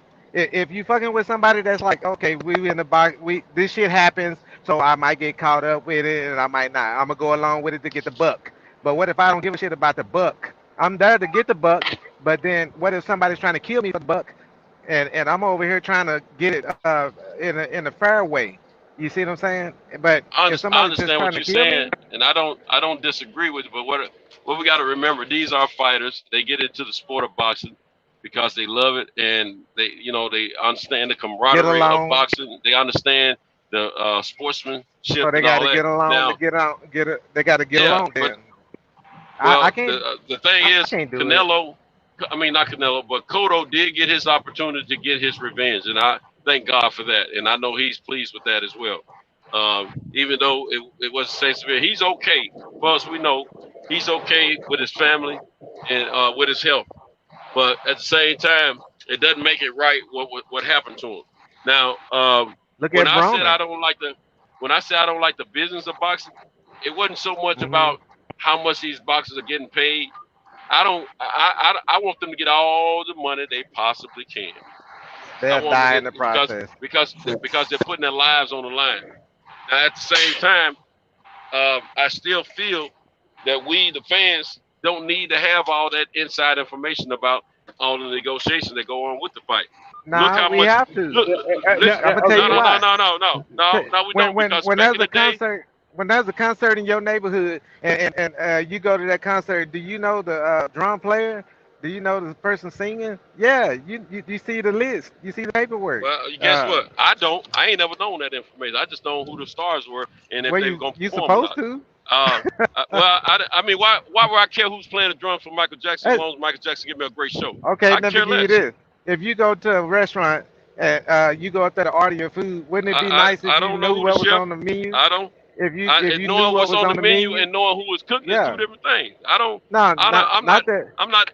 Let me tell you, man, I can enjoy life so much better as long as my stuff come out. If I get what I paid for in my mind, I'm good. So if I'm getting 2 quality boxers that's boxing for my money, I'm cool. But at the same time, what they getting paid is no concern of mine. It's not doing anything for my pockets or my bills. If I can see that cook back there and that cook is scratching his ass, I don't want that sandwich. I'm not okay. Think about this. Think about all the McDonald's and all the 5-star restaurants you've been to, and somebody might scratch. They tell you they know about it. Trust me, I've worked in a kitchen before. You don't know what people are doing, so it's best not to even think about that stuff. It's best not to think about it. I'm trying. But if I had a chance to see, then yeah, it gives me an opportunity to make a decision. That's the thing. Hold on. That's what ruined it for us when we see it. If we don't see it, it don't ruin the experience. When we see it, it ruins the experience. So when you learn too much about what's going on in negotiations in a sport, it ruins your experience with that sport, especially boxing. If we don't know, look, back when Don King and all the rest of them putting these fights together, man, we didn't know all the ins or outs of the negotiations. We just knew that Don King was cheating fighters. But we still enjoyed the fights because they were great fights. I don't need to know all that stuff. I just need the guys to line up and fight. That's what I need. But then you find out that Don King has been charging fighters for towels. And my point, what I was saying before about the blue collar and the class distinction, when we start to find out about this business, I think that the more that fighters are about their business and the more that the general public finds out about the details about their business, the general public can be more about their own business and their own personal fucking lives. Because a lot of people are getting screwed in their own fucking personal lives, the same way that these boxers used to be screwed by Don King. Yeah, since look how everybody bought a ticket, and then the fight didn't happen, and here they are lost out. It's okay for the fighters to know the business of boxing because they're in the business. It's not so much okay for us to know the business of boxing because for the simple fact, we want to be too involved with who gets what. Case in point, Bud and Errol Spence. That's how we don't need to know all that bull crap because now we get what the business of boxing giving us too much knowledge about it. What it does is splits us fans. That's why we're here. That's why us fans cannot be united. And listen, that's what I'm trying to tell you. Us fans cannot be united and push back against the business of boxing as far as like giving us the best fights. Forget all the money. Giving us the best fights. We can't unite and come together and push against boxing if we had a division. They got us right where they want us at. They got us divided. They got us beefing with each other on YouTube, and it's the worst fan base of sport I've ever seen. There's no other sport like it. But there's a lot of people that's going back and forth on YouTube about boxing. There's this organization over here against this organization over there, and so on and so on. We're talking about it. Right here, we're just talking about it. And you missed the point. You missed the point, Picasso. If you go from platform to platform, there's a lot of different groups of people that disagree with other groups. And what those groups of people are doing when they disagree with other groups, they're picking and choosing which fighter they want to uplift. Yeah, and neither fighter deserves a whole lot of this bull crap that's being talked about them on YouTube. In that audience, this boxing audience, there's a whole spectrum of divisions of different types of likes and don't likes. But they're gonna bitch and moan and groan amongst each other. But I ain't worried Okay, about listen. that particular Perfect audience. example. I'm worried about The the fight, fighter this fight because that's coming up right now. I mean, in the near future, Canelo and Caleb. Until they were going to fight, and they were both going. We heard about the business that was messed up on that end in the first agreement of the fight. That didn't, go through. Before we heard about that, you didn't hear a lot of platforms out here talking down about Caleb Plant.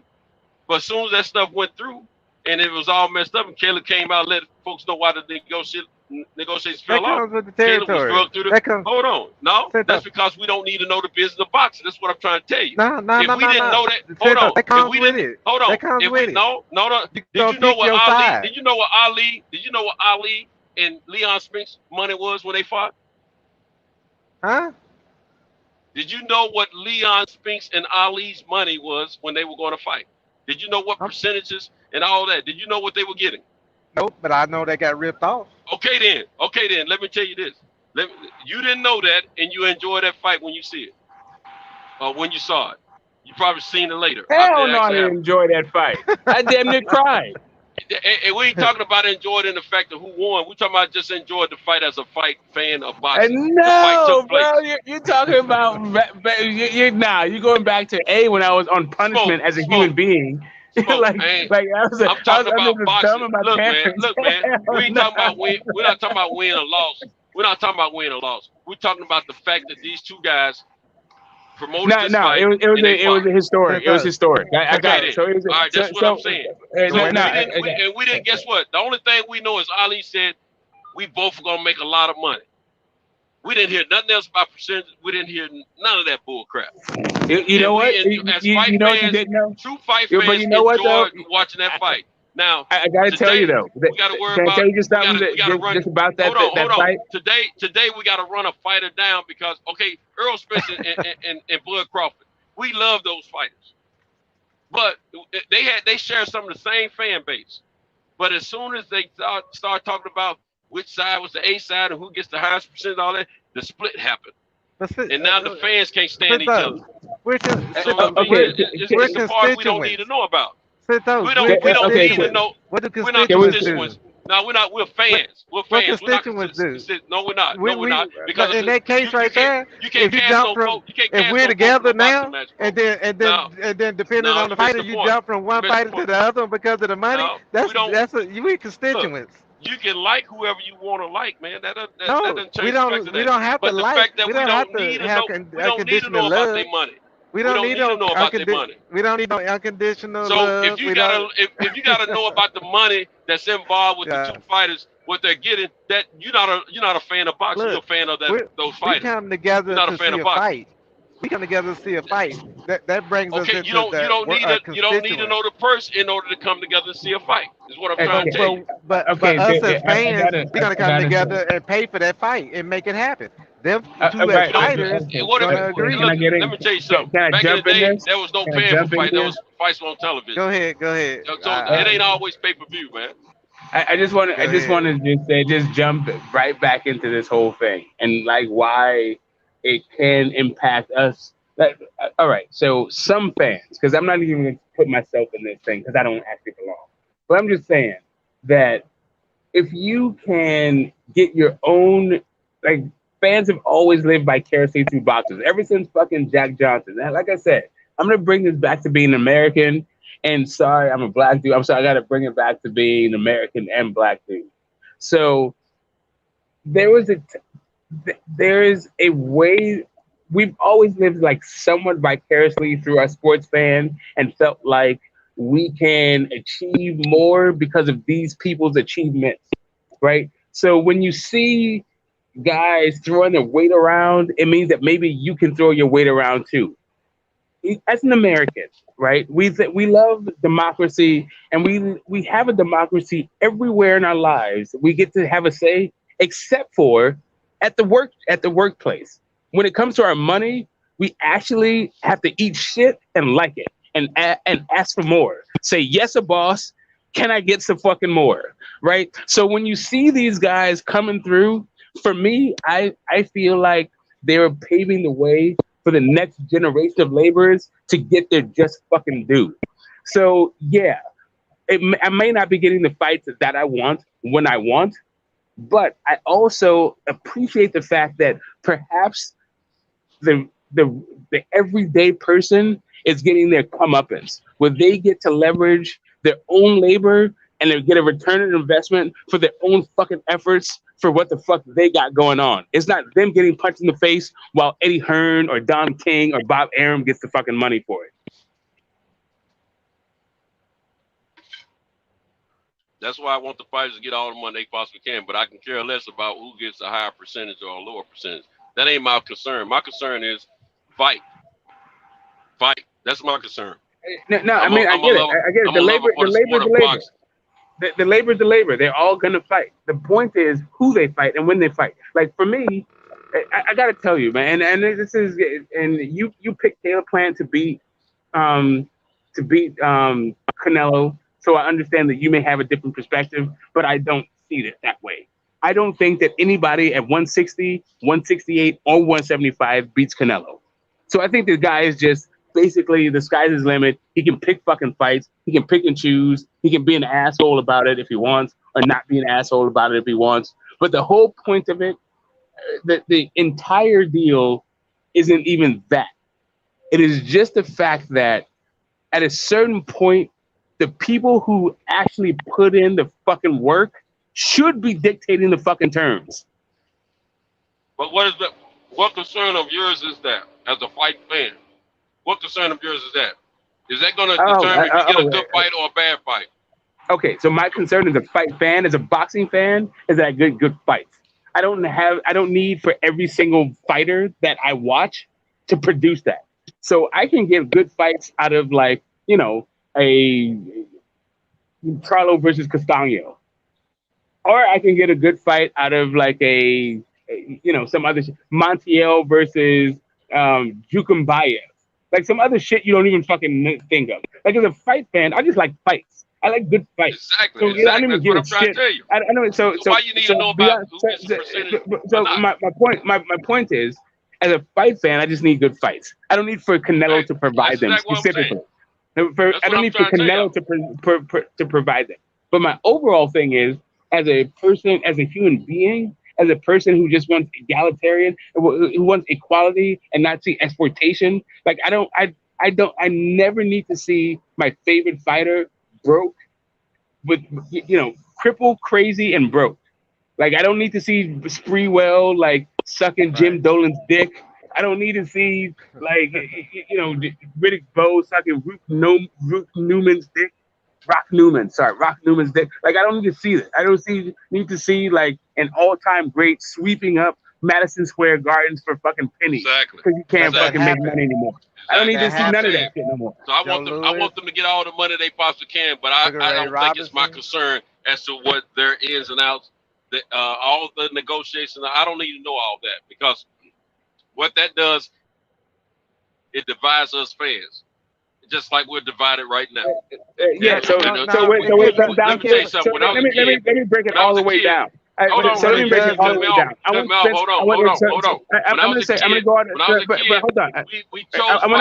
gonna give myself a. Hold on, man. Hold on just a second. When I was a kid, I was against Ali because I didn't know any better.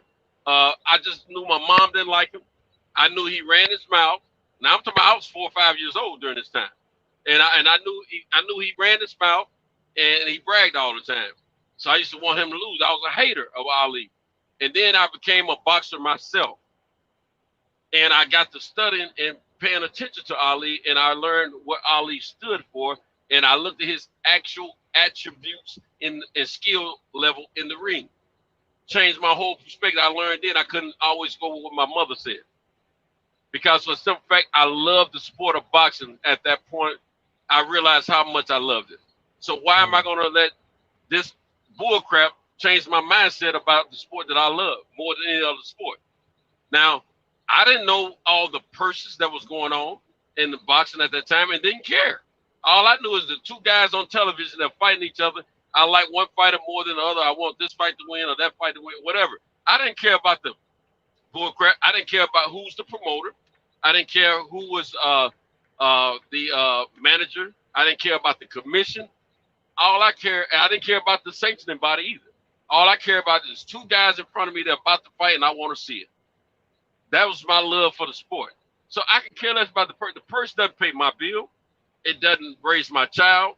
It doesn't give me any joy. All it does is tell me that one fighter might be getting a little less than the other. But I can care less about that. All I want to see is a good fight. Have you ever bet on a fight? Yeah, I've bet on a fight before, but at the same time, I never bet. No, I never bet with a bookie.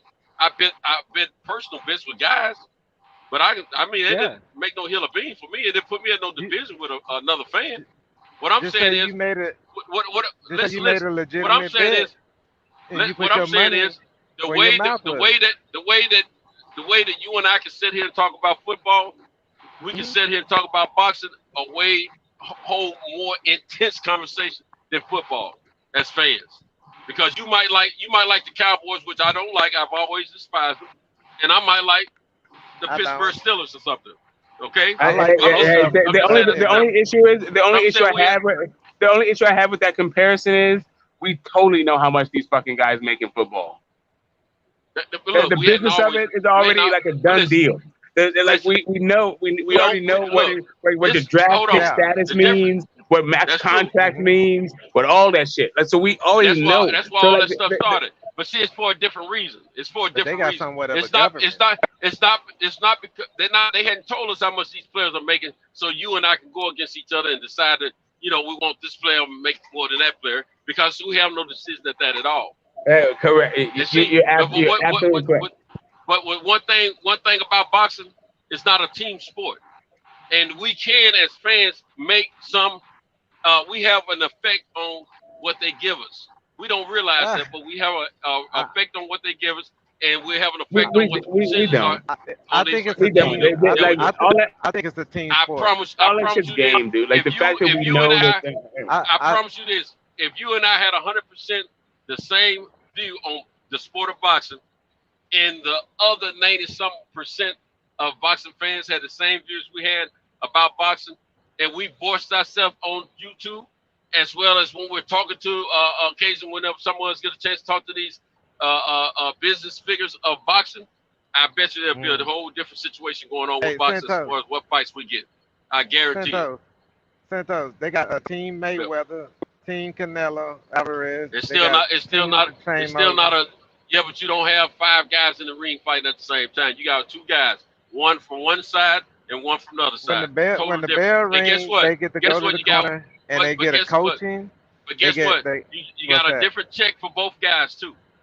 You got a different check everybody for both get guys. paid. So everybody get paid. No.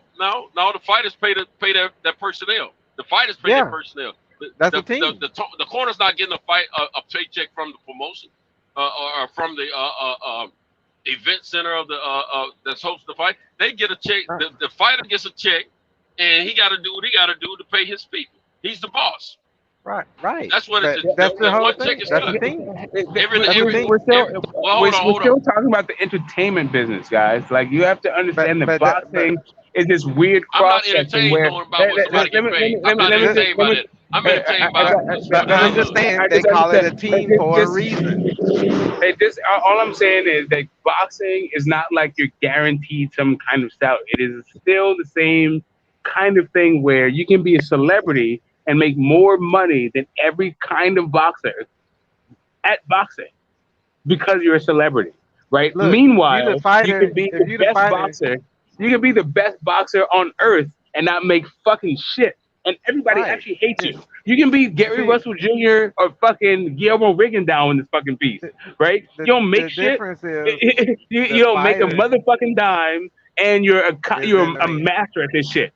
Or you can be KSI and make tens of fucking $1 million and don't know what the fuck you're doing. Right? What? Like everybody hates you. Everybody hates you. Like you can be a master at your craft. Everybody hates you, and you make no fucking money as a boxer. Fighters go into a camp. They hire people around them. They have people to go all the way to the ring with them. I consider that a team, but the fighter is the one. Yeah, got to get in the ring. Picasso, you're Obviously, trying to make more out of this than what it That's is. just a segment of the team. That's just a segment of the team. When you say, you as a fighter yourself, can I get in here? I didn't finish my point. Who's in there fighting? It ain't the team that's in there fighting. Football, the team is fighting. Basketball, the team is the fighting. fighter is part of the team. The fighter is part of the team. But Picasso, you're not. The team is not getting their nose broke. The team is not getting their nose broke. You are. You in the ring. Well, I said what I said. Go ahead. Hold on a second. Hold on a second. Correct. It is boxing is not a team sport. It is an individual sport, but there are teams behind them. Even in team sports, there's a team behind those team sports that you don't see that take the field. So even if you are a person on an NFL team that gets your back broke, right? You're the person getting your back broke. It doesn't mean that you don't have a bunch of assistant coaches and personal trainers and motivational coaches and all that shit and agents and all that shit. Can I make my point? Can I make my point? I didn't interrupt anybody's point. I don't need to know all that bull crap. I understand. I understand that you don't need. Listen, and I'm not saying that you should need to know about it. I'm not trying to say that you need to know about this whole thing. All I'm saying is, I appreciate. I'm saying that I appreciate. What I'm saying is, what I'm saying is, I appreciate. So here's what I'm saying. Okay, let me make my point very clear. I hear people. I was on a stream like maybe not last week. A week ago, where a guy was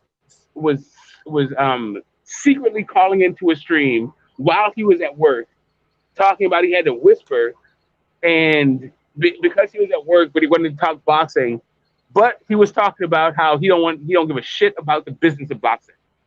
At a certain point, as human beings, be about your fucking business. Stop just hating on business just because it's business.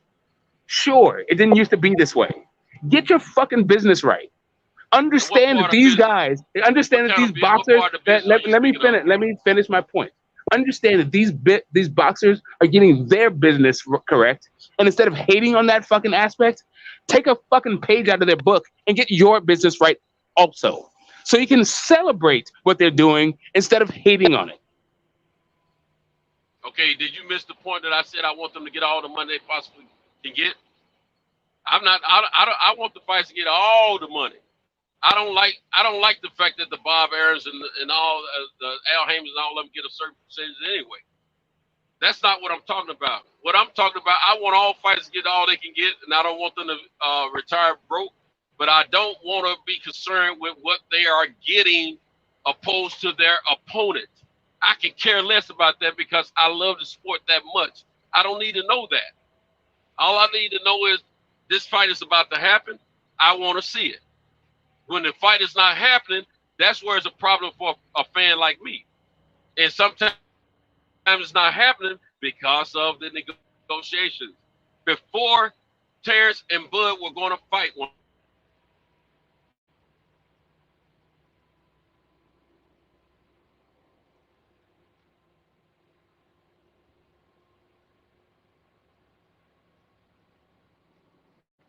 Fans talking about, oh, Terrence shouldn't get this percentage. He should get a lot less. This kind of stuff.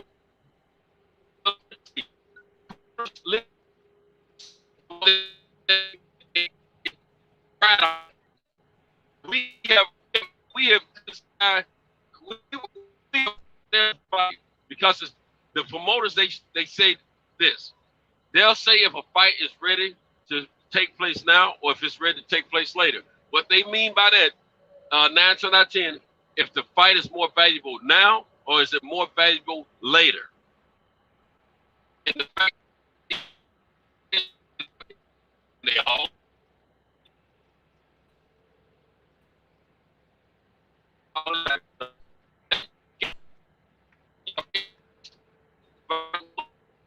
he must be in a bad area.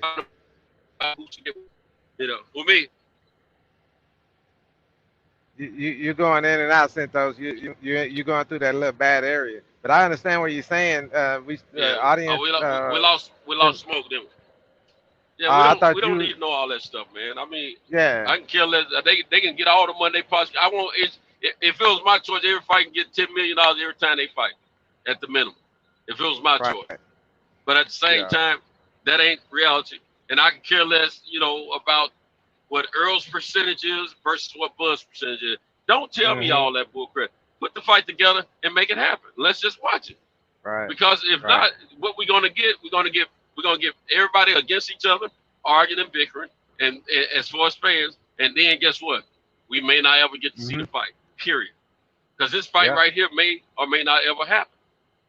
For the simple fact, they went back and forth too long about when the fight was there to be made and how much money is involved. And then when it come down to, like I said, the business of boxing, they listen to everything we say, but at the same time, we're talking about two fighters from two different organizations who may or may not play chess with each other, and we don't have a fight. Right. May not get the fight. So I don't need to know all that bull crap about the ins and outs of the negotiations. Forget that. Y'all take care of that. That's y'all business. Give me the fight. That's what I want. I want to see the fight. That's all we need to be concerned about as fans. I mean, it ain't improving our livelihood day in and day out. What is this dude doing down here? Yeah. Stopping at the railroad tracks down here. We lost smoke. Acting up. Yeah, my truck acting up. I got 2 engine lights on and what's that exhaust thing? Def fluid. Not a regen probably. I think it's regen is going. Yeah. So what kind of engine lights you got on, man? I mean, you got the extreme, the serious engine lights, like red or yellow. Yellow. Check engine, and another one that don't say nothing, but it's a engine picture, and the other one looks at the bottom. It yellow? Yep, everything yellow. That might not be all that serious. Yeah, I guess I'm gonna just get somewhere, stop somewhere soon, man. Get looked at. Nah, how much further you gotta go? I got 84 miles to go. Oh well, you might well ride 55 miles an hour. Yeah. It's doing 55 miles an hour, so I might as well. So you don't dereg down to a slower speed, then it sounds like. Right. I got to stop somewhere and regen. But I say it looked like a regen thing, but I don't know. Right there on the fuel, it's a little thing at the end of the when the fuel is full. What is that saying? Yeah. Whatever the hell that's saying.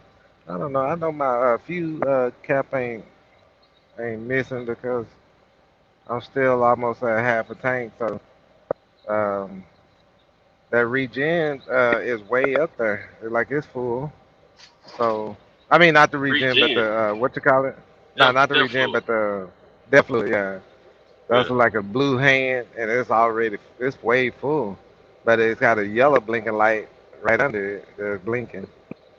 That shit just gonna have to go like that. I know how to reset it, like when you cutting it off, and then you hit the brake like 3 times to hold it, and then make all the lights go out, and then I can go back to driving. That's how you reset that computer. Yeah. What kind of truck is it? Kenworth. I mean, no, my bad. Because I'm used to the Kenworth, but this a Freightliner. This a new one, 2020. Either 21 or 20. It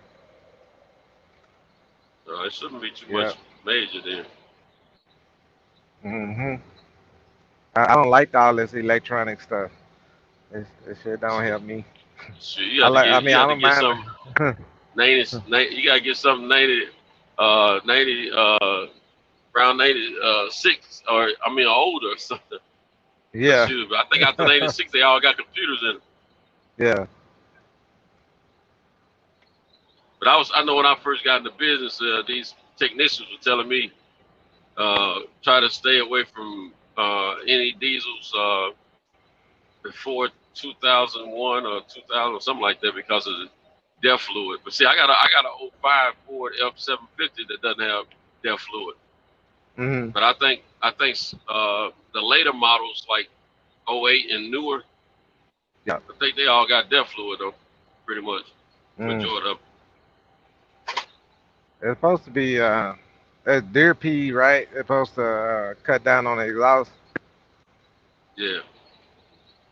Yeah, death fluid is supposed to make it burn a little cleaner and cut down on the exhaust. You know, it burns out whatever that accumulation that happens in the exhaust. It burns that stuff off, supposed to, when it's deregging. I tell you what, man, this truck here, it gets better gas mileage than than my 05. And my 05 doesn't have DEF fluid, but this one has DEF fluid. I sometimes do over 10 miles to a gallon. Like I'm doing 10 miles, I'm averaging 10 miles to a gallon right now, and I've been driving a little aggressive here and there. Okay, but what kind of tractor you got? Well, it's not a tractor, but it's a medium duty truck. Yeah, I know it's talking about. Peterbilt with a Cummins you got engine. A Peterbilt? Oh, with Cummins engine. Yeah, you know, it got this branded fat car, but it's a Cummins engine though. Yeah. Yeah, all them names I'm familiar with. I drove trucks with Cummins. I didn't drive no Peterbilt, but I know when I pass somebody and they from like say they at the light and I pass them up and I look over at them like if it's a long nose Pete or any one of them they gonna come catch me. Yeah, one of them long nose Pete. Yeah. He just gotta get out there and run. Yeah. They always, hey, dude, I don't know what it is, but it's a lot of people that probably came out of high school and started driving truck, but they always had a gooseneck way up there at the top of probably about as tall as them, and they always sit back in the truck down low under the dash, barely able to see the. You talking about the shifter? Yeah, what's up with that big old tall shifter, man? How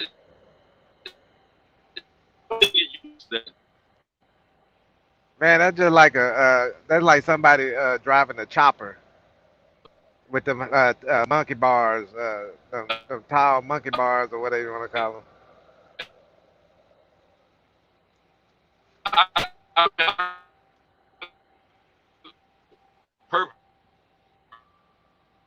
I'm okay with short stick. Shoot.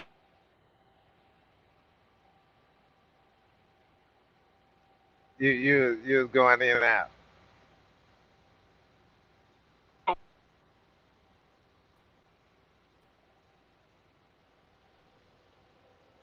Picasso. Yeah, you was going in and out. Bad area, man. Can you hear me? Good. All right. Yeah, I was saying I learned you were trying shifter. But when I see somebody in a truck and they got those tall, you know, like that, I'm aware. Right. And they love it, man. They love it. Oh yeah. I think this young cat came and picked me up and picked my truck up and everything. He was the way he was shifting. He had it. His brain was connected to the gear ratio. Shift so smooth. Yeah. Yeah. So and it's gonna shift so smooth. It feel like automatic. Right. I was like, this dude must have started when he was a kid. You know, the daddy put him at the let him shift it. He was probably like 3 feet tall, shifting it. Mm-hmm.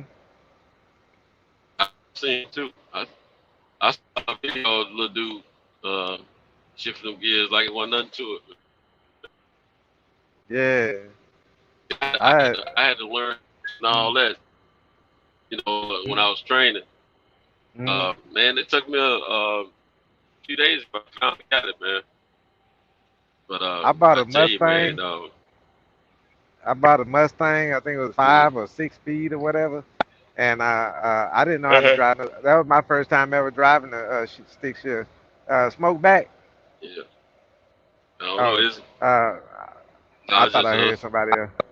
And I pulled out the parking lot with a brand new Mustang. I like Old Smoke, man. Old Smoke will argue down, but I like him though.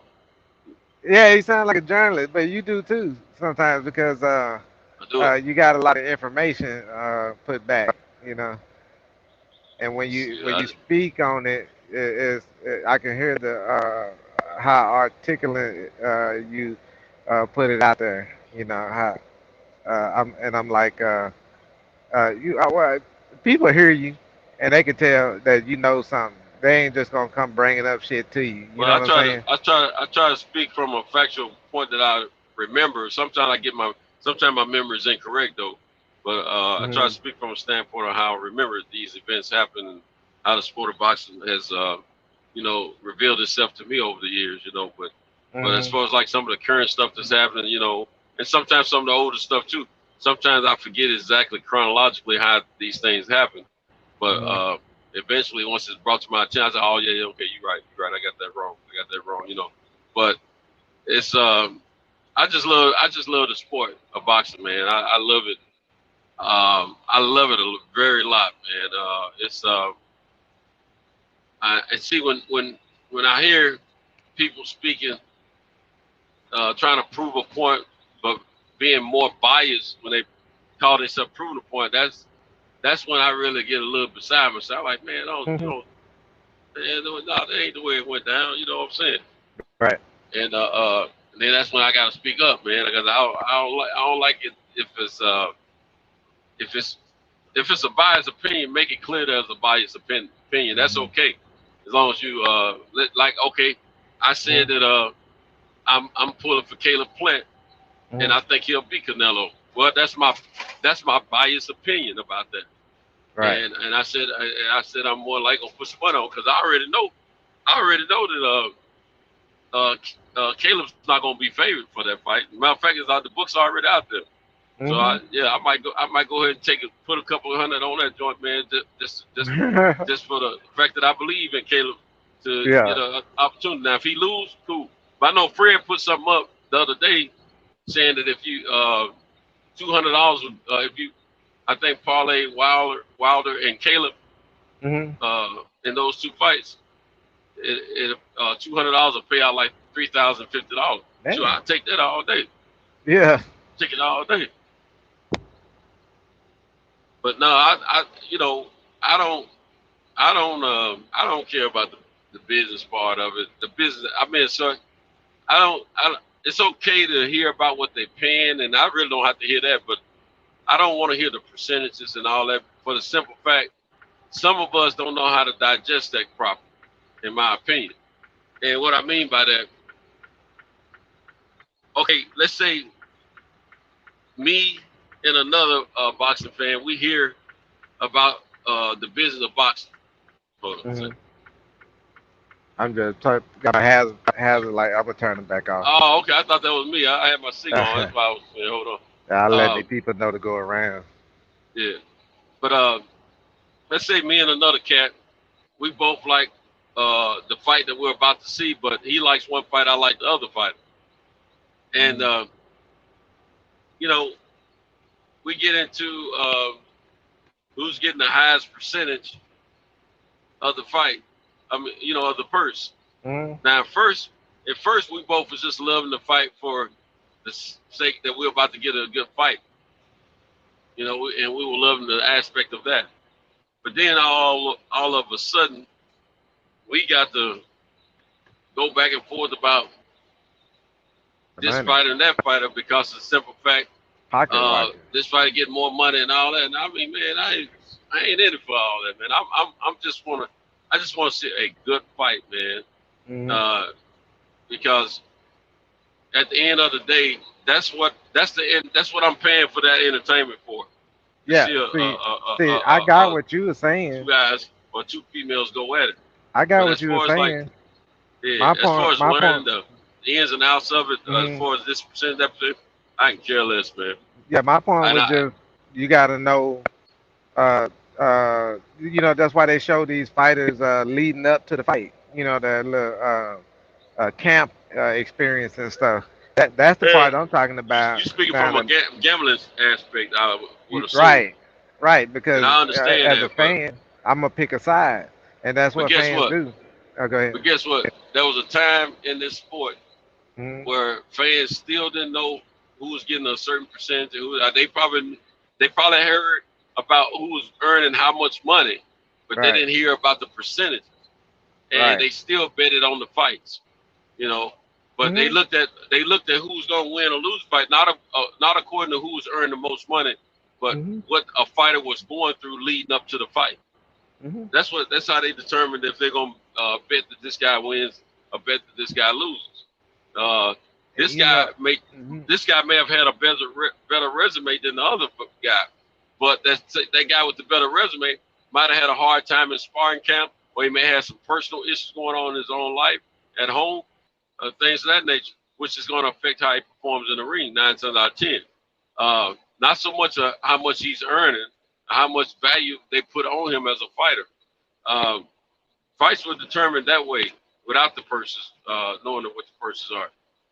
Nowadays, we feel like we got to know the purses.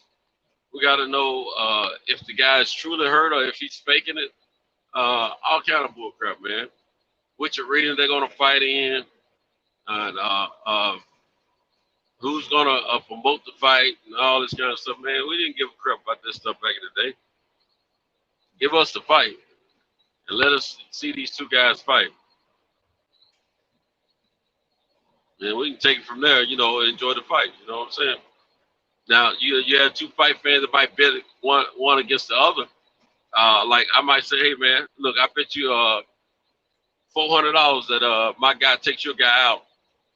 You know, or we might bet on what round or whatever, you know. But they ain't care nothing about what purse they wearing. Back in the day, fighters didn't make a lot of money. They chose, you know, to fight anyway, and they fought a lot of different fighters. You know, you had fighters. I'm on one over here, but you had fighters that were fighting. You know, like there was one fighter, Armstrong. What was his first name? Henry. I think it was Henry Armstrong. I heard that he fought like 27 times in a single year and knocked out 26 of them. And I ain't heard a drop about how much money he earned. It was irrelevant. Doesn't matter. The man knew he needed to fight, and he loved to fight, so that's what he did. So we got to learn, you know, the sport of boxing doesn't care about what I know about each fighter's purses or percentages or whatever. All they care about is if I am, as a fan, going to pay for a fight. And when they learn that I'm going to pay for a fight, or they learn my hot buttons about why I would pay for a fight, that's what they went by. They advertised according to that. And me, I am a fan of the sport of boxing first and foremost. I don't give a darn about what Canelo's percentage is, what Earl Smith's percentage is, Caleb Plant's percentage is, none of that. You know what I'm saying? Now that I do know that one guy's getting 40 and the other's getting 10%, I'm cool with that. I'm cool with that. I don't have no problem with that. I'm not, even though it may sound like I'm not a hater of Canelo. I think he's a great fighter, and I think he brings a lot of greatness to the sport of boxing. But at the same time, it doesn't do anything for me to know that he is getting 10 million, 2 million, or 15 million.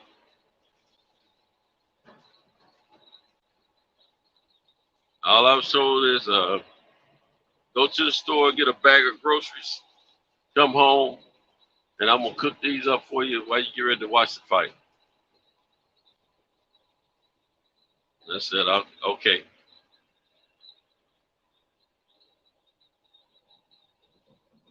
So, you know, we just got to, as fans, we got to get beside, we got to step out of our own way. We're hurting ourselves more than we realize by bickering and fighting against one another on YouTube about which fighters should get this and which fighters should get that. Because those, just like the average Joe and Susie are out here on the internet listening to us speak about this stuff.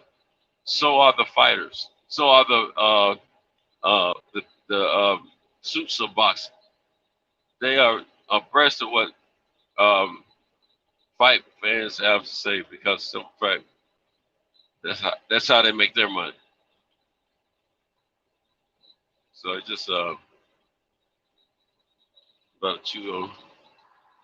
I better nibble on some. You gotta be careful how you say stuff, man. But I better nibble on some snacks up here. Getting a little weepy eyed, you see.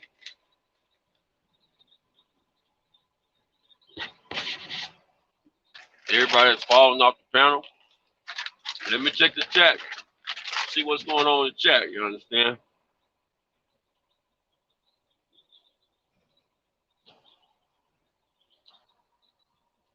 Get this smoke. That Dave already did. No haps.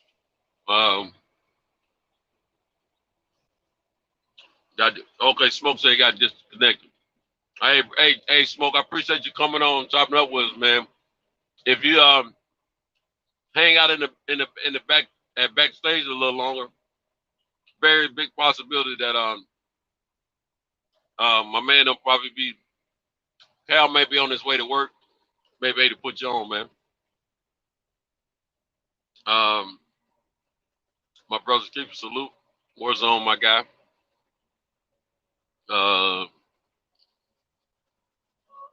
Eli Zachary talks everything. He said, bro, tonight was a rough night. Yeah, it was, man. Oh, I got green light. But yeah, we had a nice, strong panel going in the beginning, and then the fall off started happening. And usually I'd be one of them to get knocked off, and I didn't get knocked off this time by the grace of God. But who knows? I'm rolling into hostile territory where there's usually turbulence, so I don't know what's going to happen. I see Picasso's backstage, or was backstage. Cal or Cam, if either of you guys can hear my voice, if you could, check the backstage just in case there's a couple of brothers out there hanging out trying to get on. If you guys could reinstate them, that'd be great. But you'll have some strong topics. I think my man Smoke came on and added some flavor to the panel, man, which is pretty cool. I've been in a few panels with Smoke, and Smoke always brings the smoke. He loves boxing, and that's why I was telling him I know who you are, and I know you know the sport of boxing because the man knows what he's talking about. Like I said, it doesn't matter who you like. It's okay. It's okay who I like. But at the same time, I know at the end of the day, when it comes down to my man Smoke and most of the cats that enter this panel over here with us, we love boxing, period. And we want to see the best fight the best. None of our back and forth was personal. It was all about the love of the sport and what we want to see and the love we have for the fighters that we like. Not one time did we call each other out of one another's name, threaten each other, none of that. So it was good talk, man. I appreciate you coming out. Hey, Smoke, you gotta come out. You gotta come out most every night, man. I know you be all over the place in these panels, man. So I know how you do, and I know how much you love this sport. So we over here every night just by talking about these things, man. So come on over and hang out with us more frequently, bro. But I'm riding, win, lose, or draw. I'm riding with my homeboy when it come down to November 6th. I sent a shout out to my homeboy today, let him know I might be making that fight. I might come on out there to Vegas and watch that fight. Might just do the Atlanta thing and then Vegas, you know what I'm saying? I just hate fights in Vegas, but they always put a premium on the prices of the tickets. And I'm glad Smoke talked about it, and a couple of cats talked about it. C. Jones and a few others talked about it in the chat. You know, let me tell you something. Anytime Eddie Hearns is promoting a fight, those tickets are going to be more affordable here in the United States. We know what it is over in the UK. And they can say whatever they want to, but we know what it is. And I'm not mad at the UK for having less expensive fight tickets, because at the end of the day, we all work for our money. So I'm not opposed to all that. But at the same time, over here, you know, the gate, the money at the gate is always a little bit more, is always a little bit greater for a lower amount of ticket sales. And the arenas are always smaller that they choose because they know they're going to make their money. And I just try to tell some folks, it doesn't matter. It's all about the bottom line with these promoters and things of that nature. It ain't about how many tickets you sell. It's about the bottom line. When you're in that when you're in that boardroom, going over the numbers, talking about how productive and how successful a fight was, it's about it's about the bottom line. You can sell 1 million tickets, but if you don't make $1 million times 10, times 100, you ain't done nothing. So you can sell 90,000 seats or 100-some thousand seats, and you sell those tickets for X amount of dollars, and you might end up with 100,000 spectators filling seats, and you might have a revenue earnings of 25 million pounds. Then those same fighters can come over here and sell 18 to 20,000 seat arena. After giving a few tickets away, they still might make $16, $18 million just from the efforts of the gate. Now, who spent their money the best? The promoter who got a colossal size stadium, or the promoter who got a smaller arena and spent less money on reserving it versus the colossal size stadium? Then when he subtracts his costs from his gross, who thinks gonna be smiling a little bit better? Whoever spent the least amount of money, that's who, to get the people in the seats. Then, the Canelo fight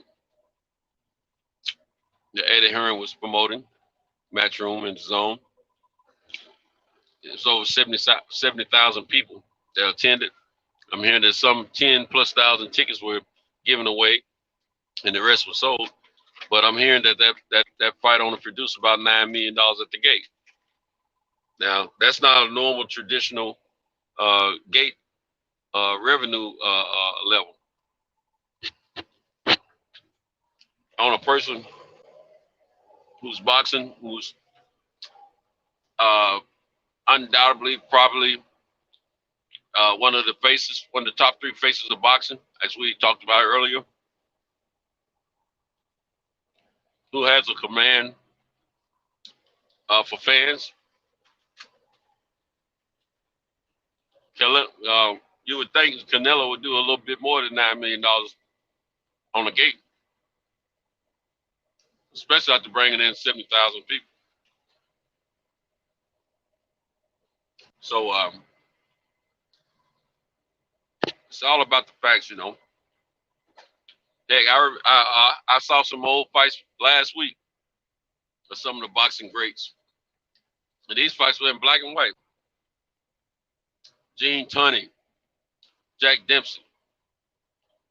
Both times they fought, they had over 125,000 people spectating, fans watching them fight live. They were doing over $2 million a gate. And we're talking about a very long time ago. $2 million back in them days, compared to nowadays, shoot, it's probably like 20 plus million. As far as the value of it. And 125 plus thousand people spectating the fight. That was a hell of a lot. So when these fans of the likes of Eddie Hearn, because Eddie does think he's bigger than the boxer sometimes. He does think he's these fighters. I mean, these fight fans are paying to come to the fights because of him. He can say what he wants to, but he does feel that way. And AJ as well. When these guys will brag about 90 or 100,000 people spectating, 80, 90,000, whatever, spectating those fights. Well, I forget what the record for a one fight here it is here in the United States, but I know it's more than 90,000. I know it's more than 80,000, whatever thousands they plan to fill in for this upcoming AJ fight pretty soon here, because I could have swore I remember I don't know if it was the first Jack Dempsey and Gene Tunney fight, or if it was the another fight Jack Dempsey was a part of, because him and Gene Tunney fought twice and they had over 125 people both times. But I know I remember years ago seeing a video. It was a historical fight with Jack Dempsey. It went in some small town. I want to think in the west, like Tulsa, Oklahoma area, or something like that, or somewhere out there in Oklahoma, Nebraska, or something. This is what I'm thinking. I could be wrong. It was a small town, but they were able to get 150-something people, 150-something thousand people to show up for the fight. And Jack Dempsey was supposed to get some astronomical amount of money. I want to say $1 million, but I could have sworn that Ali was the first to get a $1 million purse out of a fight. But Jack Dempsey supposed to get some astronomical amount of money that was unprecedented back in that day and time. And they said after the fight, he left town so quick. He had already gotten his money and everything. He didn't have to wait on no check to be cashed and all that. He got his money real quick and he was out. Said about broke the town, from what I remember seeing. I'm gonna do some research and find out more about that. But back in the day, when life was a little bit slower here in the United States, we didn't have as many things going on. We didn't have football back then. Boxing was probably the brightest shining sport that man competed in way back when. So they were able to get a bunch of spectators at these fights with no problem. So they used to always keep a big crowd at Madison Square Garden years ago. That's why they called it the Mecca of boxing. So I don't get caught up in all that about the AJ fights and all that. Bringing in a lot of people. More power to AJ. And more power to the UK. I just don't agree with some of those fans. AJ, Matchroom, Eddie Hearn, bragging about all this stuff because it ain't like they breaking the box office records on gross. And so, I mean, at the end of the day, it's all about the money when it comes down to fan expectation. That's why people complain about ticket sales, if they're up or down or not. Ticket sales low, you're getting no money. You're not getting anything return on your investment. Ticket sales up, you feel like you're getting some money. So at the end of the day, it's all about the money. And ain't a darn thing funny in the land of milk and honey. Nah, I mean, but I would love to have fights not charge more than, $25, $50 a ticket. But that ain't happening over here. Now I hear the AJ fight over there. It's supposed to be one of the more expensive tickets that they've had in some time. It's supposed to be like 100 some or a couple hundred some pounds on the high end. Is what I'm thinking I'm hearing though. So I don't know what it is on the low end. But I will say they respect the pay ability of the fans over there in the UK. I will give them that credit. But heck, I guess I can say that for over here too. They respect the pay ability of the American fan too. That's why they tell you you're gonna pay $500 for this seat, $700, $1,500, $25,000. I mean not 25,000, but 2,500, 10,000, 15,000. Yes, those are realistic numbers that I'm throwing out for certain fights here in the United States. If you want to see them live, up close and direct. Sure, they got you want to sit down there by that ring where you can get some blood splattered on you. You want to have your little VIP section. You got to pay about $15,000 at that upcoming Fury and Wilder fight. And the craziest thing about over here in the United States, the more expensive tickets are, the quicker they sell. They go away quicker than the cheaper seats. Craziest thing I ever seen in my life. But we're quick to say we don't sell fights over here. What it is, we just got a little bit more going on, and a little bit we got the love of sporting events to spread it out over here more. So we don't get a chance to see all the, on a consistent basis, all those high numbers as far as fan base.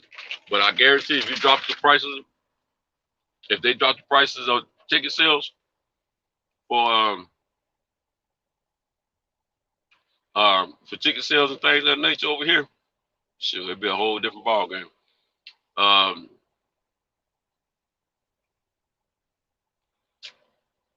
Let's see. Eli said we never got to answer the question of could Spence be a Hall of Famer without Bud? He can be. I agree with what you were saying. You or somebody was saying that if he were to fight a Canelo, let's say Canelo never lose until Earl came back, and they did make that fight happen, and him and Bud never fought. And he beat Canelo. That would solidify him a Hall of Fame position.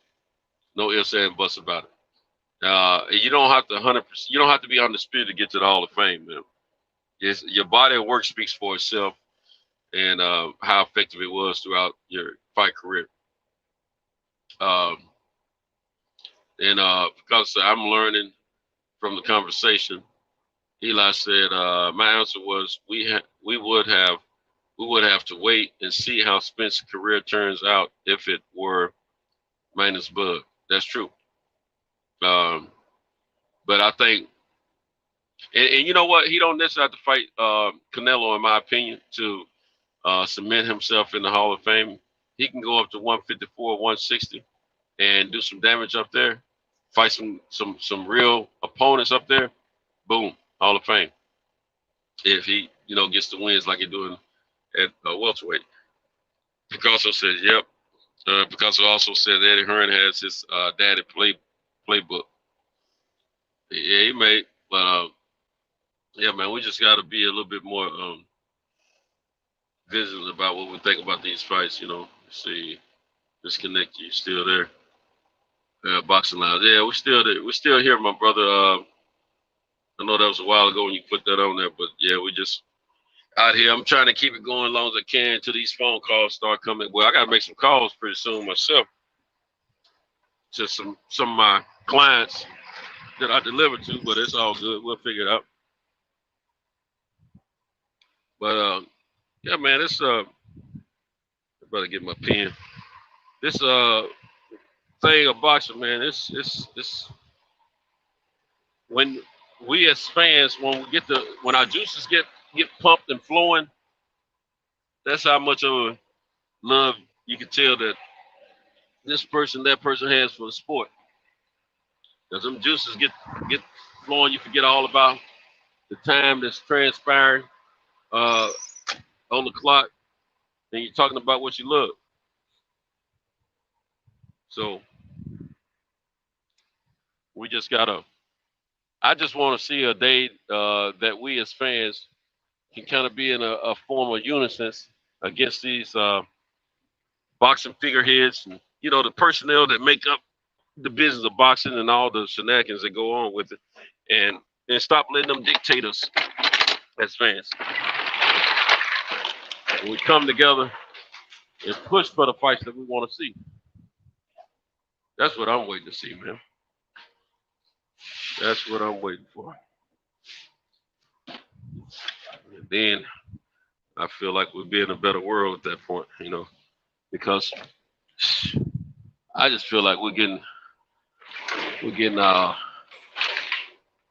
got to lunch twice. I just feel like we're getting our lunch eaten by these folks, and they still it ain't so much what the fighters are in. I'm talking about the business of boxing. They still making some good money on us and not giving us what we as fans are asking and demanding. And I think that day come that we let them know that, hey, we want what we deserve. You want us to pay, then you guys must play. I think we'll be all right from that point there,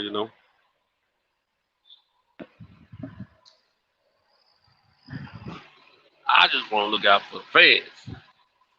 And I want the boxers to get paid all that they can get paid. I do.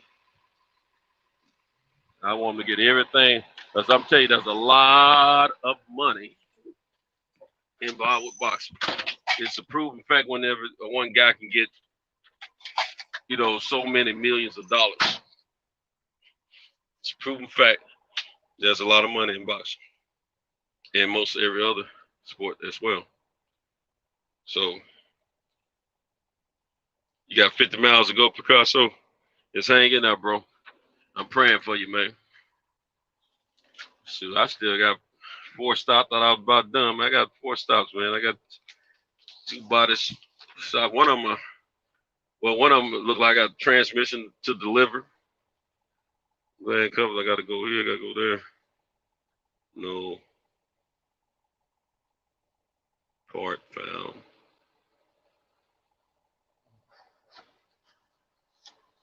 I'll stop by and get that later. Okay, I did deliver this one. I'm filling out some paperwork, guys and lady. Shout out to Patricia Shelton. She came in earlier, singing out. Today is 25th, and I went there 4 or 5, let's see. I don't know what time it was. That's good enough. I gotta go to these other 2 spots. One of them's not even on here. Okay, Eddie had 2 totes. Ella had 1 and 2. Netizens had 1. I did have 2. I had 2. 2 and 2, I think. This guy had a pallet. I had 1, didn't I? 1 and 2. CT had 1 pallet. He's had 1 and 2. Okay, about caught up now. On the paperwork, that is. But yeah, man.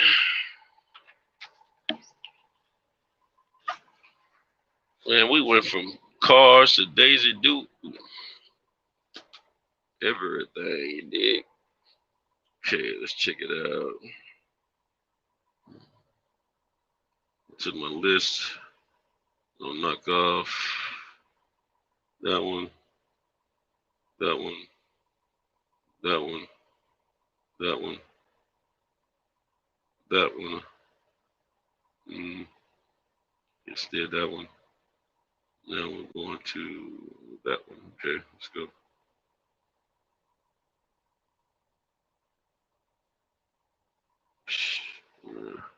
Starting route.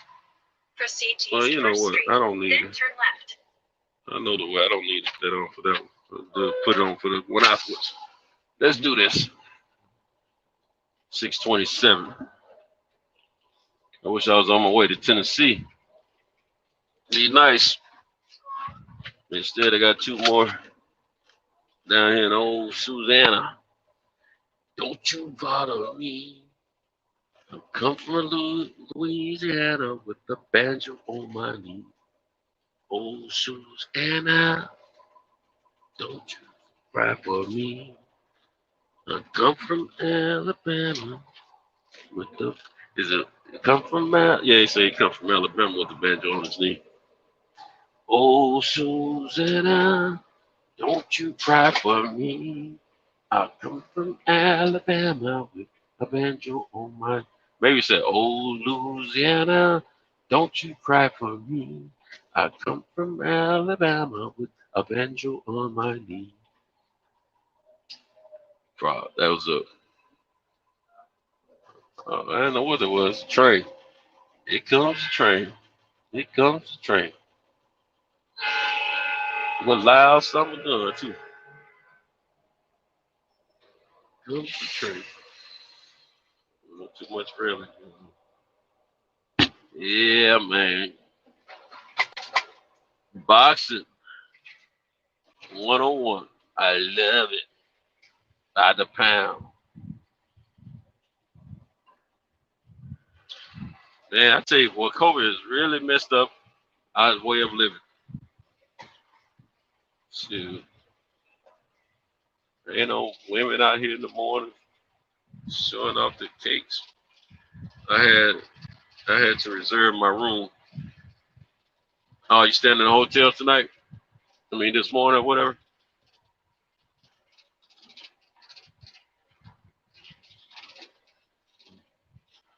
Let me know what you're speaking on, Picasso.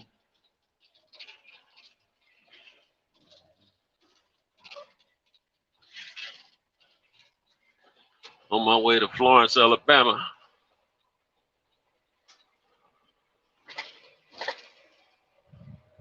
I know one thing, that Chevy store better not be that far from where I gotta go over in Florence. I'm gonna be here. Pissed to the highest of festivity. And I'm gonna tell them, look here, man. Don't send me no more stuff from no dealerships around these bars, man. Y'all ain't paying. Y'all gonna be paying me some extra, man. It's too much fuel consumption. Shoot, in time. Don't send that bull crap with me anymore. You understand me? I'm gonna have some issues. I'm going crazy. I'm going crazy. We like the homeboy shopping network around this joint.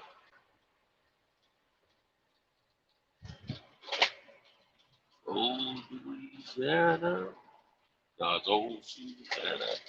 Don't you cry for me. Come from Alabama with the banjo.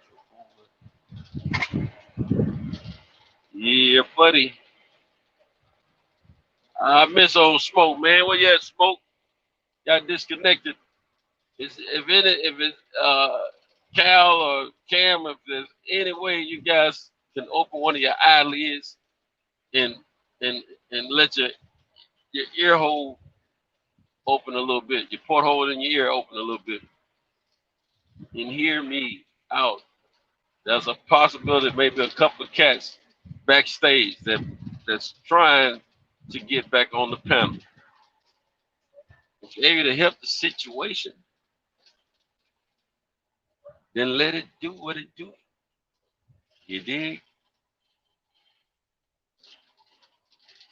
Man, oh man. Man, I remember about a year ago I was on this very route, man, and I can't remember if I was heading back to Tennessee or if I was just coming from Tennessee into this area where I'm at now. But there was this French chick used to be on Instagram. And She be up talking about who's up with me and all that. So I started chatting with her one night. She was cool. I actually chatted with her a few times. She was all right. She had a decent little figure on. She wasn't no little teenager or nothing, but she had a decent little figure on. The fact she speak all that French made her more interesting. You dig? And then her accent, when she was speaking English, you know how that is. You know what it is, man. You know what it is. As my boy Marlon Wayans say, Marlon Wayans has a stand-up right now. If you guys hadn't seen it on HBO, or it might be on strictly on HBO Max. But anyway, it's called "You Know What It Is." Check it out, man. Probably like it. I think he used a little caution in some aspect, but he did something that I don't think I have the guts nor the talent to pull off myself. I don't know what his net worth is. I need to look that up. He keeps talking about how he did a movie, which he did. I remember they were talking about it back when he did it, but he did a movie. I forget the name of it. He did for about $1 million or something like that, and it made hundreds of millions. Low budget turned into a nice little profit. You know what I'm saying?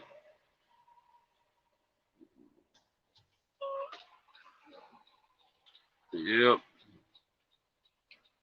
I need to research that. Yeah, and he said he doing so well, he ended up taking a yacht or a boat or whatever. I don't know if it's how big of a boat it was for him and his partner. They went out on the ocean. They were several miles away from land, from anything close. They had some freaks on there with him. Got his freak on, and paparazzi got photos of it, and they put it in the in the news and everything. Before he can get back to land good, he started getting hits on his cell phone about it. They had already, publicized the photos that they took. And saying that he was all up on this chick, may not be his kids' moms. Anyway, that show he had, that sitcom he had a few years ago, where him and the mother was split up, and he come over, spend time with the kids and stuff like that. She left him very much involved in the kids' lives and all that.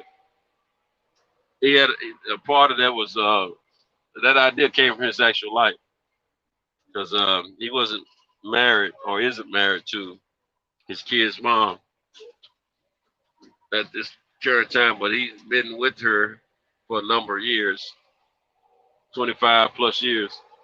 And the kids, they're already, young adults. But he was always allowed to be a father to them and things of that nature. And from what I could tell from his comedic conversation, they have a decent relationship still to this day. To this day. He did. So shout outs to Marlon Wayans for still being in his kids' lives, being a father and things of that nature, what have you. But sometimes you got what you saying, Picasso? You got you say so you had to get your room. You're in Mercedes, Texas. Lots of girls. Oh, whoa. Yeah, that's what I need to be there. Lots of females out in Mercedes, Texas, huh? I need to investigate the situation. Oh, this freaking light. Hey, with these little local town lights be catching them, brother. When they get on the little road, you know what I mean? That's that bull crap.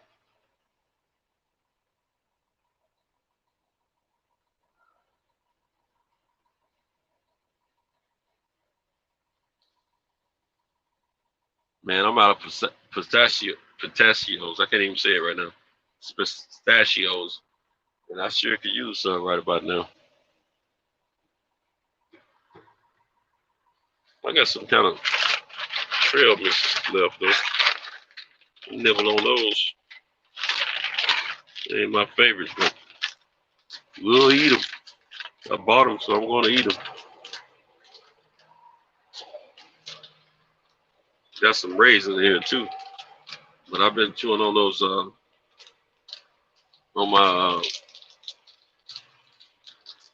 my craisins, which is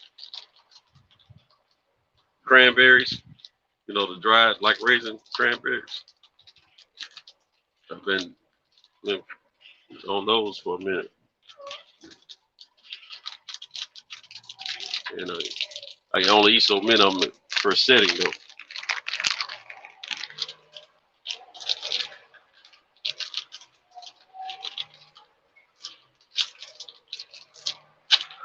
There we go. Got it. Yeah, that's cool.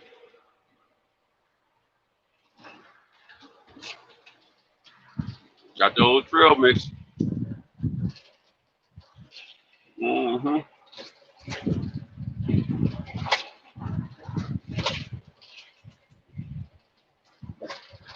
Making my day. Oh, stupid. Okay. Thank you for alarming me instead of ticketing me. I was still trying to get through this junk. But shoot, it ain't even 7 a.m. yet. And we gotta go slow through here. The lights ain't even on, man. Come on, police officer. It ain't even 7 a.m., man. I should have ignored you. But I'm gonna be good. I'll be good. When you show up, I'll be good. When you leave, I'll be violating.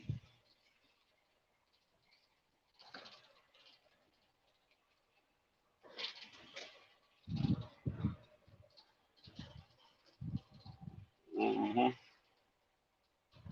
Oh, copper. Slow my roll, man.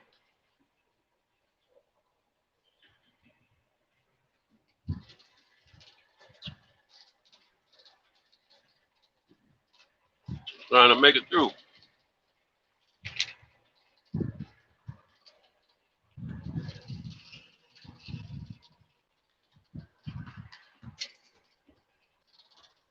Oh, nutted.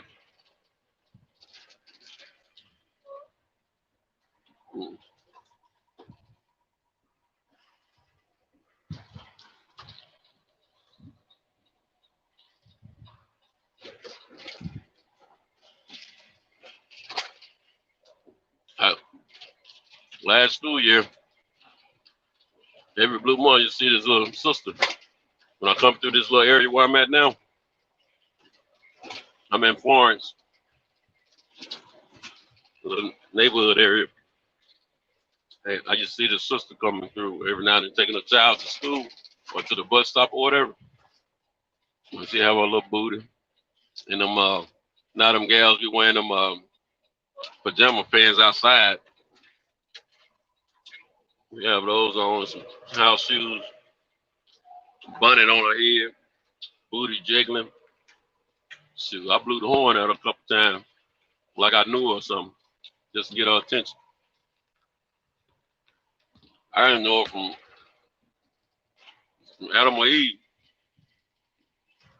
but I knew that booty when I saw it, dog. Yes, indeed.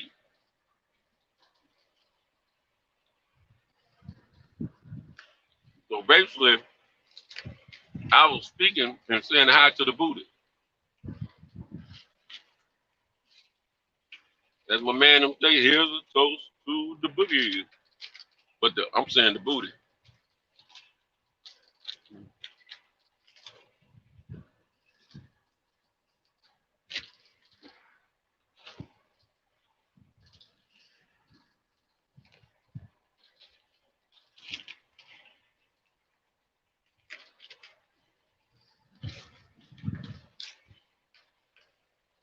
Mm-hmm.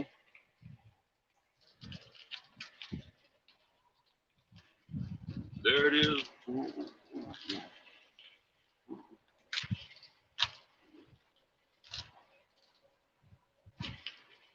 I have a little trouble with my trail mix bag.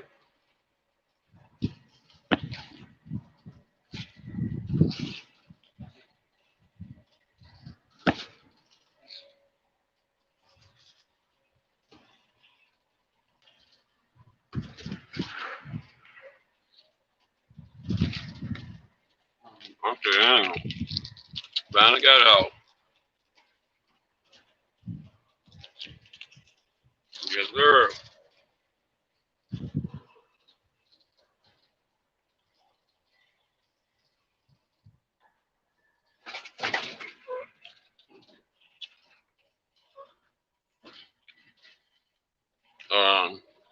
I'm going to do a thorough investigation at the outlet in Chili's. Got their traps out. I heard up.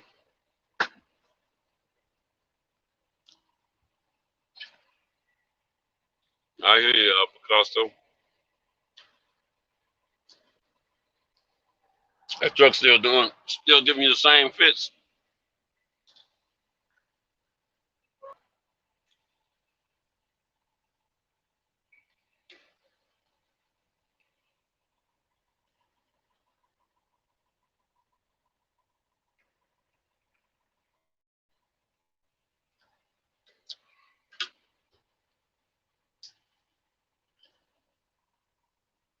Man, I could have made some decent time to my Lawrenceburg stop. Could have been there before they opened, or right after they opened. One of those. It is what it is. You know what it is.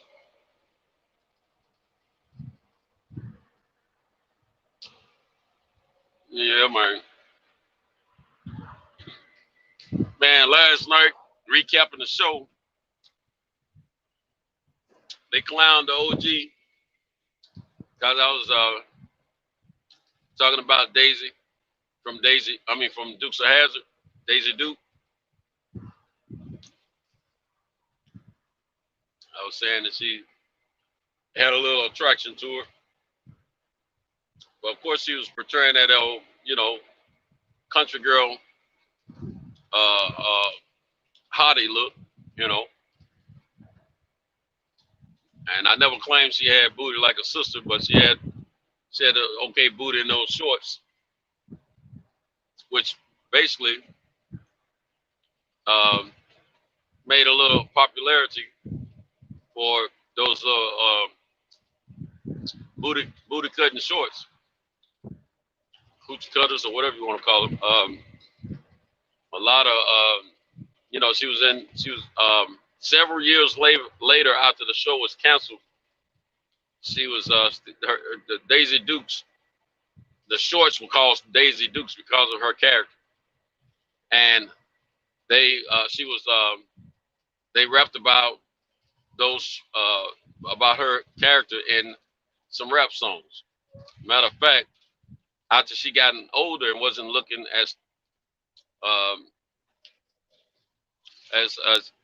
appealing as she once looked when she was in the show when she was younger, they still brought her. She had some cameos in some videos, just because of what she represented on the show. And some of my young brothers wasn't feeling what I was talking about, but it was real, and that's what was going on during that time. Now, I was also saying that it's a known fact that white chicks white chicks were known strictly for flat rectums back in the day. Very few, you might have had 1% or this fool here in the way, man.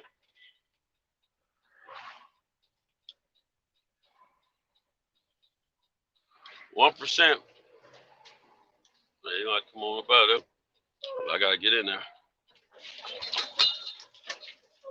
1% of them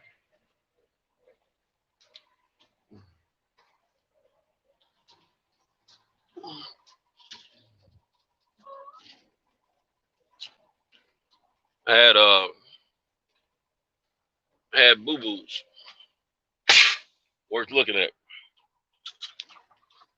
But after Daisy Duke made a splash, they started recognize the fact that men like women with a little cushion on the booty area.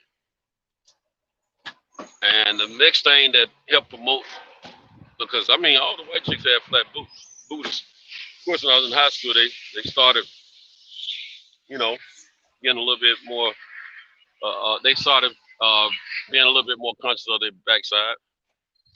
And then the thing that really took it over the edge to where you young cats get to enjoy these white chicks with butts on them now, because right now it's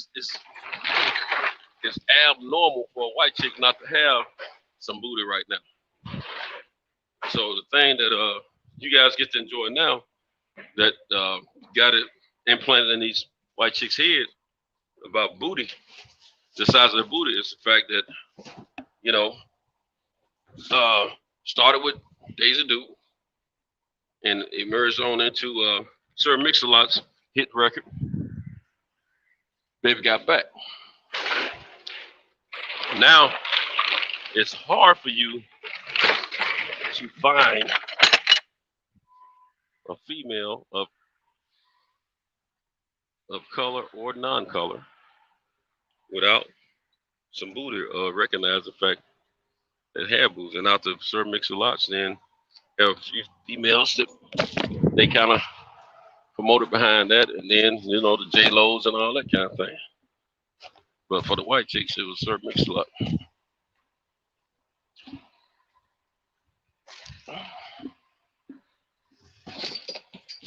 So, yes, y'all can talk bad about Daisy if you want to, but Daisy got something started for you guys to enjoy. What you guys get to enjoy today when you see these white chicks out there, Daisy had a lot to do with her image and her character, that is. Trust me.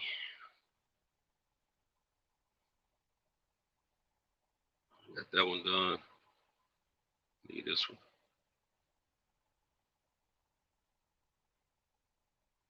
$11 minutes. Starting route. Proceed to Cloverdale Road. Go back to the road. Okay. Turn right. I was hoping it was back that way. Good.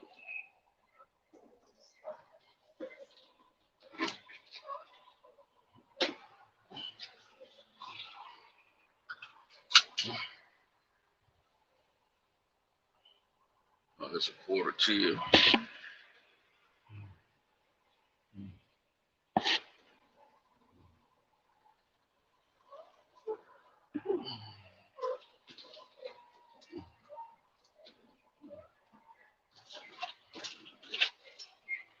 Turn right. 1.7 miles. Turn left to Cook Street Parkway.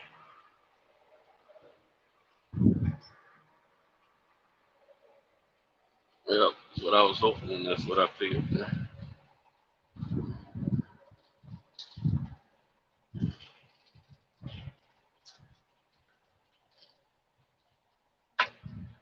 Yeah, we also had some conversations about, you know, vintage cars, you know, the muscle cars back in the day, American-made muscle cars. The Dodge Charger and the Challenger, those are some of the cars that were being talked about. And the General Lee, which was the name of the car that the guys drove, that was talked about as well. And of course, Cal, he said, and a few other guys didn't like the fact of that car because the name represented, and it had a Confederate flag on that represented, you know, opposition to slavery, which I totally understand. I get, and like I said, when I became of age and understood all that, I opposed that same sentiment. But at the same time, as a kid watching that show, it was a very popular show among boys and girls. Turn left. Oh yeah, and the car didn't exemplify racism or slavery at the time. It represented speed, stunts, adventure. That's what it represented for us as kids. You know, we saw the car, they were running from the police. We saw the car jumping over ramps and the car making all kind of nice little braking maneuvers, you know, sliding and drifting and, you know, all that stuff, you know, stuff you like to see, you know, in a speedy car. And so it was one of those situations that I understand in the long run what it ultimately meant to society. But now, would I own one of those cars? Yes, I would. Would I have it dressed up the same way as General Lee? No, I wouldn't. For out of respect for my culture and knowing what that name General Lee meant to my culture. Now, like I was telling the guys earlier, or was attempting to tell the guys earlier, the area in which I live right outside of Nashville, a small town called Smyrna, Tennessee. In Smyrna, Tennessee, a good portion of Smyrna, Tennessee was owned by General Robert E. Lee, which he was a Confederate general. He also was the namesake in which the car was named after. Now, also, we have to understand the movie. Well, it wasn't a movie; it was a program that came on syndication that came on weekly. It was said to be representing. I mean, it was supposed to be taking the stories from and talking about the Hazard County. That's why I call it the Dukes of Hazzard. It was Hazard County, which I'm not sure which city that is, but it's Hazard County of Kentucky. Okay, not even Tennessee, Kentucky. And so it's a little small country town. So you can just say little small country town USA is what it represented. My brother Cal said, man, they didn't even have any black folks on that program. No, they didn't. And we didn't expect them to have any when we were growing up because it was Hazard County, Kentucky, which was small country town USA. And we didn't expect for any black people to be in the program. He's right. There wasn't any on a normal basis, and we didn't see it. But there was no real need for a black person to be in that program because of the fact of the setting and everything. Now, back to what I was speaking of with General Robert E. Yeah, he owned a bunch of land. Oh, crap. I got to turn off. I didn't see that happen. Let me get over there. Yeah, he owns a bunch of land. I mean, he did own a bunch in the locality where I live now. And he has a lot of descendants in that area. And a lot of them own portions of the land here and there in that area. And they still own a great deal of land. Is this? No. They still own a great portion of that little town that I live in, and they've sold off a great portion of land as well. And so take a slight right turn. He left his and that's his descendants are doing okay because it's sitting on, you know, acres and acres of land. So what I'm getting at also is that's what we need to understand and learn how important it is to own real estate or land, period, in this country, because with land and real estate, you can take care of your family generations to come. You know, you can get them opportunities with that stuff, you know, that ownership. I'm hoping, by the grace of God, I pay my real estate off within, you know, 7 to 8 years from today.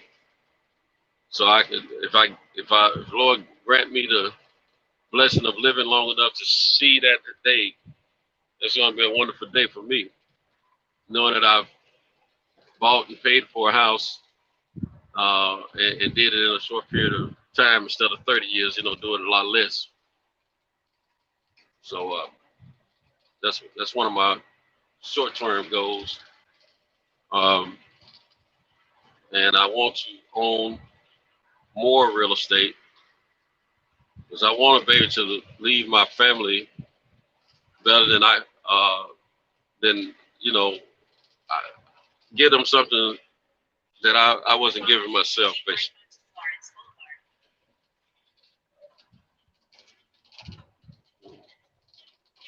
And that'll be cool.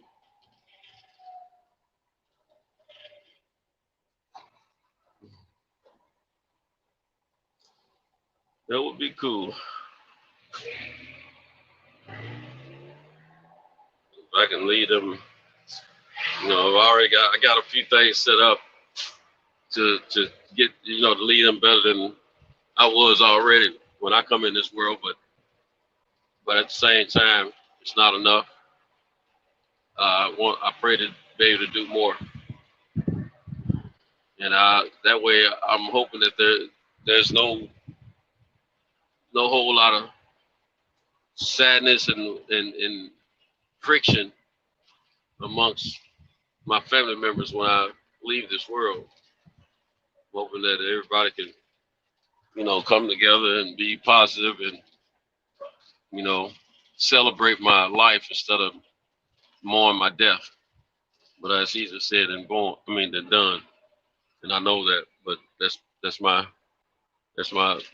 prayer and my hope. So we'll see. I must be down here on this end. Up the strip. But yeah, man. Still down here. Still down here in old Alabama.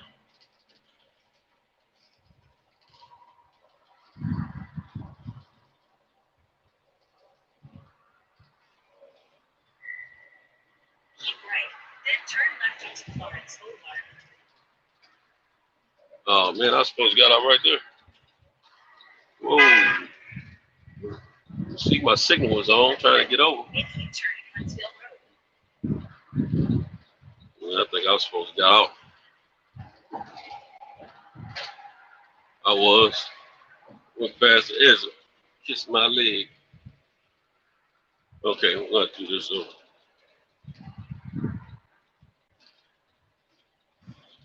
I'm about to turn this bad boy around when I get down here. Wrong truck.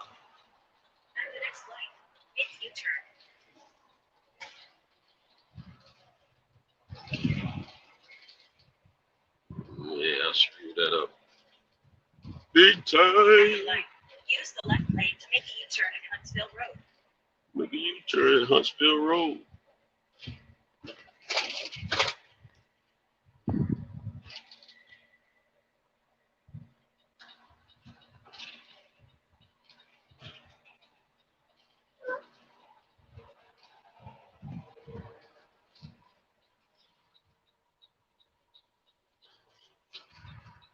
Make a U-turn. I heard you, ho. I mean, sorry about that. It slipped. It slipped. Invest everywhere. Yes, indeed. 15 miles ago, Queen Elizabeth still owns land in New Mexico. Whoa, I didn't know that. Jelly Bean 4280. What's up, my brother? Salute. A tribe in Africa, they fatten the women up, probably so the colonizers wouldn't take her. Daisy Duke didn't bulge out the back. No, it wasn't what you know. You gotta remember they were coming off the ironing board portion of the booties back then. For every 10 white chicks you saw back in those days, 8 of them had flat booties. Now for every 10 white chick you see, 3 of them have flat booties. So you know, it's the opposite now. You know, 80% were flat back in the day. Now 70% have some booty. So it's a different day, a different time. You know, it don't say no U-turn, so I'm taking me a U, like it told me.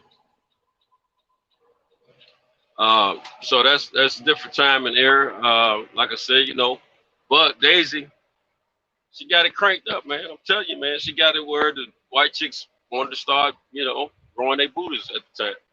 They started growing a little bit at a time. Shoot, I saw the effects in high school. White girls, hey, you know, I went from wanting to touch one out of every 8 or 9 to wanting to touch in high school probably 3 out of every 10. You know, it's probably one to 2 out of 10, and then it went to, you know, it might have been 3 or 4 out of 10 that had started having booties.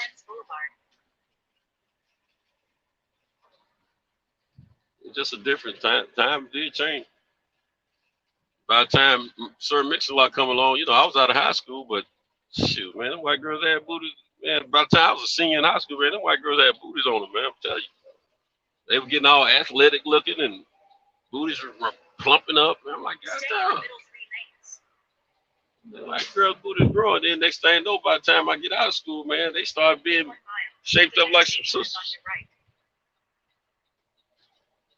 Well, I said, my Lord. White girl gonna get all y'all brothers. They come around here with these nice bodies.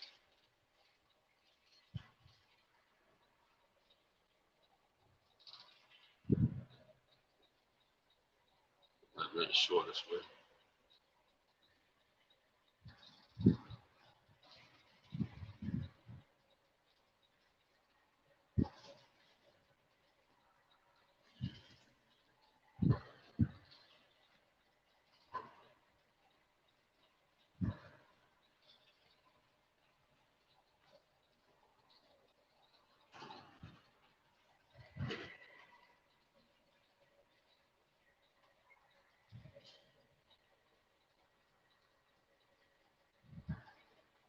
When I was a cute, pretty little boy,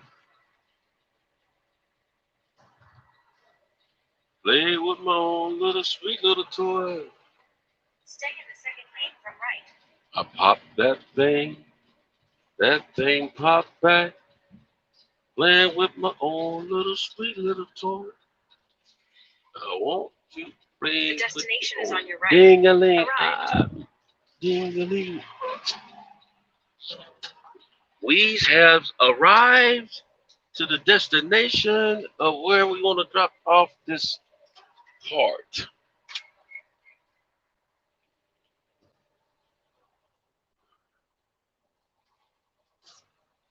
Drop this joint off. I ain't doing no special tricks. Y'all do what you need to do. Get it? Serve them parts. This is where they go right back here.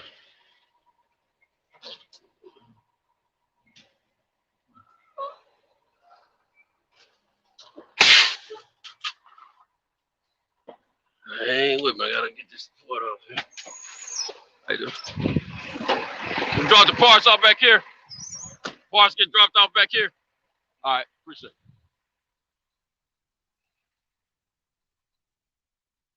Yeah, man, I'm at this Chevy store, man. I gotta deliver this transformation. Not transmission, but transformation. Is it me or older white women wrinkling faster? No, they always wrinkled, man. They always wrinkled. That's a trait. Why you think? See what is that's why they've been using Botox for years, man. Trying not to wrinkle. But see, it's we have I don't know what it is, but we have a little bit longer lasting texture and protection in our skin. That's a genetic thing, man. You know, the old saying, black don't crack, it's part of it, bro. We could you know, back when they were trying to retail us out, back when they were retailing us out, you know, the men folk, they would shave all of our hair off. You see how in the fight this past weekend, Ugas, he cut all his hair off his head, his eyebrows, his facial hair, all that. That's what they used to do to us back in the day, and then they would put all that palm oil on us because we'll still look young. And they would try to sell us for the highest amount of money possible. Because they couldn't tell if we were old or young at that point. They shave all the private parts off and everything. Oh, you gonna brand me premium money? I got to make sure you look the part. You know, they were selling us like we were used cars or something back in the day. It's crazy. That's what it was. That's what it was.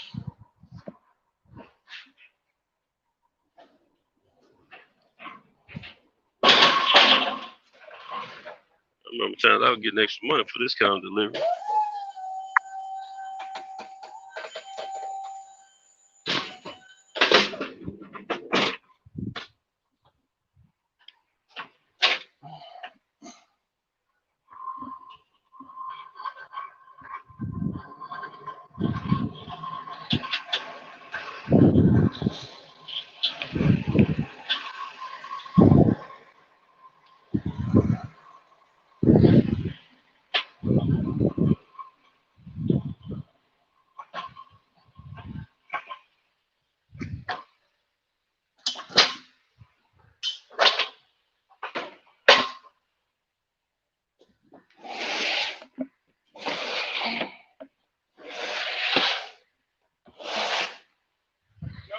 Yeah.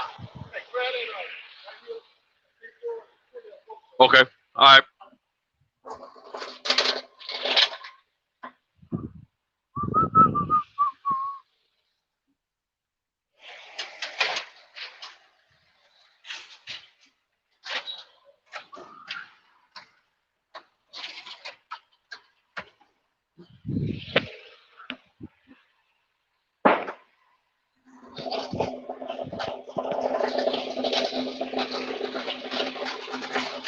Yeah.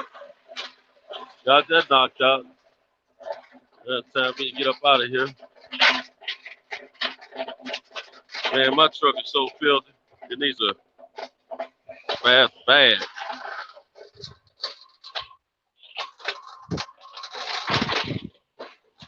Everything needs to be washed. Got some in my eye too. Letting that door down.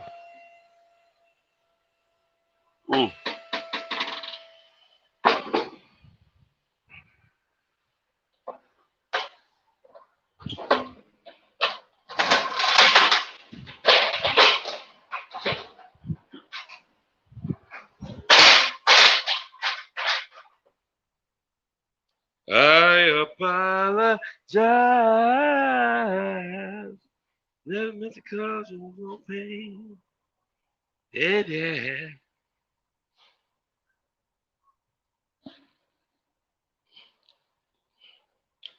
Yeah, boy. Well, I guess it's about time for me to end the party. It don't seem like anybody's gonna be getting on the panel or too much going on in the chat outside of my brother Picasso, but I gotta get ready to start. I can't keep it going by myself because I gotta get off the panel for a minute, make some calls. So we'll have to reconvene at another time. Yeah. There we go.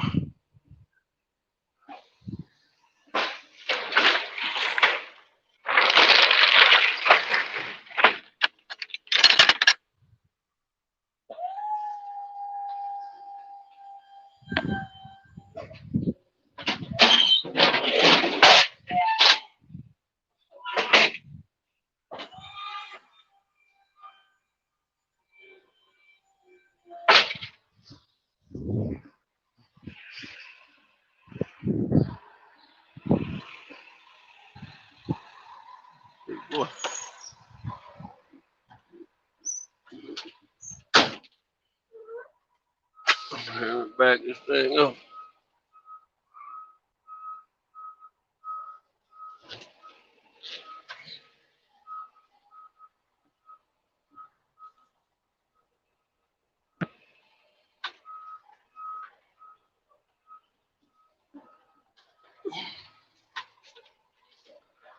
Back that thing up. Run this thing out. That's my last stop in old Tennessee. I mean, old Alabama. Now I'm on my way to Tennessee. Tennessee. Shoot, these guys are starving at this car lot right here. Shoot, they don't hardly have any inventory. It look like y'all starving out here. Well, they're starving artists.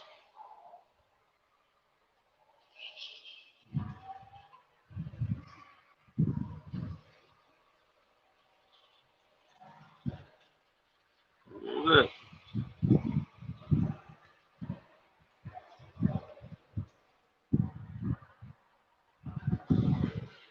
Drew Titan on at 8:30. I might fall asleep.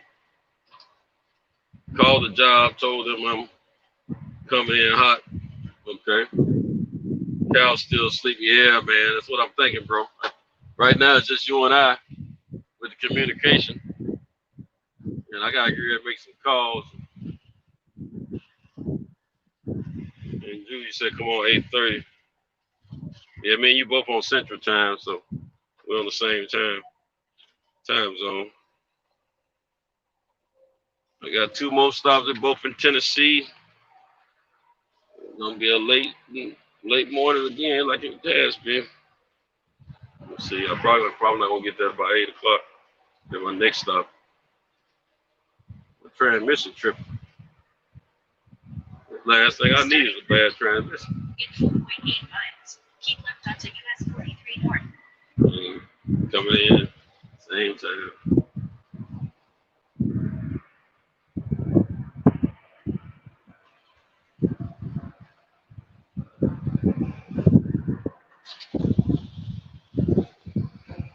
Yeah, same time. Almost 8 o'clock when I get to the next stop. And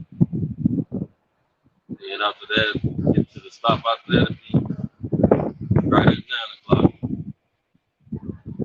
Then I'll be taking it on in.